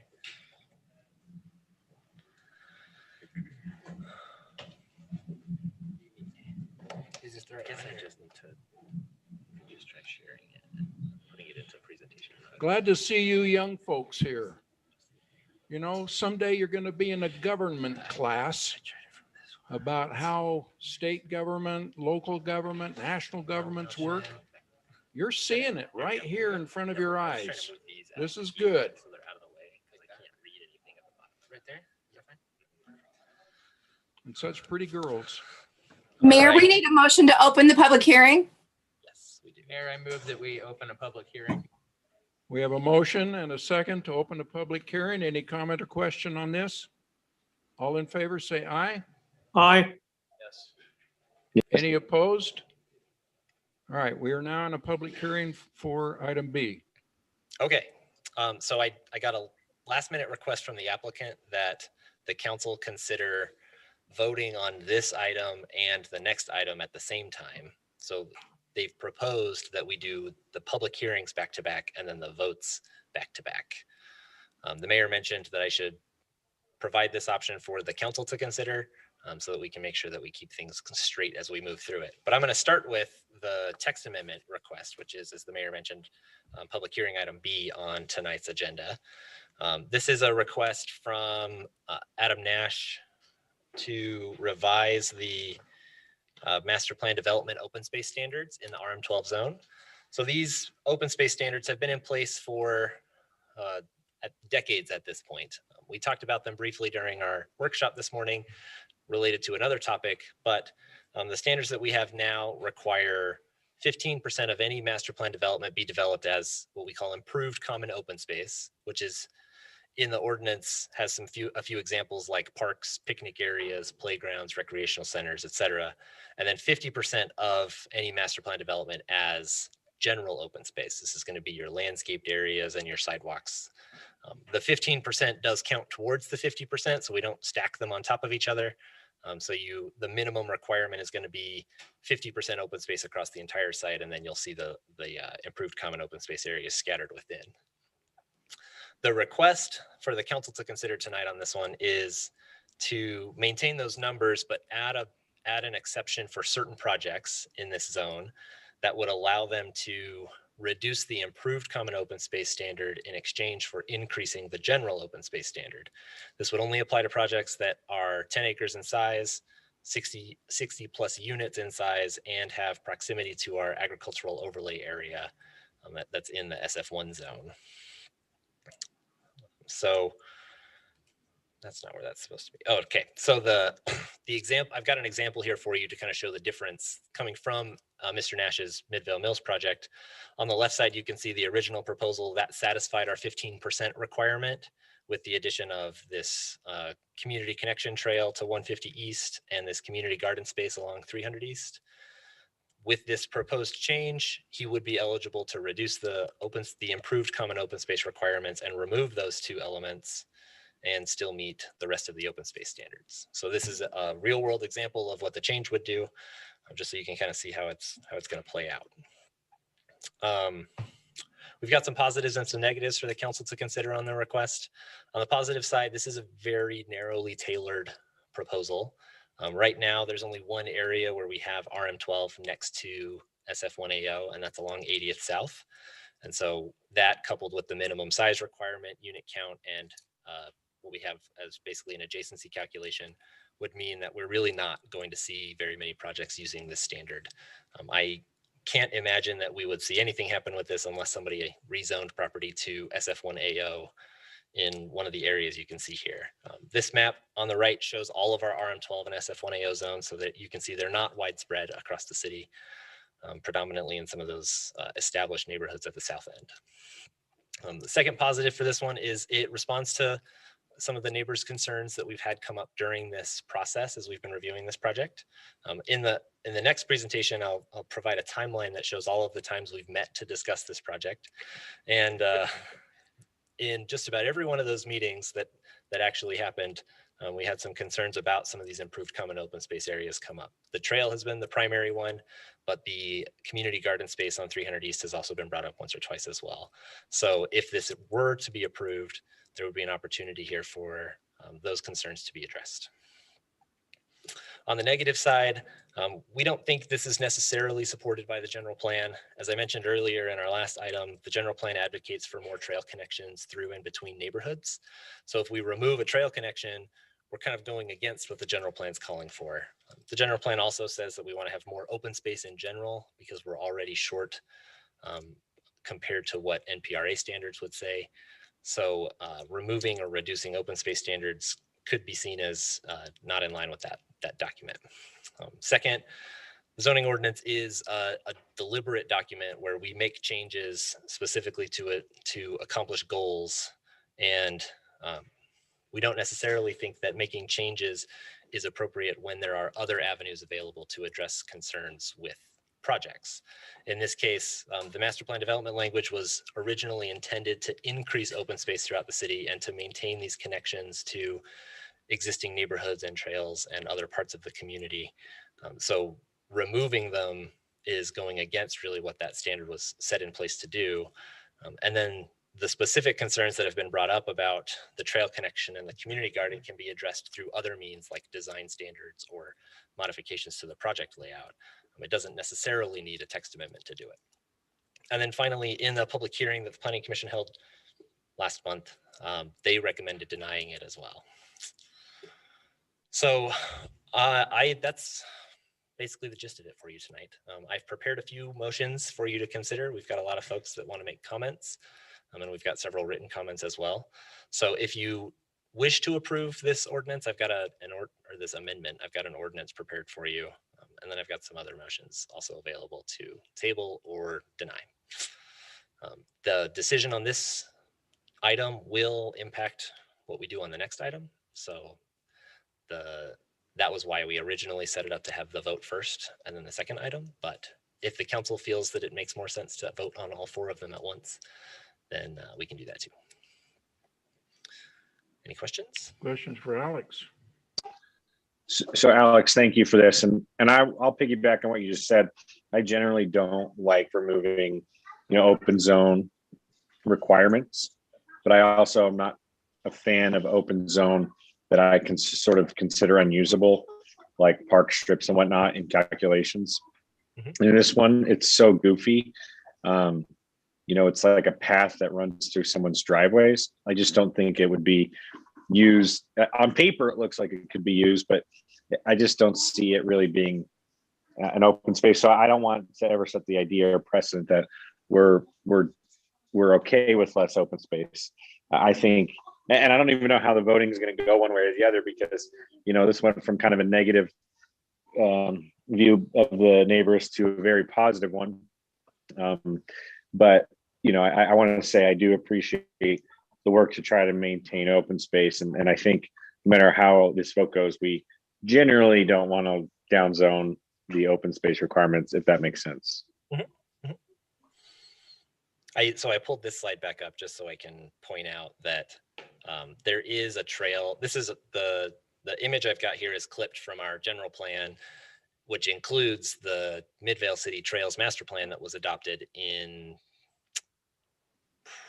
it was either 2004 or 2014. I'm not sure which, before the general plan anyway. And it has this trail here marked as a proposed trail. This is called the Porter Rockwell Trail on several maps that the county maintains. And in Salt Lake, or in Sandy City, they've got it built up almost to Midvale city limits. So we're going to start seeing some pressure to continue that trail. And that's really the initial push for why that connection was there. But we'll go back. Alex, this is Councilmember Sperry. I mean, I appreciate you bringing up the general plan and advising us on the walkability and those types of things. For me, in a situation like this, I think the general plan, we spent hours and hours trying to get input from the residents on what they wanted, and to some degree it worked in some areas, others it didn't. And in this instance, what's being asked is against the general plan, but I think the overall concept is if it is approved, with what would be happening is we're listening to the residents there, right? Which I think is our role as council members, to listen to what they want and look at the big picture of how we want our city. But this is their portion, and so it's important to listen to them. And if we have to go back and redo some things in our general plan to incorporate more of the comments from our residents, I think that's what we probably need to look at some point.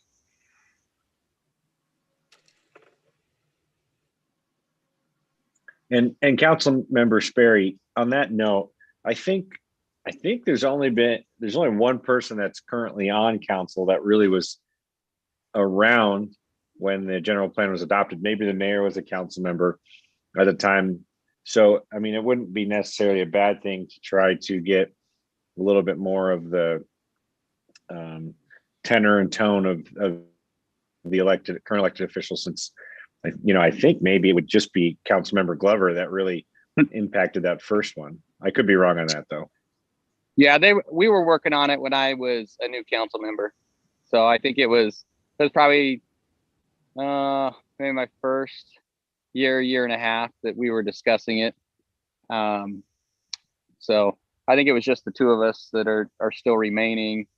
But even with that said, we've seen a lot of public comment just in the last few years about what people want. So I think it gives us, I guess a better idea of what some of the residents want.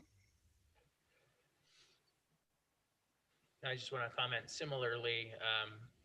The key for me on this is that, yes, it may go a little wayward of our general plan, but it comes out with a pretty good project for the city. Also, it doesn't favor one side over the other. We're not going wayward of our general plan in favor of the developer over the residents, or in favor of the residents over the developer. Everyone seems to get some of what they want, not everything that they want. And, for that reason, I think it's a good idea to move forward. I think there's a lot of folks here that have some comments to share with you. So if you don't have any other questions for me, maybe we can keep moving. Was your request to have comments for both items B and C now? It would be comments for B now, and then start over for C, do comments for C, and then vote on B and C at the same time after that.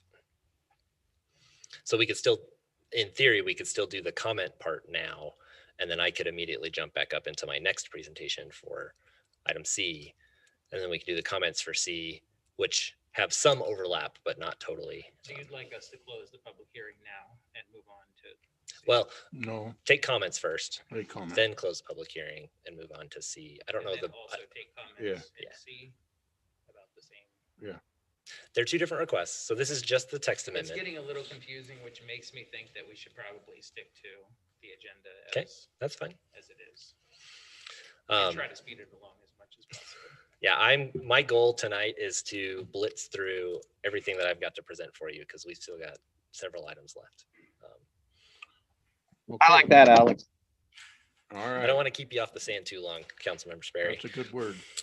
All right, then, council, are there any comments, questions for Alex before we open up to public? Okay, I've got Okay, the hearing applicant none. here, so we can call him up. and This is a public hearing, so anyone that would like to comment on this particular text amendment, please come forward and state your name.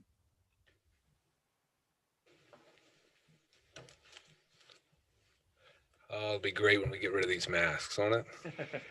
Good evening. My name is Loyal Hume, and I'm counsel for the applicant. Delighted to be in front of you tonight and grateful for the opportunity. Thank you, council members. And we have been, as you know, heavily involved with your wonderful neighborhood, with your staff and others, and it's been a great experience. We really appreciate what you have in the city, and I'm grateful to be here. I'm with the law firm of Curtin McConkey. I do this kind of work all over the country, and I'm delighted to be here and represent the applicant tonight and to help you guys understand. I think there's a couple of things we want to clear up here. We continue to hear a little misunderstanding, I think, that will help you as council members to get a little more comfortable with this, even more than maybe you are right now. First is it's important that you understand that the text change that's being proposed does not change the open space. Okay, there's been some confusion. I think the Planning Commission was still confused by the time they voted. It doesn't change the open space. It only changes the improved open space. So you're still going to get 55% open space on all your projects if this text amendment is approved. It just gives the developer and the city and the residents the opportunity to have a little bit of input on what's improved open space and whether they'd prefer to have improved over just regular open space. So that's really, really important. There's been a lot of discussion about what's inconsistent with the master plan. I'm here to tell you tonight, I don't think it is inconsistent with your plan because your plan has various different aspects. For example, your plan says that you want to make sure that we're providing safe and proper neighborhoods, secure neighborhoods, all those kinds of things. There's lots of language laced in your plan about all those kinds of things. There's also some language in there about how you want to have trails and bikes and open space. And so you as a council who created the plan after hearing the neighbors and having input have the ability to determine whether it's consistent with your plan. And I think there's more arguments that are better arguments that it's consistent with your plan than there are that it's inconsistent with your plan. So I don't think you need to feel at all uncomfortable with this idea that it's somehow inconsistent with your plan. I submit to you tonight that it's consistent with your plan. And the text amendment would be beneficial to you because it allows you to give those developers in these larger projects the flexibility to work with your city. I think this is a textbook example of how neighbors and developers and council and city staff can get together and bring together a great plan. And that's what's happening tonight. And it's wonderful, frankly, to be a part of it. I rarely see this. I told some of your council members the other day, I typically come to these meetings with tomato suits on because I'm getting tomatoes pelted on the back when, I'm trying to help get a difficult plan through or a difficult proposal through. Tonight, I'm excited to be here because we've got a rallying crowd behind us that's so excited to tell you why they love it. We got a great developer who's been here, and we're thankful to you as council members and staff. So I just want to share with you those few things so that as you make these decisions, you can know and leave with good conscience that we believe in every way you're consistent with your plan, that the text amendment will be beneficial to you, and that it will be helpful. It'll create limited impacts. It was carefully drafted so it doesn't create negative precedent, and it will only apply in a couple of areas, but it will apply in those key areas. It doesn't have any impact to the overall open space. I just want to touch on each of the issues that staff has touched on tonight and make sure that we've covered them. But again, I urge you, we're going to try and be judicious with your time, so I won't spend a lot of time up here tonight. We'll try and expedite this. But in closing, just to reiterate, critical that you understand you're not losing open space in any way. You're consistent with your general plan, and we encourage you to go ahead and approve this text amendment. Thank you very much.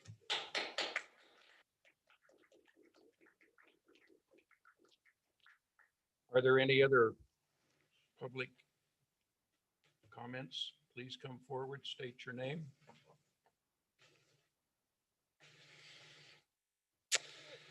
Hi, Mr. Mayor, City Council. My name is David Hale, and I'm a resident in the Larson Cove community. My wife and I and my family there, which is on the land, which is just adjacent to the land where this Midvale Mills community is slated to be built. Over the last year and a half, I, along with many of my neighbors, have voiced strong opposition to the previous development plans, along with requests to rezone the land. However, after much communication and work between the city representatives, the developer, and community members like myself, I would like to express my support for this current Midvale Mills development plan, as well as the accompanying text amendment. My family and I love our neighborhood, and I'm passionate about keeping it a safe place to raise my family. My initial concerns were centered on the high density of housing proposed, as well as the developed open space trail cutting through our Larson Cove neighborhood. The recent plan has eliminated both concerns. Furthermore, by changing the zoning and developing the land under a PUD, I have come to realize the community will benefit from added amenities and regulations not required under the current zoning. For the same reason the City Planning Department recommended the zoning change in the first place, to better meet the current demands of a vibrant, growing city, the text amendment would do the same thing. It would allow the city greater flexibility to meet the needs of current residents, which are very different than the needs of residents 20 years ago. I want to thank the City Council, the City Planning Department, and the developer, Mr. Nash, for working with us, community members, to listen to our and understand our concerns. Please approve this latest Midvale Mills development proposal and accompanying text amendment, allowing the city, the developer, as well as the surrounding neighborhoods to benefit from this new Midvale Mills development. Thanks. Thank you, David. Now, I know there may be more of you that want to comment. I'm going to invite you to come up and comment if you have something different from what we have heard already. Laura, do you have any written comments? Oh, I'm sorry. I have one that wants to comment. Just state your name. My name's Christopher Ashby, and I'm also a resident of the Larson Cove community. My family and I have been, well, we have been in the neighborhood for about 22 years now. And I want to just say quickly, in the interest of time, and maybe speak on behalf of some of the others, we have 8 of our children and 2 of our new daughters-in-law here tonight. One of our sons can't be here. He's on a mission in California. But I just want to thank Mayor Hale and members of the City Council. To Loyal Hume's point, this really, we're living in an interesting time where our world and our society, there seems to be a lot of incivility and a lot of discord and division. And I remember years ago, a wise religious leader talked about how the older that he got, the more he just wanted to live at peace with his neighbors. And he quoted a sonnet that said, "Let me live in a house by the side of the road where the races of men go by, men who are good and men who are bad, as good and as bad as I. I would not sit in the scorner's seat nor hurl the cynic's ban. Let me live in a house by the side of the road and be a friend to man." And I think this is a terrific example of coming together of where there was opposition and misunderstanding and so on and so forth. But this is coalesced in a neat process where the developer and his representatives, members of the city council, Mayor Hale came over and visited the property along with a couple of members of the city council. Lisa Garner has been instrumental in opening lines of communication so that the residents and the city and the staff and the members of the community could really collaborate together.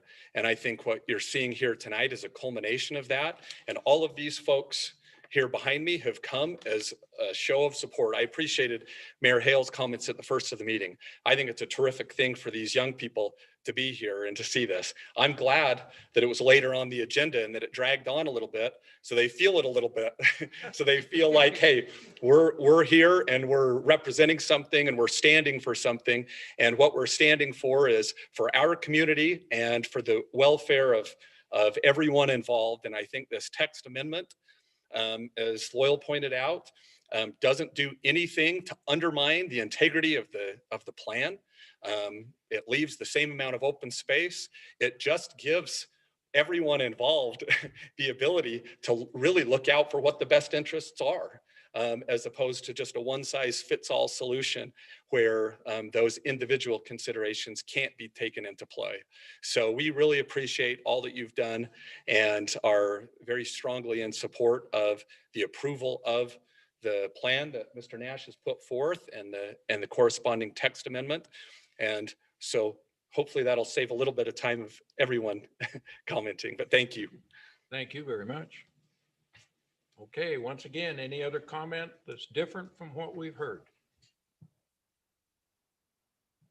I'll entertain a motion to close the public hearing. I still have public comments, Mayor. Oh, yes, thank you, Laura, please. Okay.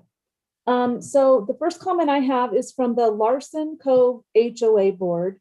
And the board members that sent this are Jordan Nelson, David Hale, and Haley Boyle.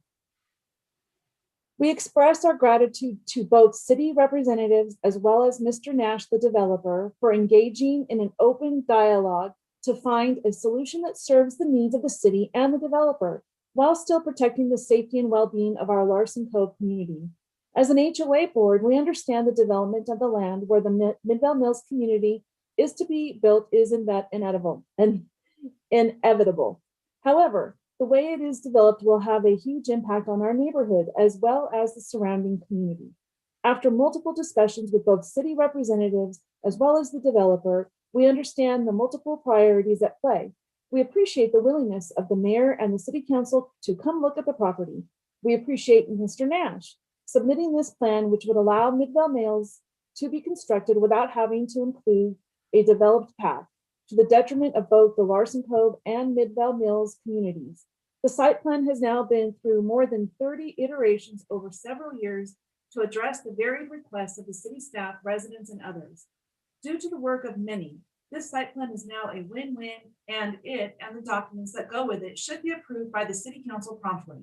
Please approve the zoning ordinance text amendment, as well as the proposed zone change from SF1 to RM12, the large-scale master plan, the development agreement, and related documents, all submitted by the developer as part of his proposed Midvale Mills development project, consistent with the attached site plan. Such actions will create a win for the city and its residents and will allow the developer to properly utilize his property without harming our neighborhood. Another comment I have is from Shoshana Bell. I am for an amendment for the code to allow the Midvale Mills project to have less improved space. The improvement of a path through mine and my neighbor's backyards would greatly impact our neighborhood negatively. With the ripping out of many trees, a long path with no surveillance, and the path really doesn't even serve the community that it's being built for. It's a path to nothing. Please consider an amendment in this situation in which all parties involved want. Thank you, Shoshana Bell. I have another one from the Nelson family. Dear council members, we have monitored the Midvale Mills proposals very closely as it directly impacts our property and that of the many neighbors in my community, Larson Cove. Our primary objective has been simply to make sure the ill-advised path is not incorporated. The current text amendment proposal by Mr. Nash and his attorney is a fantastic workaround and compromise that can benefit each party involved. In my view, the reduction in required improved open space via amendment can work wonderfully to accomplish the objectives of the city, the developer, and the existing and future community. This is from Jaylene Hale. My name is Jaylene Hale. I live with my husband and 2 young children in the Larson Cove community. I'm writing in support of the text amendment, which would facilitate the removal of the walkway cutting through our community as currently proposed in the Midvale Mills Development Plan. I appreciate Mr. Nash listening to our community and being willing to find a solution to build his development without harming our Larson Cove neighborhood in the process. I understand the purpose of wanting to have a connecting trail, but using this strip of land to meet this requirement makes absolutely no sense. Not only does it not meet the mission or the spirit of the developed open space requirement, it creates a direct negative effect for both the Larson Cove and Midvale Mills communities. Entertaining the idea that this walkway could be beneficial as a connecting trail makes me feel like the city has no interest in looking out for its residents or even accomplishing the goals of its mission. Why would the city choose to do something that directly impacts our community in a negative way when an acceptable solution has been presented by way of this text amendment? The very reason for this existence of the text amendment is to protect community members and offer solutions. Having a walkway opening up to 150 East is troublesome for a number of reasons. Walls and fences along 150 East are frequent targets of graffiti. Creating a long walkway or alleyway will invite more graffiti, a collection of garbage, and a number of other delinquent activities. Currently, we feel safe having our kids run and play from one backyard to the next in our community. Having the walkway makes those backyards not feel safe. In addition, doing a walkway where a driveway crosses seems dangerous, increasing the risk of children being injured.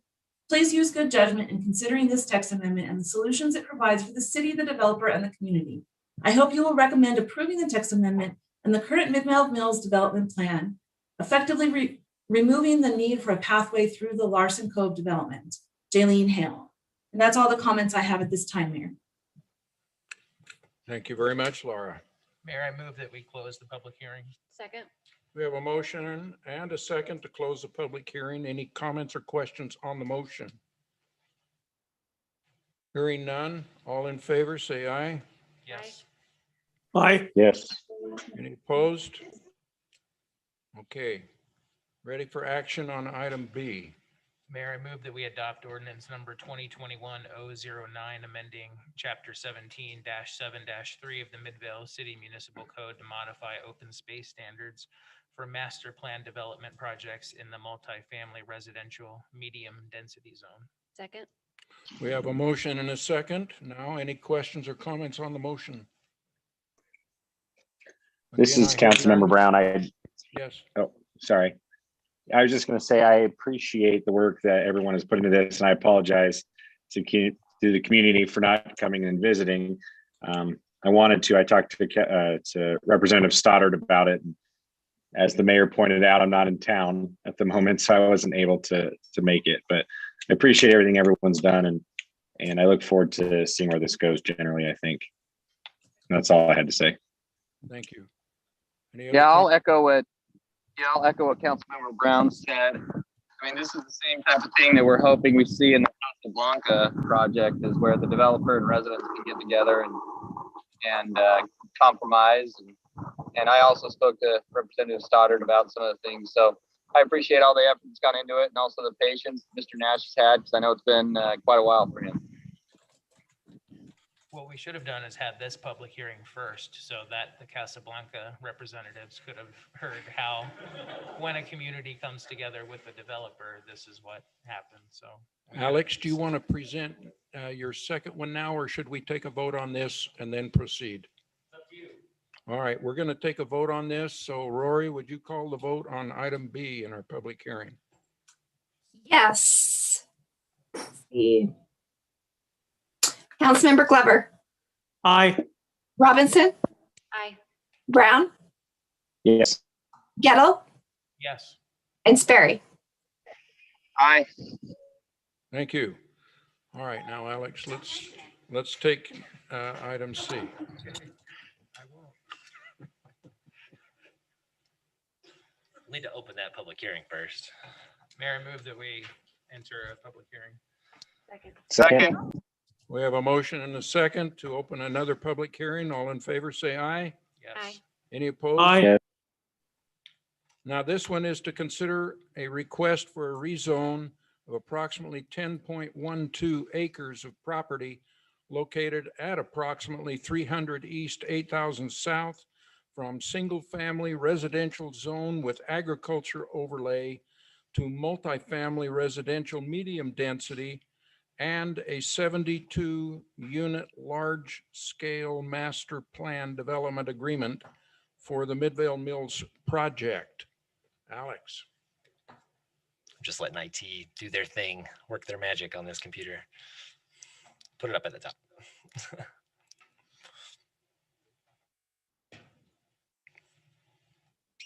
Thanks. So I'm sure at this point, I don't need to introduce this project again, but just in case, the Midvale Mills project is approximately just over 10-acre residential development with about 72 single-family homes on individual lots with some common area in it, private streets, private lots, etc. This plan has been updated to reflect the changes that you just voted on for the zoning ordinance. So you'll see here that we don't have the trail connection or the community garden. This is the smallest version of the plan so far that we've presented to the council. Just so you can remember what we've gone through with this one so far. It started with a 3.5-acre rezone request that Mr. Nash submitted back in 2019. That was just for 3 lots that he had on 80th South. The Planning Commission recommended approval. The council denied that request, and then with some instructions for Mr. Nash to come back with an updated concept, which he did, expanding it to cover a little over 12.5 acres, including the property that's on the plan now and the church property to the east. The Planning Commission heard the rezone and large-scale master plan request for that one back in May, tabled it, heard it again in September, recommended denial of the rezone, and then tabled the large-scale master plan. The council had a public hearing on the rezone in October and tabled it to get the development agreement set up. And then we realized after that point that we needed to have the Planning Commission give a recommendation on the large-scale master plan. So in February, we had the Planning Commission revisit the large-scale master plan. They recommended the council approve the large-scale master plan with some conditions. And then we had a couple meetings that got delayed. And then the Planning Commission held their public hearing on that text amendment we just heard last month. And now we're here today. So we've been working on this for, it feels like much longer than 1.5 years, but we're 18 months into just the public meeting process of this one, and it sounds like we're coming to a conclusion. Here's a quick comparison of the original concept that came back in the first meetings with the overall project and the current proposal. So you'll see there used to be 122 units. It's been reduced to 72 by removing the townhome portion on the east side. The community trail connection has been removed. Some of the open space has been reconfigured. The lots generally remain as they were. You'll see some minor modifications in the layouts to some of them. But we're still at 72 single family homes coming out of this at the end. Here's a quick summary of the changes. So project area decreased, phases decreased, units decreased. I put an asterisk here because in some of the earlier staff reports, I incorrectly mentioned it was 128 units. It was 122 all along, not 128. Density is decreased. Parking stalls have decreased, but are still well above what we normally require for a project of this size. Open space, as you can see here, between open space and improved common open space, those numbers meet the provisions in the ordinance that was just approved. So as far as these changes are concerned, everything's still in line with what the zoning ordinance requires for a large scale master plan. So we've been working with Mr. Nash and his council to prepare a development agreement for the project as the council requested back in an earlier meeting. This development agreement will run with the land and bind future owners or developers to the project that the council is considering tonight, that large scale master plan. So we won't see any changes like there were some concerns expressed on the earlier rezone request. This development agreement also describes what still needs to be done before the project can start construction. That includes a couple application processes that need to happen with the Planning Commission and with staff, and then a subdivision process that will need to happen before any units are sold. It does vest approval of the project, so future changes to the ordinance aren't going to impact this proposal. So if we say pursue those residential plan unit development standards, Mr. Nash or future owners of this project will still have the ability to build it as it was approved today, if assuming it is approved. And then it also requires an HOA just for the ongoing maintenance of those common areas. There still are some details that need to be worked out, and that's why we've got the planning commission processes still to pursue for each phase. So during those processes, we'll iron out some of the details like landscape and lighting plans and subdivisions and such. So this is intentionally kind of a broad level view of the project, and we'll refine it as we continue through the process. So the everything in here looks promising. It looks like it satisfies the ordinance requirements. We do have a couple of conditions that we recommend including. And since I didn't know what the decision on that rezone or that text amendment was going to be, I've got a couple options here for you. Since the text amendment was approved, staff recommends approving the rezone, approving the large scale master plan with conditions, and also approving the development agreement. And then if you can read that, there's the recommended motions. Any questions? Questions for Alex, council? I had a quick question. Mhm. We received a comment from is it Mr. Neubauer? Yeah. And he recommended that the streets and sewage infrastructure was built all at one time versus, has that been addressed in the development agreement, or is that too fresh? The development agreement specifically allows the project to be built out over phases. So we do say there are some of those infrastructure requirements that will need to be built out, and we haven't identified what they are upfront. But if it's necessary to meet stormwater requirements, if it's necessary to build out the full system at the beginning to meet stormwater requirements, then that's what we'll do. If it can be done in phases, then we'll do it in phases. The streets, I know for certain we are not planning on having them built out all in one at once. There is going to need to be some turnaround spaces and some temporary installations put in so that, say, the fire department has turnarounds where future streets will go. So we have deliberately planned for those to be built out in phases. And we don't have any reason to believe at the moment that they would need to follow any other path. And then there was also a concern for storing the equipment on the development, not on the public street. Yeah, so the development agreement does handle that requirement. It states right now that for the first 80% of the units, all of the contractors and all their equipment and everything needs to be stored on the property. Once we hit that 80% mark, contractors can park on the streets if they comply with city parking requirements.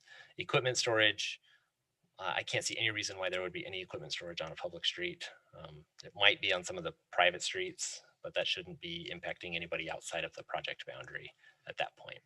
We do have stormwater and SWIP requirements that will need to be satisfied, so there will be those requirements will impact what equipment can be moved where. So I expect that we'll see a lot of equipment come on in the beginning and hang around on the site while things are built and then head off at the end rather than move like from street to street. Thanks, Alex. Other questions, council? Mayor, I move that we close the public hearing. We do have some haven't had comments it to yet. read. We're going to have it first. Hold that motion.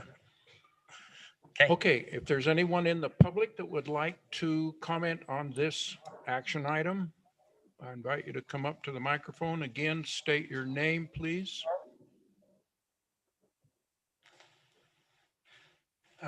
Adam Nash with Land Development. I'm You the can take your applicant. mask off. Oh, thank you. I'm the applicant, and I'm really happy to be to this point where we can get a conclusion here. I think Alex did a wonderful job of identifying the project, the challenges that have been in the project. I really appreciate his really a lot of effort, and he got us together with the community. We were able to work out some big concerns for them, and he facilitated that. So I just wanted to let you know that. And I do appreciate the council and the planning commission for all the time you guys put into this deal. Just a couple little things. So you're right about the revisions. So we went A through Z, and now we're on A and B. So we had 28 plan revisions because we're trying to get this thing right.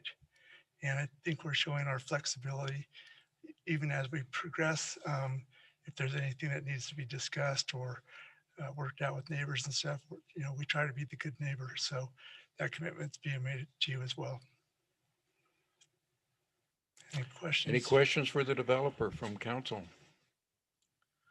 We've come a long way from a 5-0 denial Yeah, of yeah. the original plans to what probably will happen tonight, and we appreciate the work that you have put into it. Thank you, Councilman. Thank you, Mr. Nash. Thank you. Good to have you here. Are there any other comments from the public in audience? Laura, do you have any written comments that you would like to add now? Yes, I do, Mayor. I have a lot, actually. So this is going to be a little challenging because we have some older public comments that we received from earlier, like maybe even in December. And I'm going to be reading those unless council and Lisa say that I don't need to. So I'll go ahead and start from April and March. Well, could I just ask you to read those that are different from comments that we've received thus far? Okay. Laura, are you saying that you are reading the ones that you got back in April and March, the last rezone request? Even some from November. And Alex can answer that question better. Yeah, so when we rescheduled the January and March meetings this year, we told everybody that we would keep their comments from those meetings and carry them until we had a public hearing. So we have I think there's about a dozen that Laura has to read right now, and over half of them have not been submitted within, say, the last 2 weeks. So there are a bunch that might be outdated. I did reach out to everybody that submitted comments before this meeting and asked for clarification if they wanted those comments read. And the ones that did respond, we pulled out or modified. Some of them have shown up tonight. But everybody that did not respond, I said we would just keep it in because we had promised them all along we would read those comments. Okay. If I could, I would like to move and have the council members vote as we have before to read any comments like the mayor mentioned that are different than what we've heard. So therefore, if the comment is in agreement with everyone in the room here who's already spoken, we dispense of that comment and read any comments that might be in opposition to this plan. Okay, there's a motion. Second. There's a motion and a second. Any discussion on this motion? Rory, would you ask the questions, please? Yes, let's see. Councilmember Robinson. Aye. Brown, Yes. Gettle, Yes. Barry. Aye. And Glover. Aye. Okay, so Laura, any comments that are substantively like the ones we've heard already in favor of this, you can dispense with reading those. We will keep them in the public comment. If there are any in opposition, would you read that within the 3-minute limit, please? Yes, Mr. Mayor. The first one I have is dated April 6th, 2021 from John Bruderer. Towards the end of November 2020, I talked with 2 Midvale City Councilmen concerning the Midvale Mill subdivision. They explained to me why the zoning has been proposed as RM12, which I am okay with, as long as nice sized single-family homes are built in that subdivision and the infrastructure can support them. One of the concerns I have is there are a total of 72 homes to be built in the proposed subdivision. 45 of the 72 homes will be built on lots less than or equal to 1/10 of an acre. 4 of those 45 will be built on 1/13 of an acre or less. And 15 of those 72 homes will be built on lots barely over 1/10 of an acre. The remaining 12 of the 72 homes will be built on lots between roughly 1/11 acre and barely over 1/9 acre. All 72 homes will be built on less than 1/8 of an acre, and most of them will be built on 1/10 acre or less. In the last city council meeting, where this rezoning was discussed, someone stated that these homes will be about the size of Andrew Stoddard's home, and then he gives his address, Mr. Stoddard's lot is slightly larger than 1/6 of an acre with 2,986 square feet above grade and 1,421 square feet below grade. None of the lots in the proposed Mid-Millville subdivision will be equal to or greater than 1/6 acre of the majority, or approximately 1/2 that size. All of the proposed lots are very small lots and are 1/9 acre or less. The statement concerning the lots being the size of Andrew Stoddard's was not accurate. The majority of the homes will be built on lots smaller than the lots on Angel Street. The majority of people that will be attracted to the subdivision will be those looking for a temporary residence. This subdivision will not attract those people who want to make Midvale a place to put down their roots and make it their permanent city. In time, these homes will become rental properties. Is there a way possible that some of the lots can be combined to make larger lots and homes that will attract families who want to put their roots in Midvale? Make these homes their permanent residence and establish a neighborhood where their children can grow up together as friends through the years. When will Midvale City listen to its permanent citizens? Thank you, John Bruderer at 8033 South Tap Lane. I have another one that talks about parking concerns. Is that something that you've already discussed? Parking concerns? I've heard so many comments. Okay. This is from Jonathan B. West, dated 4/6/21.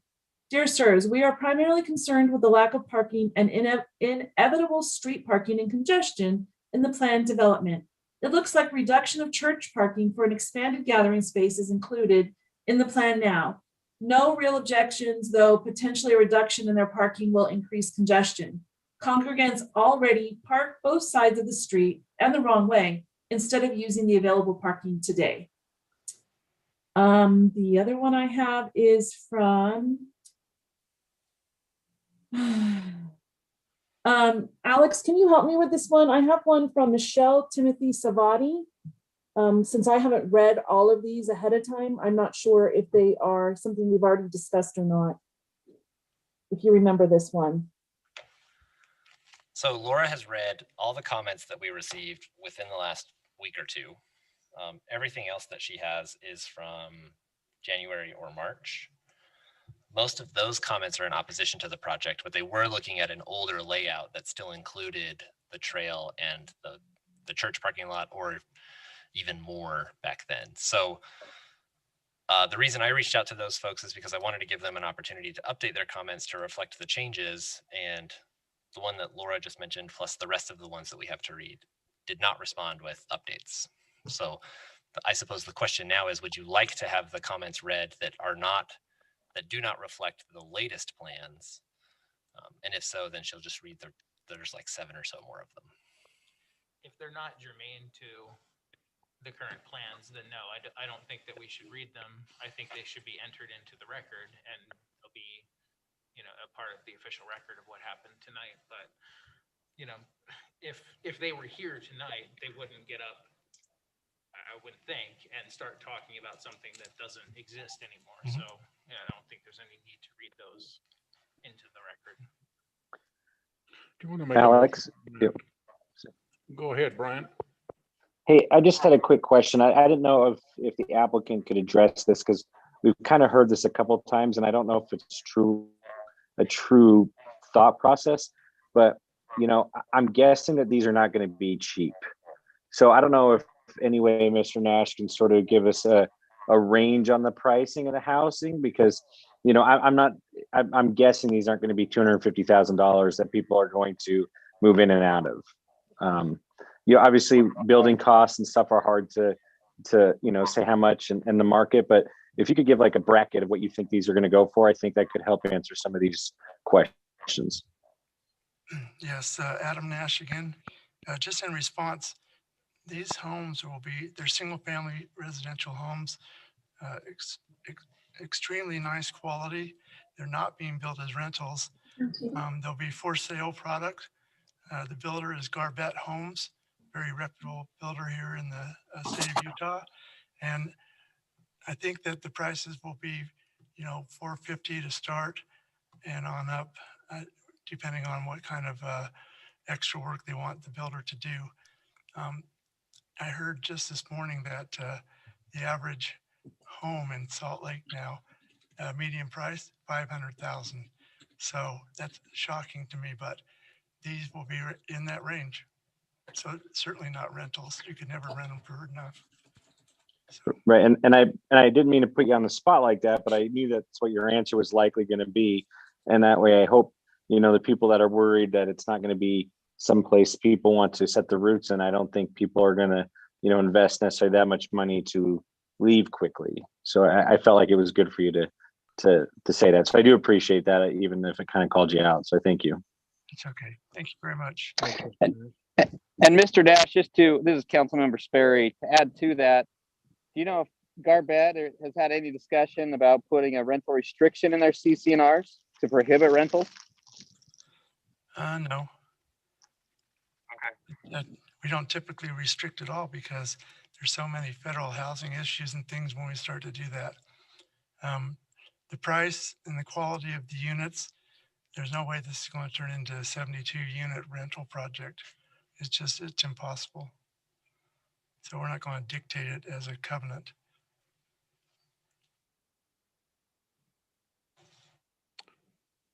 Any other questions for Mr. Nash? Yeah, I'll just add on to that, Mayor. I mean, I get it from developers. They usually don't like the rental restriction because they want to be able to sell to as many people as possible, but it's definitely allowed. I mean, Utah code definitely allows any of those rental restrictions, and it's not going to impose on any federal or state housing requirements. So that is something that they can look at. I know that's probably more Garbett, but it's possible. I know that part of our development agreement, we've agreed to not have this project have ADUs, auxiliary residential units, mainly for the lot size, but also we don't want to encourage any more density than we already have. We can't accommodate, anything more because we're only anticipating, I think we have 300 parking stalls. It exceeds the requirements by ordinance by about 150 stalls, but those are things that make these units desirable. And I think there'll be plenty of long-term renters, same as there are across the street. I don't know why our project would be any different, but that's my opinion. Well, thank you for that. Yeah, and since he mentioned ADUs, have you looked at the new law that just went into it? Well, it's been signed. It'll go into effect next month to verify that the lot sizes and the home sizes that you're going to have in this development fall under that threshold amount, where the state law would override any of your own restrictions and require you to have ADUs. No, I don't. Okay. They have square footage requirements in the new state laws, and none of these lots will come close to meeting that. Thank you. Yes, sir. Thank you, Mr. Nash. You're welcome. Mayor, to my previous point, I move that we dispense of the remaining public comments and enter them into the written public record. We have a motion to enter the remaining comments as written record, but not read. Did I hear a second on that? Yeah, I second it, Mayor. Okay, we've got a motion and a second to proceed in that direction with the remaining public comments. Any questions or comments on that motion? Let's see, Rory, I guess that's yours. Okay, Councilmember Brown, Yes. Gettle, Yes. Sperry, Aye. Glover, Aye. and Robinson. Aye. Mayor, I move that we close the public hearing. Second. There's a motion to close the public hearing and a second. Any comments or questions on that motion? All in favor, say aye. Aye. Yes. Aye. Any opposed? Thank you. The public hearing on that item is closed. I'll entertain a motion. Mayor, I move that we adopt ordinance number 2021-0-10, rezoning property located at approximately 300 East 8th 8,000 South from single-family residential with agricultural overlay to the residential multifamily medium-density zone based on the following findings. One, the proposed rezoning is consistent with the goals of the 2016 Midvale City General Plan, including the 2019 Housing Plan. And two, the land and its surrounding environs have changed to such a degree that it is in the public interest to encourage redevelopment and recognize the changed character of the area. Second. Got a motion and a second. Any discussion on this motion? I hear none. Rory, would you ask the question? Yes, Councilmember Brown, Yes. Gettle, Yes. Barry, Aye. Glover, Aye. and Robinson. Aye. Thank you. Now there's another action item, actually two. The first one is to consider a large-scale master plan for 72-unit Midvale Mills project located at 300 East, 8,000 South. Do we have any need for discussion on that, or do you want to go right on in? I think we're ready for a motion. Councilmember Robinson's got this one. Okay. Thanks. I gotta rest my voice. Mayor, I move that we approve a large-scale master plan for the Midvale Mills Master Plan Development at approximately 300 East, 8,000 South with the following conditions of approval. The applicant shall obtain approval of a small-scale master plan for each project phase prior to any development activity occurring. These small-scale master plans shall comply with all land use regulations of the RM-12 zone and other applicable ordinances. Number two, articles of association and bylaws for a homeowner association shall be created as part of the first small-scale master plan approval process and applied to subsequent phases as they are reviewed and approved. Second. We have a motion and a second to approve the large-scale master plan. Any comments or questions on that motion? I hear none. Rory, would you ask the question? Yes, Councilmember Gettle, Yes. Sperry, Aye. Glover, Aye. Robinson, Aye. and Brown. Thank you.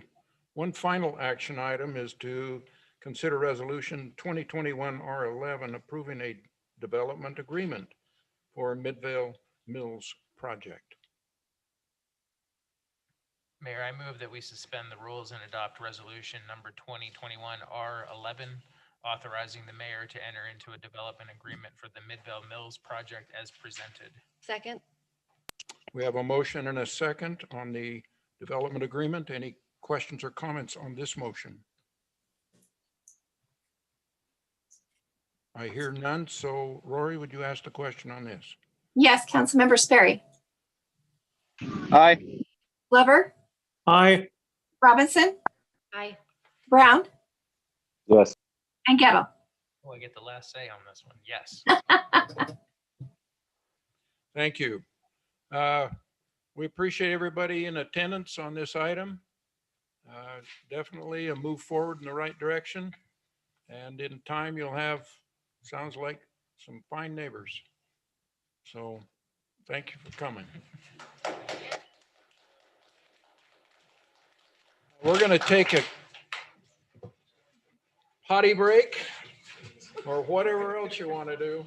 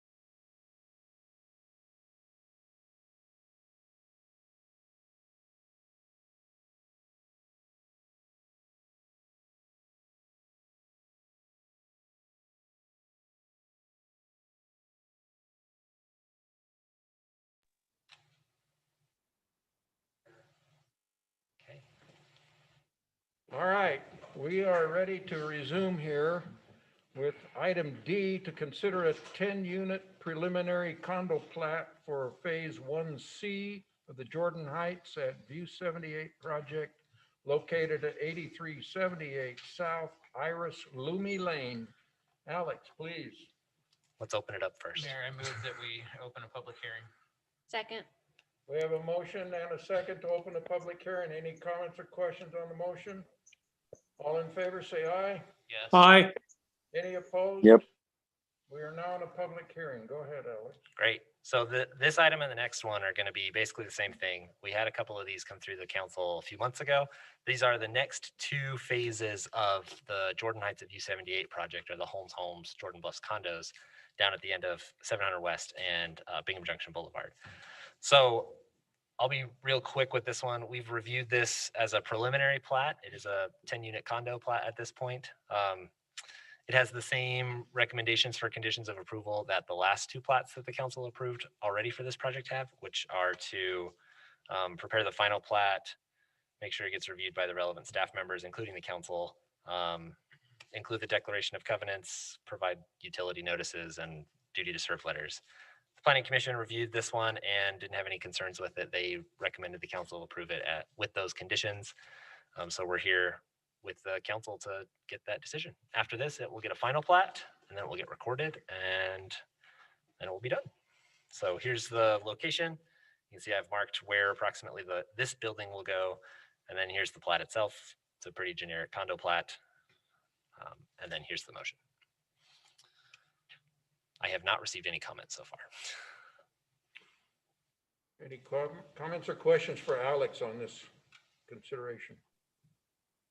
Alex, can we do like we did last time? Didn't we put these on the consent agenda when they came back? Yes. So the final plats in the motion you'll see there in number 1, the final plat will come back as a consent agenda item. If you approve it. That's what we did with the last couple. It seemed to work really well because there wasn't a whole lot to do with it. So we are asking for the same thing. Okay, good. I just got my computer here to make sure I don't get any more emails. I hear no comments or questions further. I'm ready to open it for public hearing. Any comments, Laura, from public? No, Mr. Mayor, there's no public comments. I couldn't. Yeah, I couldn't hear. Laura, we couldn't hear you if you said something. Thank you. There are no public comments at this time. I'm only hearing her out of that room. She's coming in that way. She did say Gentlemen. that no public comments. Her comments are coming, I know, but her comments are coming in over there, not here. Can we hear anyone else? We heard her earlier, but not. Yeah, yeah. Can you hear me now? Yes. All right. No comments. All right, then I'll entertain a motion. I move that we close the public hearing. Second. Motion and second to close the public hearing. Any comments or questions? All in favor, say aye. Aye. Any opposed? Thank you. Now, action. Based on compliance with the requirements of the Midvale City Municipal Code demonstrated in the application or addressed by conditions of approval, I move that we approve the preliminary plat for the Jordan Bluffs Phase 1C condominium plat with the following conditions of approval. 1, the applicant shall prepare a final condominium plat to be reviewed and approved by the city engineer, fire marshal, and city council. The plat may be reviewed as a consent item when brought back to the council. 2, the final condominium plat submittal shall include the declaration of covenants, conditions, and restrictions approved for earlier plats in the project. 3, the applicant shall provide evidence that courtesy notices have been sent to Dominion Energy, Rocky Mountain Power, Xfinity, Utopia, and CenturyLink regarding the utility easements on the subdivision plat prior to final approval. And 4, prior to recording the final subdivision plat, the applicant shall obtain a duty to serve letter for sewer service. Second. There's a motion and a second. Any comments or questions on the motion? Hearing none. Rory, would you ask the question? Yes, Councilmember Glover, Aye. Robinson, Aye. Brown, Yes. Gettle, Yes. Ms. Berry. Aye. Thank you. We'll now move to item E, consider a 10-unit preliminary condo plat for Phase 1D of the Jordan Heights at View 78 project located at 8358 South Sky Mirror Lane. I'd entertain a motion to open a public hearing on this. I move that we open a public hearing. Second. We have a motion and a second to open the public hearing. Any comments or questions? All in favor of this motion, please signify with an aye or yes. Yes. Aye. Aye. That's a majority. Okay. We got enough. All right, this one is the same as the last one, just on a new site, has the same conditions. It's a slightly different building type, but everything else is the same. So there you go. Okay. Entertain a motion to close the public hearing. Laura, we did not get any comments. No on this one comments. either. Laura, you didn't get any comments either, I suspect. No, Mr. Mayor, no comments. Thank you. All right, now, Mayor, I move that we close a public hearing. Second. motion to close the public hearing and a second. Any comments or questions? All in favor, say aye. Yes. Aye. Any Aye. opposed? All right. Motion or the public hearing is closed, so we'll entertain a motion now. Mayor, based on compliance with the requirements of the Midvale City Municipal Code demonstrated in the application or addressed by conditions of approval, I move that we approve the preliminary plat for the Jordan Bluffs Phase 1D condominium plat with the following conditions of approval. 1, the applicant shall prepare a final condominium plat to be reviewed and approved by the city engineer, fire marshal, and city council. The plat may be reviewed as a consent item when brought back to the council. 2, the final condominium plat submittal shall include the declaration of covenants, conditions, and restrictions approved for earlier plats in the project. 3, the applicant shall provide evidence that courtesy notices have been sent to Dominion Energy, Rocky Mountain Power, Xfinity, Utopia, and Century Link regarding the utility easement on the subdivision plat prior to final approval.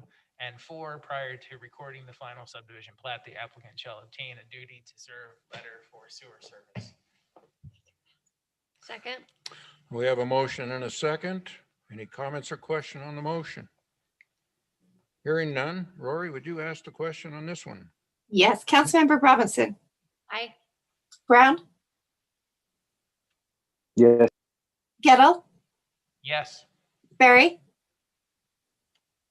Aye. and Clever. Aye. Thank you. We'll now move to item F to consider an amended condominium plat for Gables Phase 3 project located at approximately 7035 South 700 East. Entertain a motion to open the public hearing.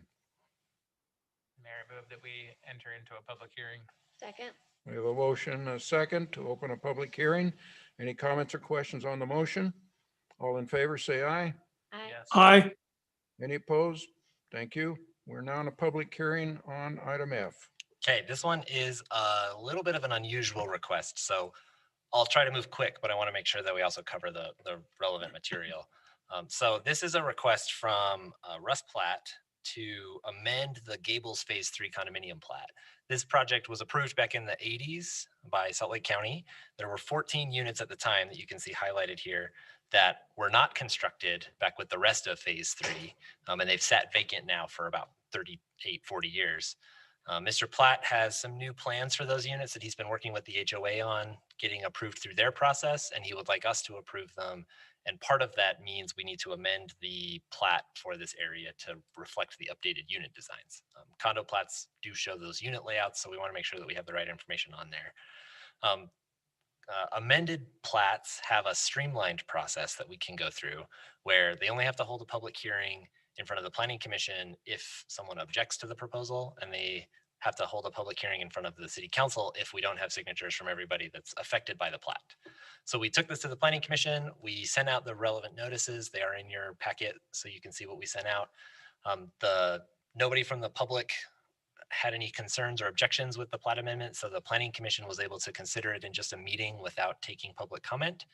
But since we don't have signatures from every owner that's affected by the change, the council at least needs to consider it in a public hearing.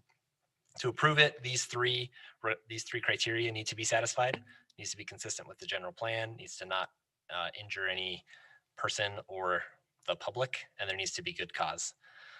This proposal is not changing the development pattern in the area, so we think it's consistent with the general plan. The general plan calls for a stability or calls this a stability area where we'll see more of the same kinds of development, and that's what we're getting out of this, just modernized house plans. Nobody from the public side has responded with any concerns about the proposal, either in the project area or outside of it. So we don't have any reason to believe that there will be somebody injured by the proposed amendment. And then there is good cause because we are getting some new units out of this. So it's a good update to make. It's a pretty straightforward process beyond that. We have the applicant going through a final site plan to review all the other zoning ordinance requirements. And one of the recommended conditions of approval is that he finish that process before starting construction of the new units. The other things that we've done is send it out through the standard reviewers for subdivision plats. So that includes the fire marshal and city engineer and public works. And they had some minor comments to address, but nothing that's worth delaying the plat for. So we've put together here a set of findings and conditions of approval that we recommend the council adopt and approve this plat. Are they going to construct them in the same look as they have now? Yep.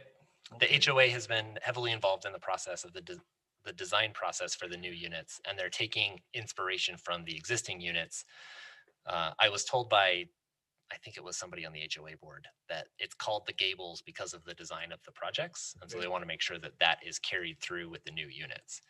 The biggest changes that we're seeing on this plat are, you can see the limited common space and the private space is slightly modified. So there's a reduction in common space and an increase in some of the private and limited common space to account for the garages that were already in the plans.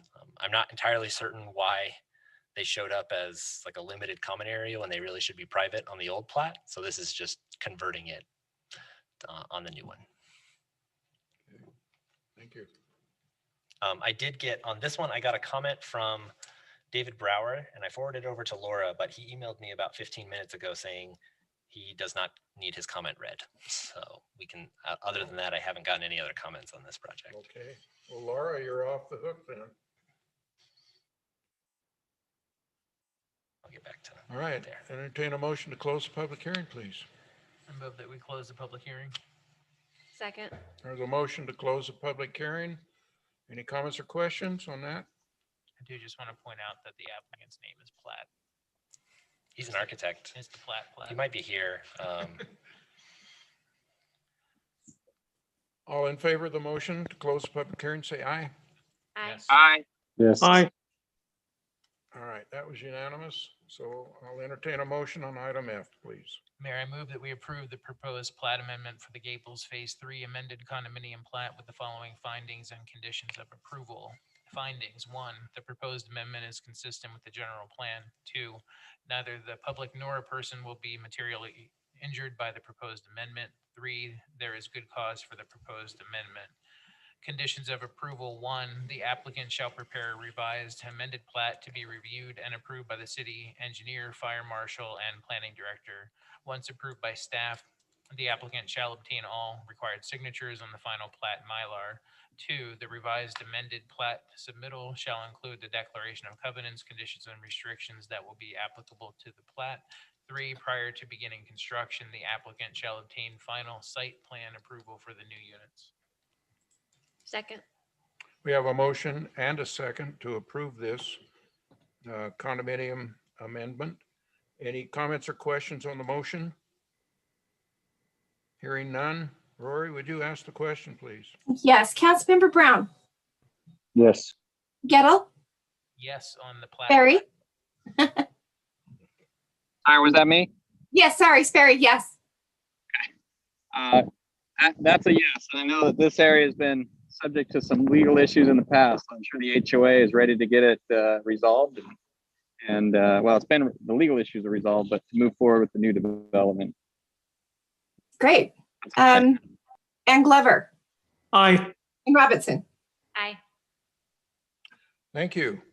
We'll now move to item G.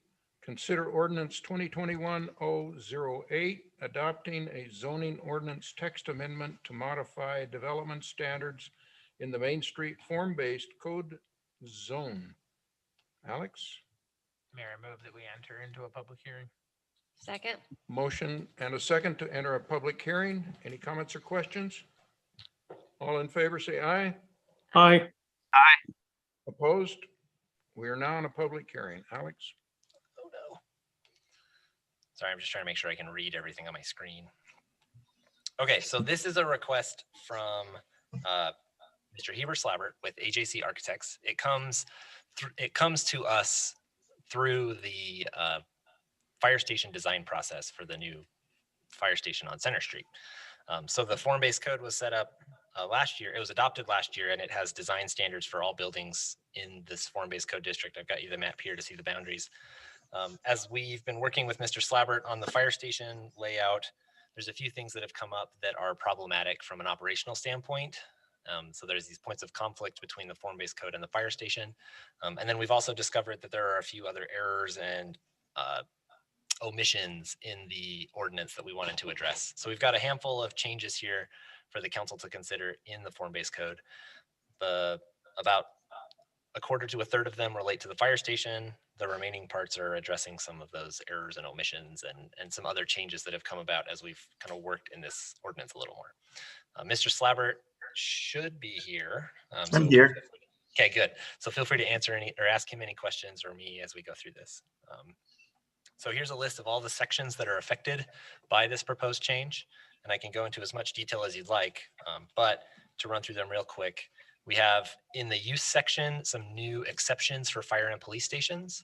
We've moved some of them from the definitions section to the use section so that it's consistent with the rest of the zoning ordinance. And then we've added some new ones to address their unique operational requirements at fire stations.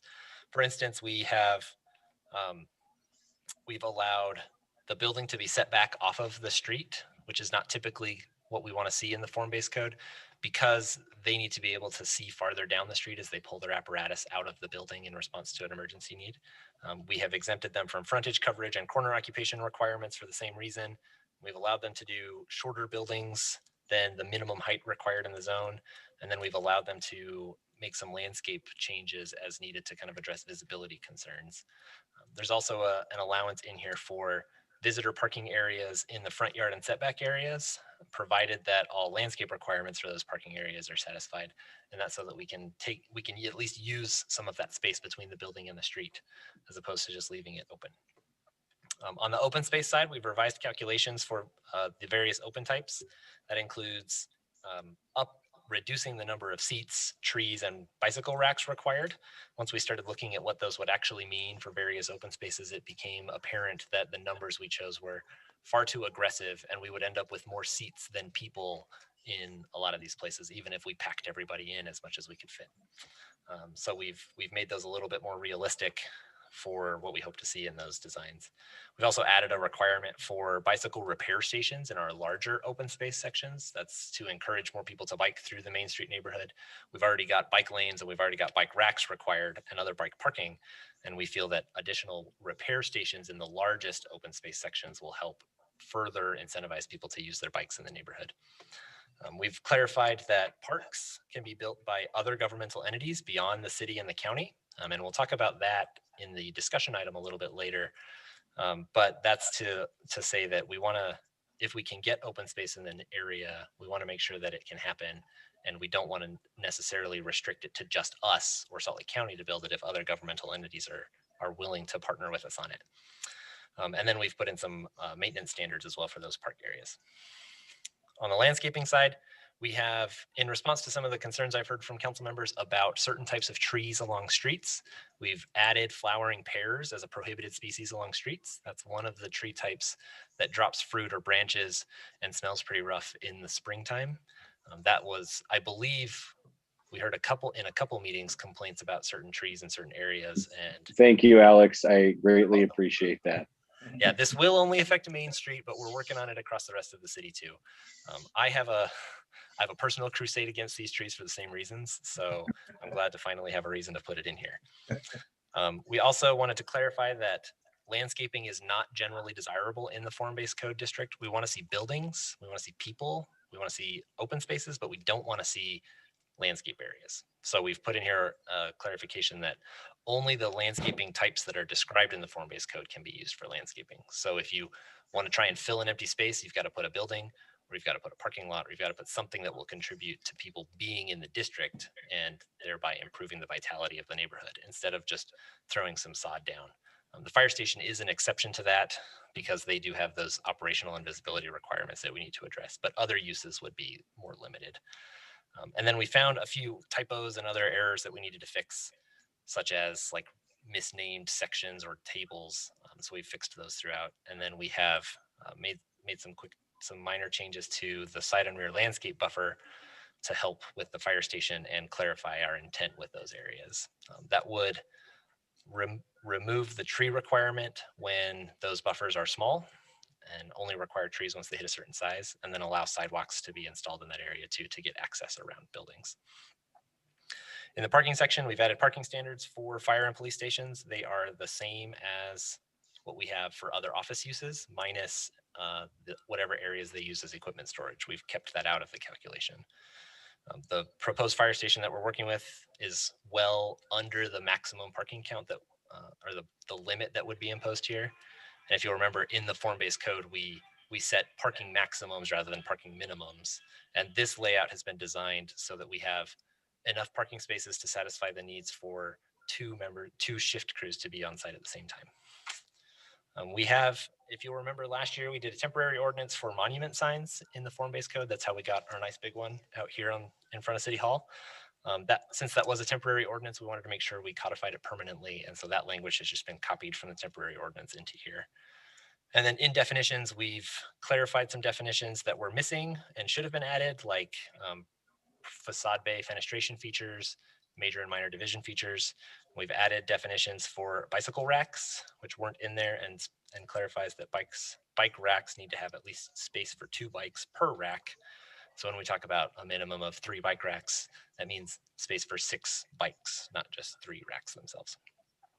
Let's see, and then we modified the definition of police and fire stations to move the exceptions that were previously listed there into the use section, like I mentioned at the beginning. So this went through our standard text amendment process. We took it to the Planning Commission last month and they had no concerns with it. We didn't get any comments for that meeting and I haven't seen any come in for this one either. We've been working real closely with Mr. Slabbert on trying to address the needs of the fire station and also preserve the core and the integrity of the form-based code as much as we can. So we feel like this is a good approach to doing that and would recommend approval. Okay. Laura, did you have any comments? No, Mayor, I don't have any comments. Thank you. I'll entertain a motion to close the public hearing. Mayor, I move that we close the public hearing. Second. We've got a motion and a second to close public hearing. Any comments or questions on that motion? Hearing none. All in favor, say aye. Aye. Aye. Any opposed? All right, I'll entertain a motion on item G. Mayor, I move that we adopt ordinance number 2021-0-08, amending Title 17 of the Midvale City Municipal Code to modify development standards for projects in the Main Street form-based code zone. Second. We have a motion and a second. Any comments or questions on this motion? Rory, would you ask the question?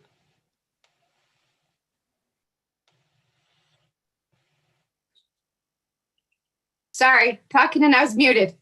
Councilmember Gettle, Yes. Sperry, Aye. Glover, Aye. Robinson, Aye. and Brown.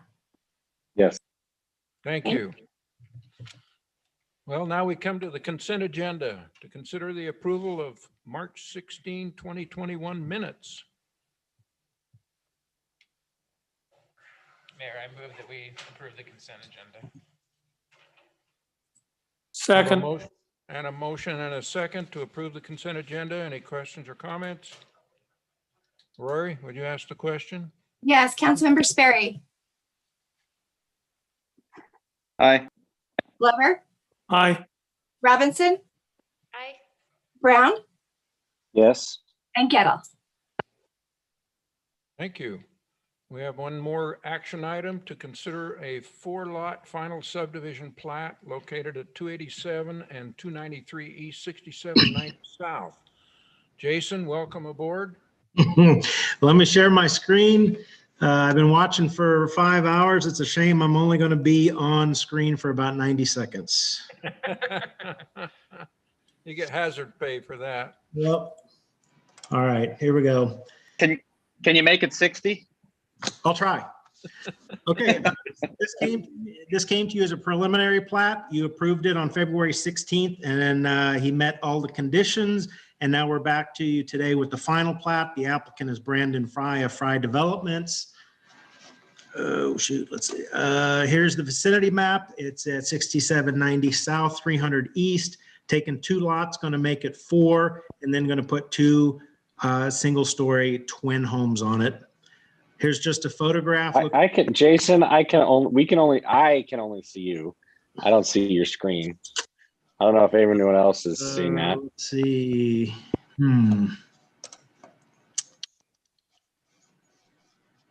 Which is fine. I can look at the packet. I just wanted you to be aware that. Oh, yeah. It was No, not. thanks for telling me. Let's see. Yeah, I've done this several times, and I don't know why it's doing this now. Let's see. If you guys can look at the packet real quick, there's only like 3 or 4 slides. He is proposing the final site plan, the final plat. And the one thing I wanted to point out is that he added 2 additional guest parking spaces that will be in the easement. That was your recommendation at the last city council. He wasn't required to do it. You highly recommended it. And the public, that was a substantial portion of the comments there. And that will satisfy some of the public concerns. So he's added that. So if you look at your packet, I'm not sure why this is doing this.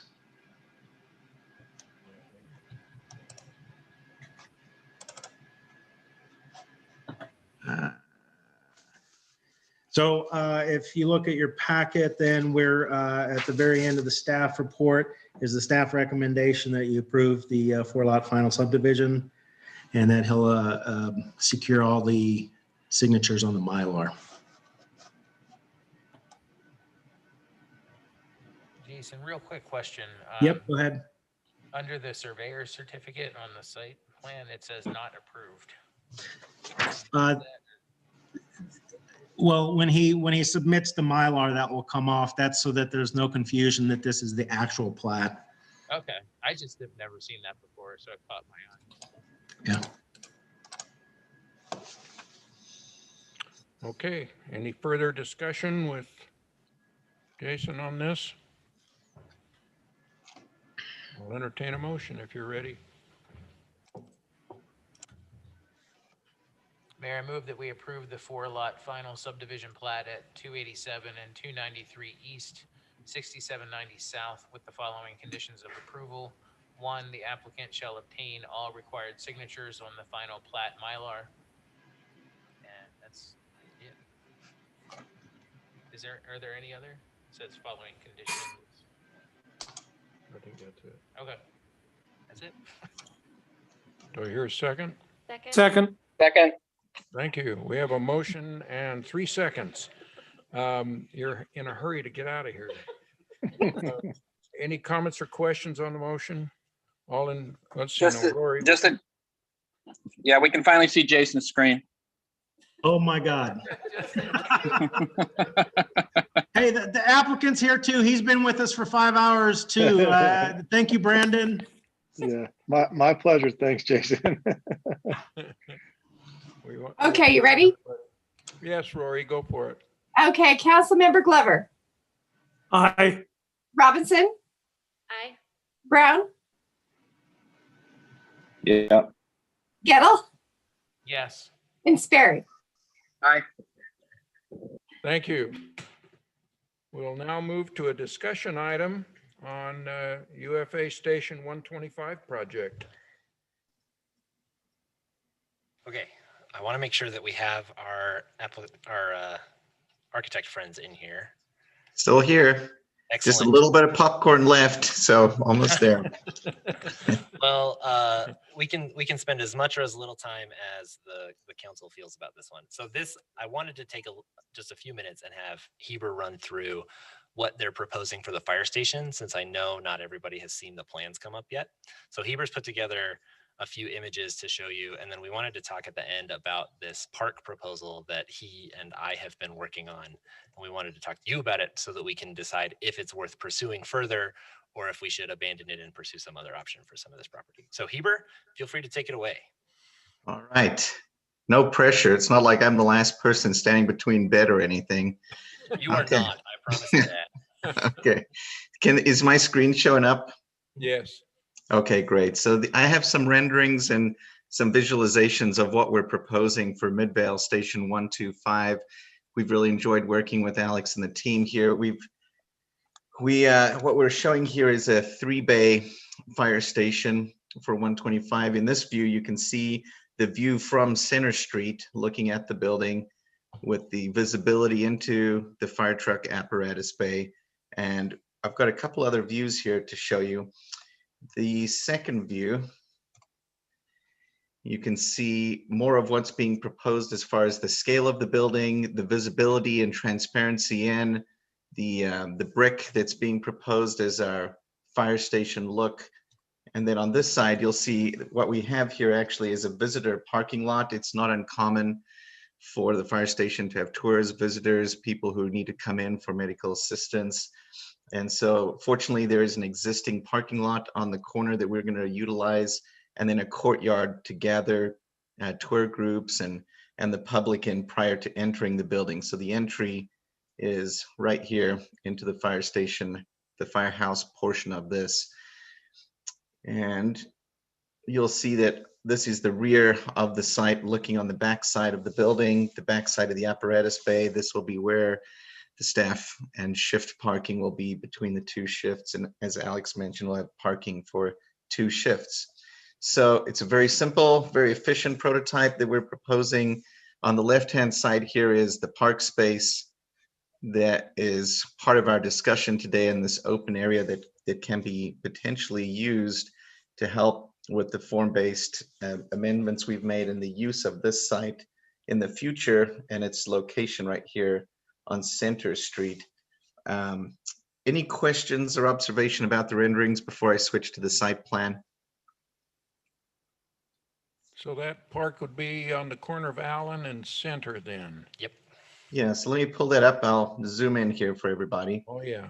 Just to orient you, here is Center Street, and here comes Allen down the side. You can see on the side for reference, here's a full-size fire truck apparatus with ladder. This lot right here, across the street on Allen, is actually another landscaped park. It's not really a park area, but it's a landscaped area. And what we were looking at is one of the key concerns for this site and why the text amendment was necessary is the fire apparatus pull out of this bay. And we've got a pretty wide road and a very busy road on Center Street. So they need a place to hold, wait for traffic to stop and pull out. So visibility across this corner, even 10, 20, 30 years down the road is going to be critical. We can't have trees or any buildings in the way, creating a potential for a traffic accident as these trucks pull out. So one of the things that we were looking at on the corner here is maintenance for the unified fire on these sites is typically pretty minimal. And we have basically the firefighters on shift trying to maintain the property and help keep these running in between taking calls and responding to incidents. But based on where this site is and how close it is to Main Street, one of the things that seemed attractive was perhaps to include a pocket park on the corner here.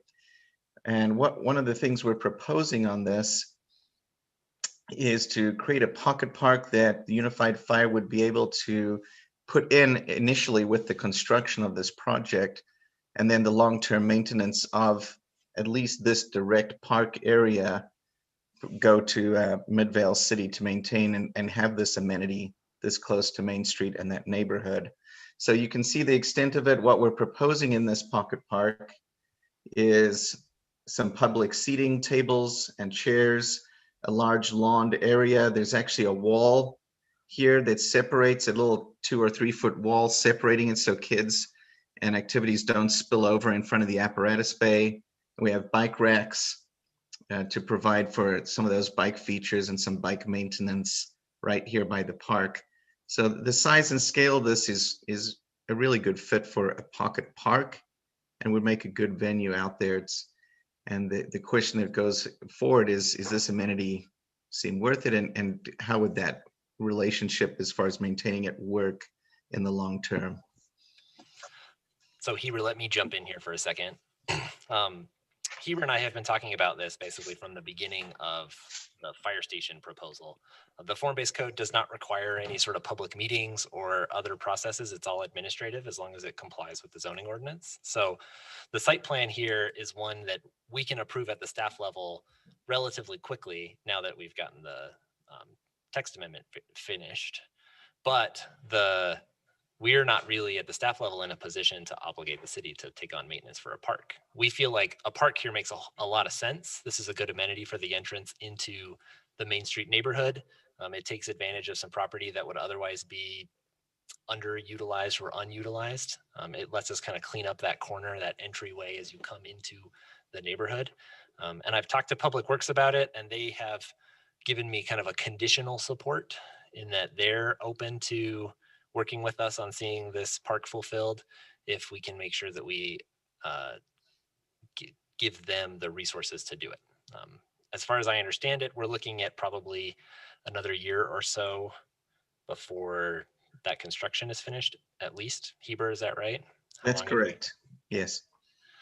So we've got some time to talk about it.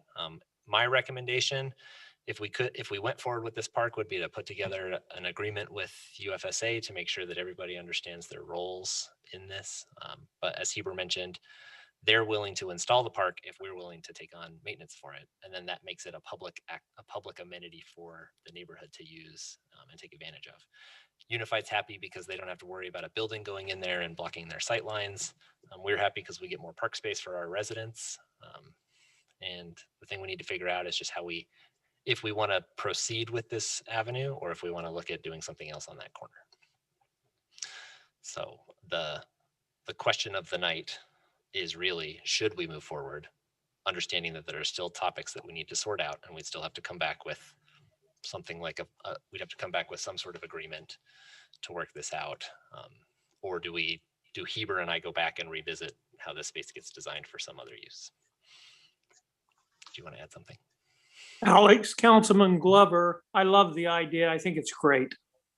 Glad to hear it. I agree. I'm with Councilman. Alex, this is Quinn. I mean, I know the station on Fort Union Boulevard has a little pocket park behind it as well. You know, this one will be more visible.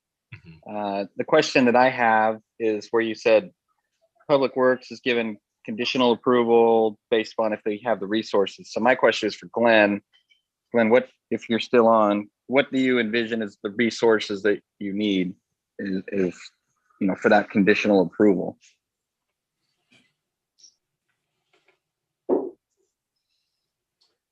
I thought he was here.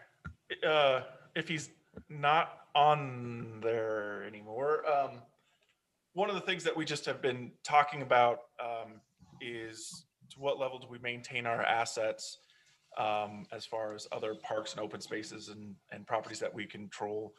And with the Adams Street Park coming on here shortly, as part of the budget process, as part of that is talking about what we can provide for them to maintain these properties. And so as they're talking about this one, would there be additional funding available for that maintenance? And did they ever get back to you with that number? No, Andrea was working on it. But... Can you hear me now? Yes, thanks, Glenn. All right, sorry, I couldn't find my unmute button. Going back to the original question, what resources we need? Probably another staff member and then funding for A to Z. And depending on what goes on here, how many garbage cans, how much use it gets, doggy pots, all of that stuff figures in. So the parks, the addition of parks are exceeding, our current resources. So we just need to keep that in mind. Glenn, just for clarification, are you saying for this park, a person is needed, or are you saying given all of the different open spaces that are? Given all of the different ones, this one's going to just tip us over. But where we have a year to plan for it, then we can have those discussions. But we need to, at least bring it up front that everything we add, there's going to be additional costs and resources to maintain it, and to maintain it at a level that it needs to be maintained.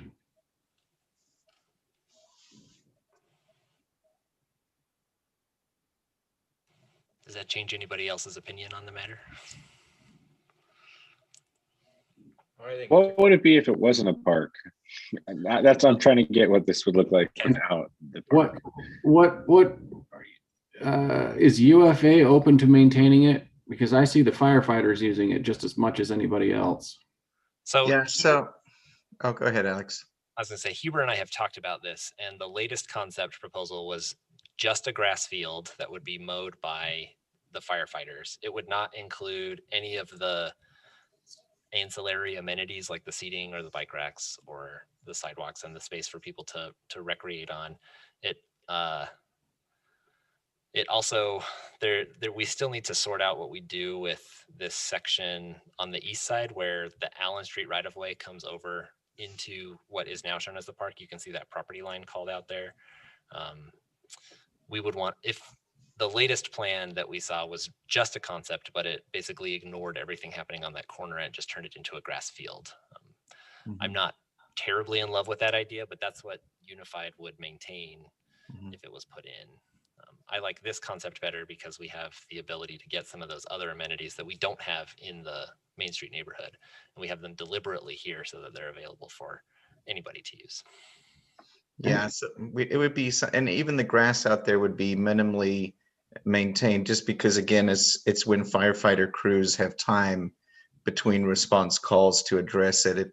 It certainly wouldn't be maintained to a park level all the time, but it would be kept neat and tidy.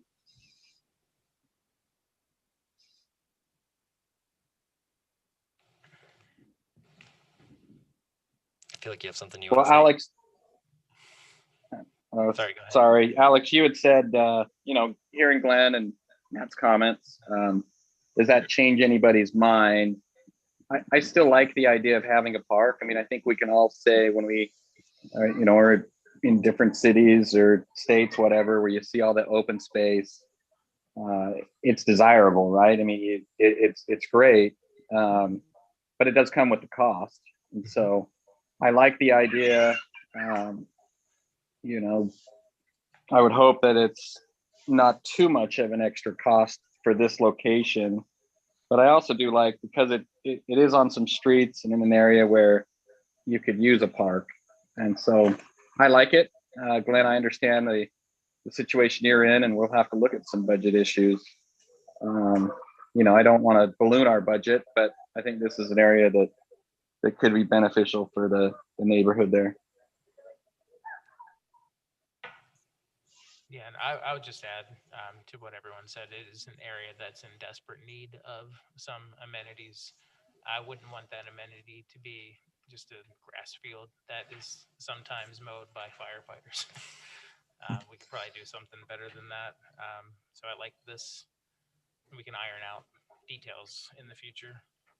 Okay, so I'll work with Heber and with Public Works to come up with something to bring back to you as far as an agreement is concerned, and then we can talk some more about actual numbers and impacts on that. And then like I mentioned previously, we've got a little bit of time to plan for this, so we don't have to answer every question on it right now, but we do want to make sure that the fire station review process isn't delayed. So we'll proceed with that final site plan to get that wrapped up. They'll probably start construction this summer. If we can stay on track, it'll be within the next few months, theoretically. And so we'll probably be working out the details on this park space after that process is done, but we'll keep going on it. One other question. Is there a restroom planned for this park at all? Is there a what? Restroom? Not in the No. current plan, no. Okay. Do you want one? I don't want to maintain one, but if it makes sense for the park to have one, then. Okay. No, I think we're okay as is. Okay. All right. That's all. Unless Heber, you wanted to add anything else, or anybody had any questions on the fire station layout? Good night. Nothing for me. Thank you. Okay. Excellent. Thanks, everybody. Okay, thank you. We'll now move to discuss proposed ordinance regarding e-scooters. We, Or do you want to hold that? we could have the potential that we could table this item, or I guess it wouldn't be tabling it. We just wouldn't have the item because Nate could come back at the next meeting with a proposed ordinance and then ask for a suspension of the rules at that meeting. But if you wanted him to go through and have this discussion right now, we could still do that. What do you Let's think? do Council? he comes back. Let's do where he comes back next time and asks for suspension. Maybe he can be like, what's his name, and wear a tie, and make it very formal, and we'll be good to go. Nate, do you need, I know it says that you need input from us, feedback from council. Is that something you could do next week? Get feedback, I guess maybe come up with a couple of different options for us based on our feedback in 2 weeks?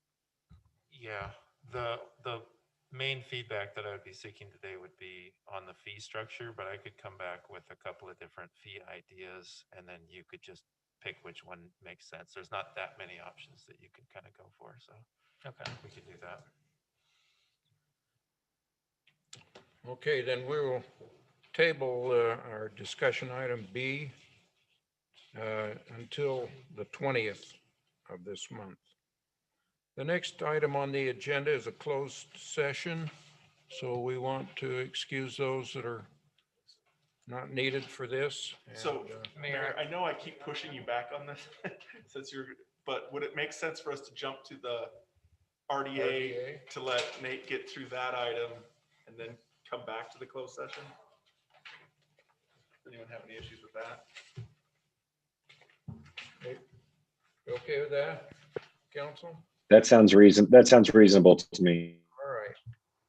Then I'll need a motion, I guess, to do that. Mayor, I move that we temporarily adjourn our city council meeting so that we can enter into our redevelopment agency meeting. I've got a motion to adjourn and convene an RDA meeting temporarily, and then we'll come back and close out council meeting. Do I have a second on that motion? Second. Okay, we've got a motion and a second. Any discussion before we call for the vote? Rory, would you call for the vote on that, please? You don't need a roll call on this, Mayor. I'm sorry? You don't need a roll call on this motion. Thank you. All in favor, say aye. Aye. Yes. Aye. All right. So we are temporarily adjourned. We will now convene the redevelopment agency of Midvale City on this April 6, 2021. I've given all the spiel on the electronic and in-person city council rules about limiting of words and public input. So, Rory, would you call the roll? Yes. Board Member Sperry. Aye. Gettle. Here. Brown. Yes. Robinson. Yep. And Glover. Yes, I'm here. Okay. Okay, good.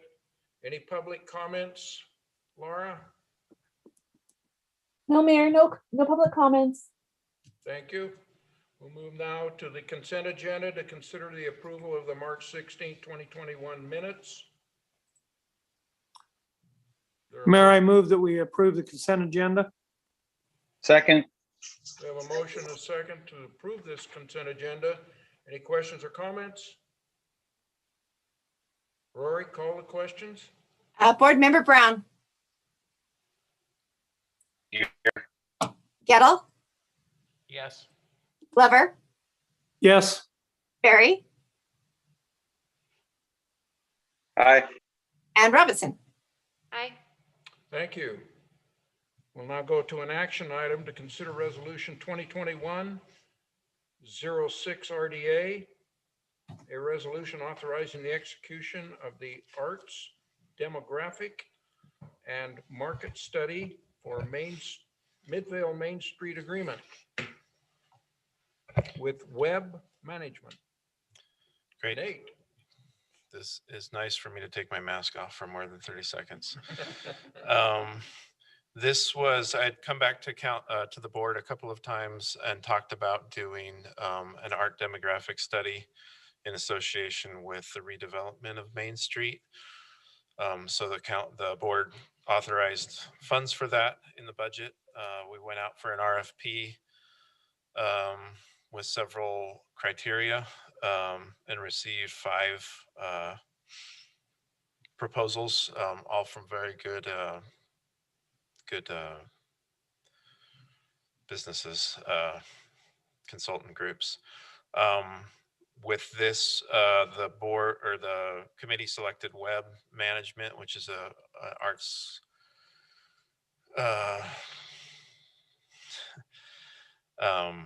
group out of New York City that has done a lot of art demographics and analysis recommendations for all sorts of different venues and cultural districts across the country. I've worked with them before, very excited to be able to bring that level of expertise to Midvale and to the Main Street. There's several items that they'll be going through, but they'll be doing a demographic study of the Main Street, of Midvale, and of the Salt Lake Valley, and making recommendations on how we can take advantage of any gaps in facilities or in cultural amenities that might make sense to bring to Main Street. And then recommendations for a business mix that'll go towards that arts and culture and unique restaurant experiences that we're looking for on Main Street. So we recommend Web Management.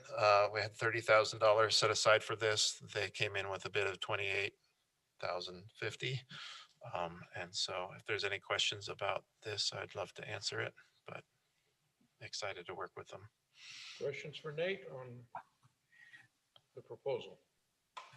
How long will this project take? They proposed doing this in 6 weeks, depending on if they get the information back from us right away. They're one of the most efficient consultants that I've ever worked with. So as fast as we can get them information, they can put things back together for us. But that's what the proposal is right now. Other questions for Nate? I'm really looking forward to finding, whatever their recommendations are. We've talked about this area being an arts district without having any real guidance as to what that would entail. So it'll be nice to finally get experts, as you say, to show us the potential that we have in that area. So good work. Other comments or questions? Okay, then we'll entertain a motion. Oops, let me correct that. 9 weeks is what their proposal was, not 6 weeks, sorry. Then forget it. Okay. I move to approve contract resolution 2021-06 RDA, entering into an agreement with Web Management Services for the arts demographic and market study for Midvale Main Street. We have a motion and a second. Any comments or questions on the motion? Hearing none. Rory, would you ask the question? Yes, Board Member Gettle, Yes. Glover, Aye. Barry, Aye. Robinson, Aye. and Brown. Yes. Thank you. Thanks. Entertain a motion to adjourn, Motion to adjourn. and we'll resume city council meeting now in a closed session. Mayor, I move that we enter a closed session to discuss the character, professional competence, or physical or mental health of an individual. Second. We got a motion and a second to enter a closed session. Any comments or questions? I think this is just an Give me a second to change it. I'm sorry? I need to change everything at the FTR recording, so give me 1 second. Yeah, let's just get the motion over with. This is roll call, Mayor. Just an aye vote, right? No, yes, roll call. Roll call, go for it. Yeah. Okay. Councilmember Glover, Aye. Barry, Aye. Robinson, Aye. Gettle, Yes. and Brown. Yes. Thank you.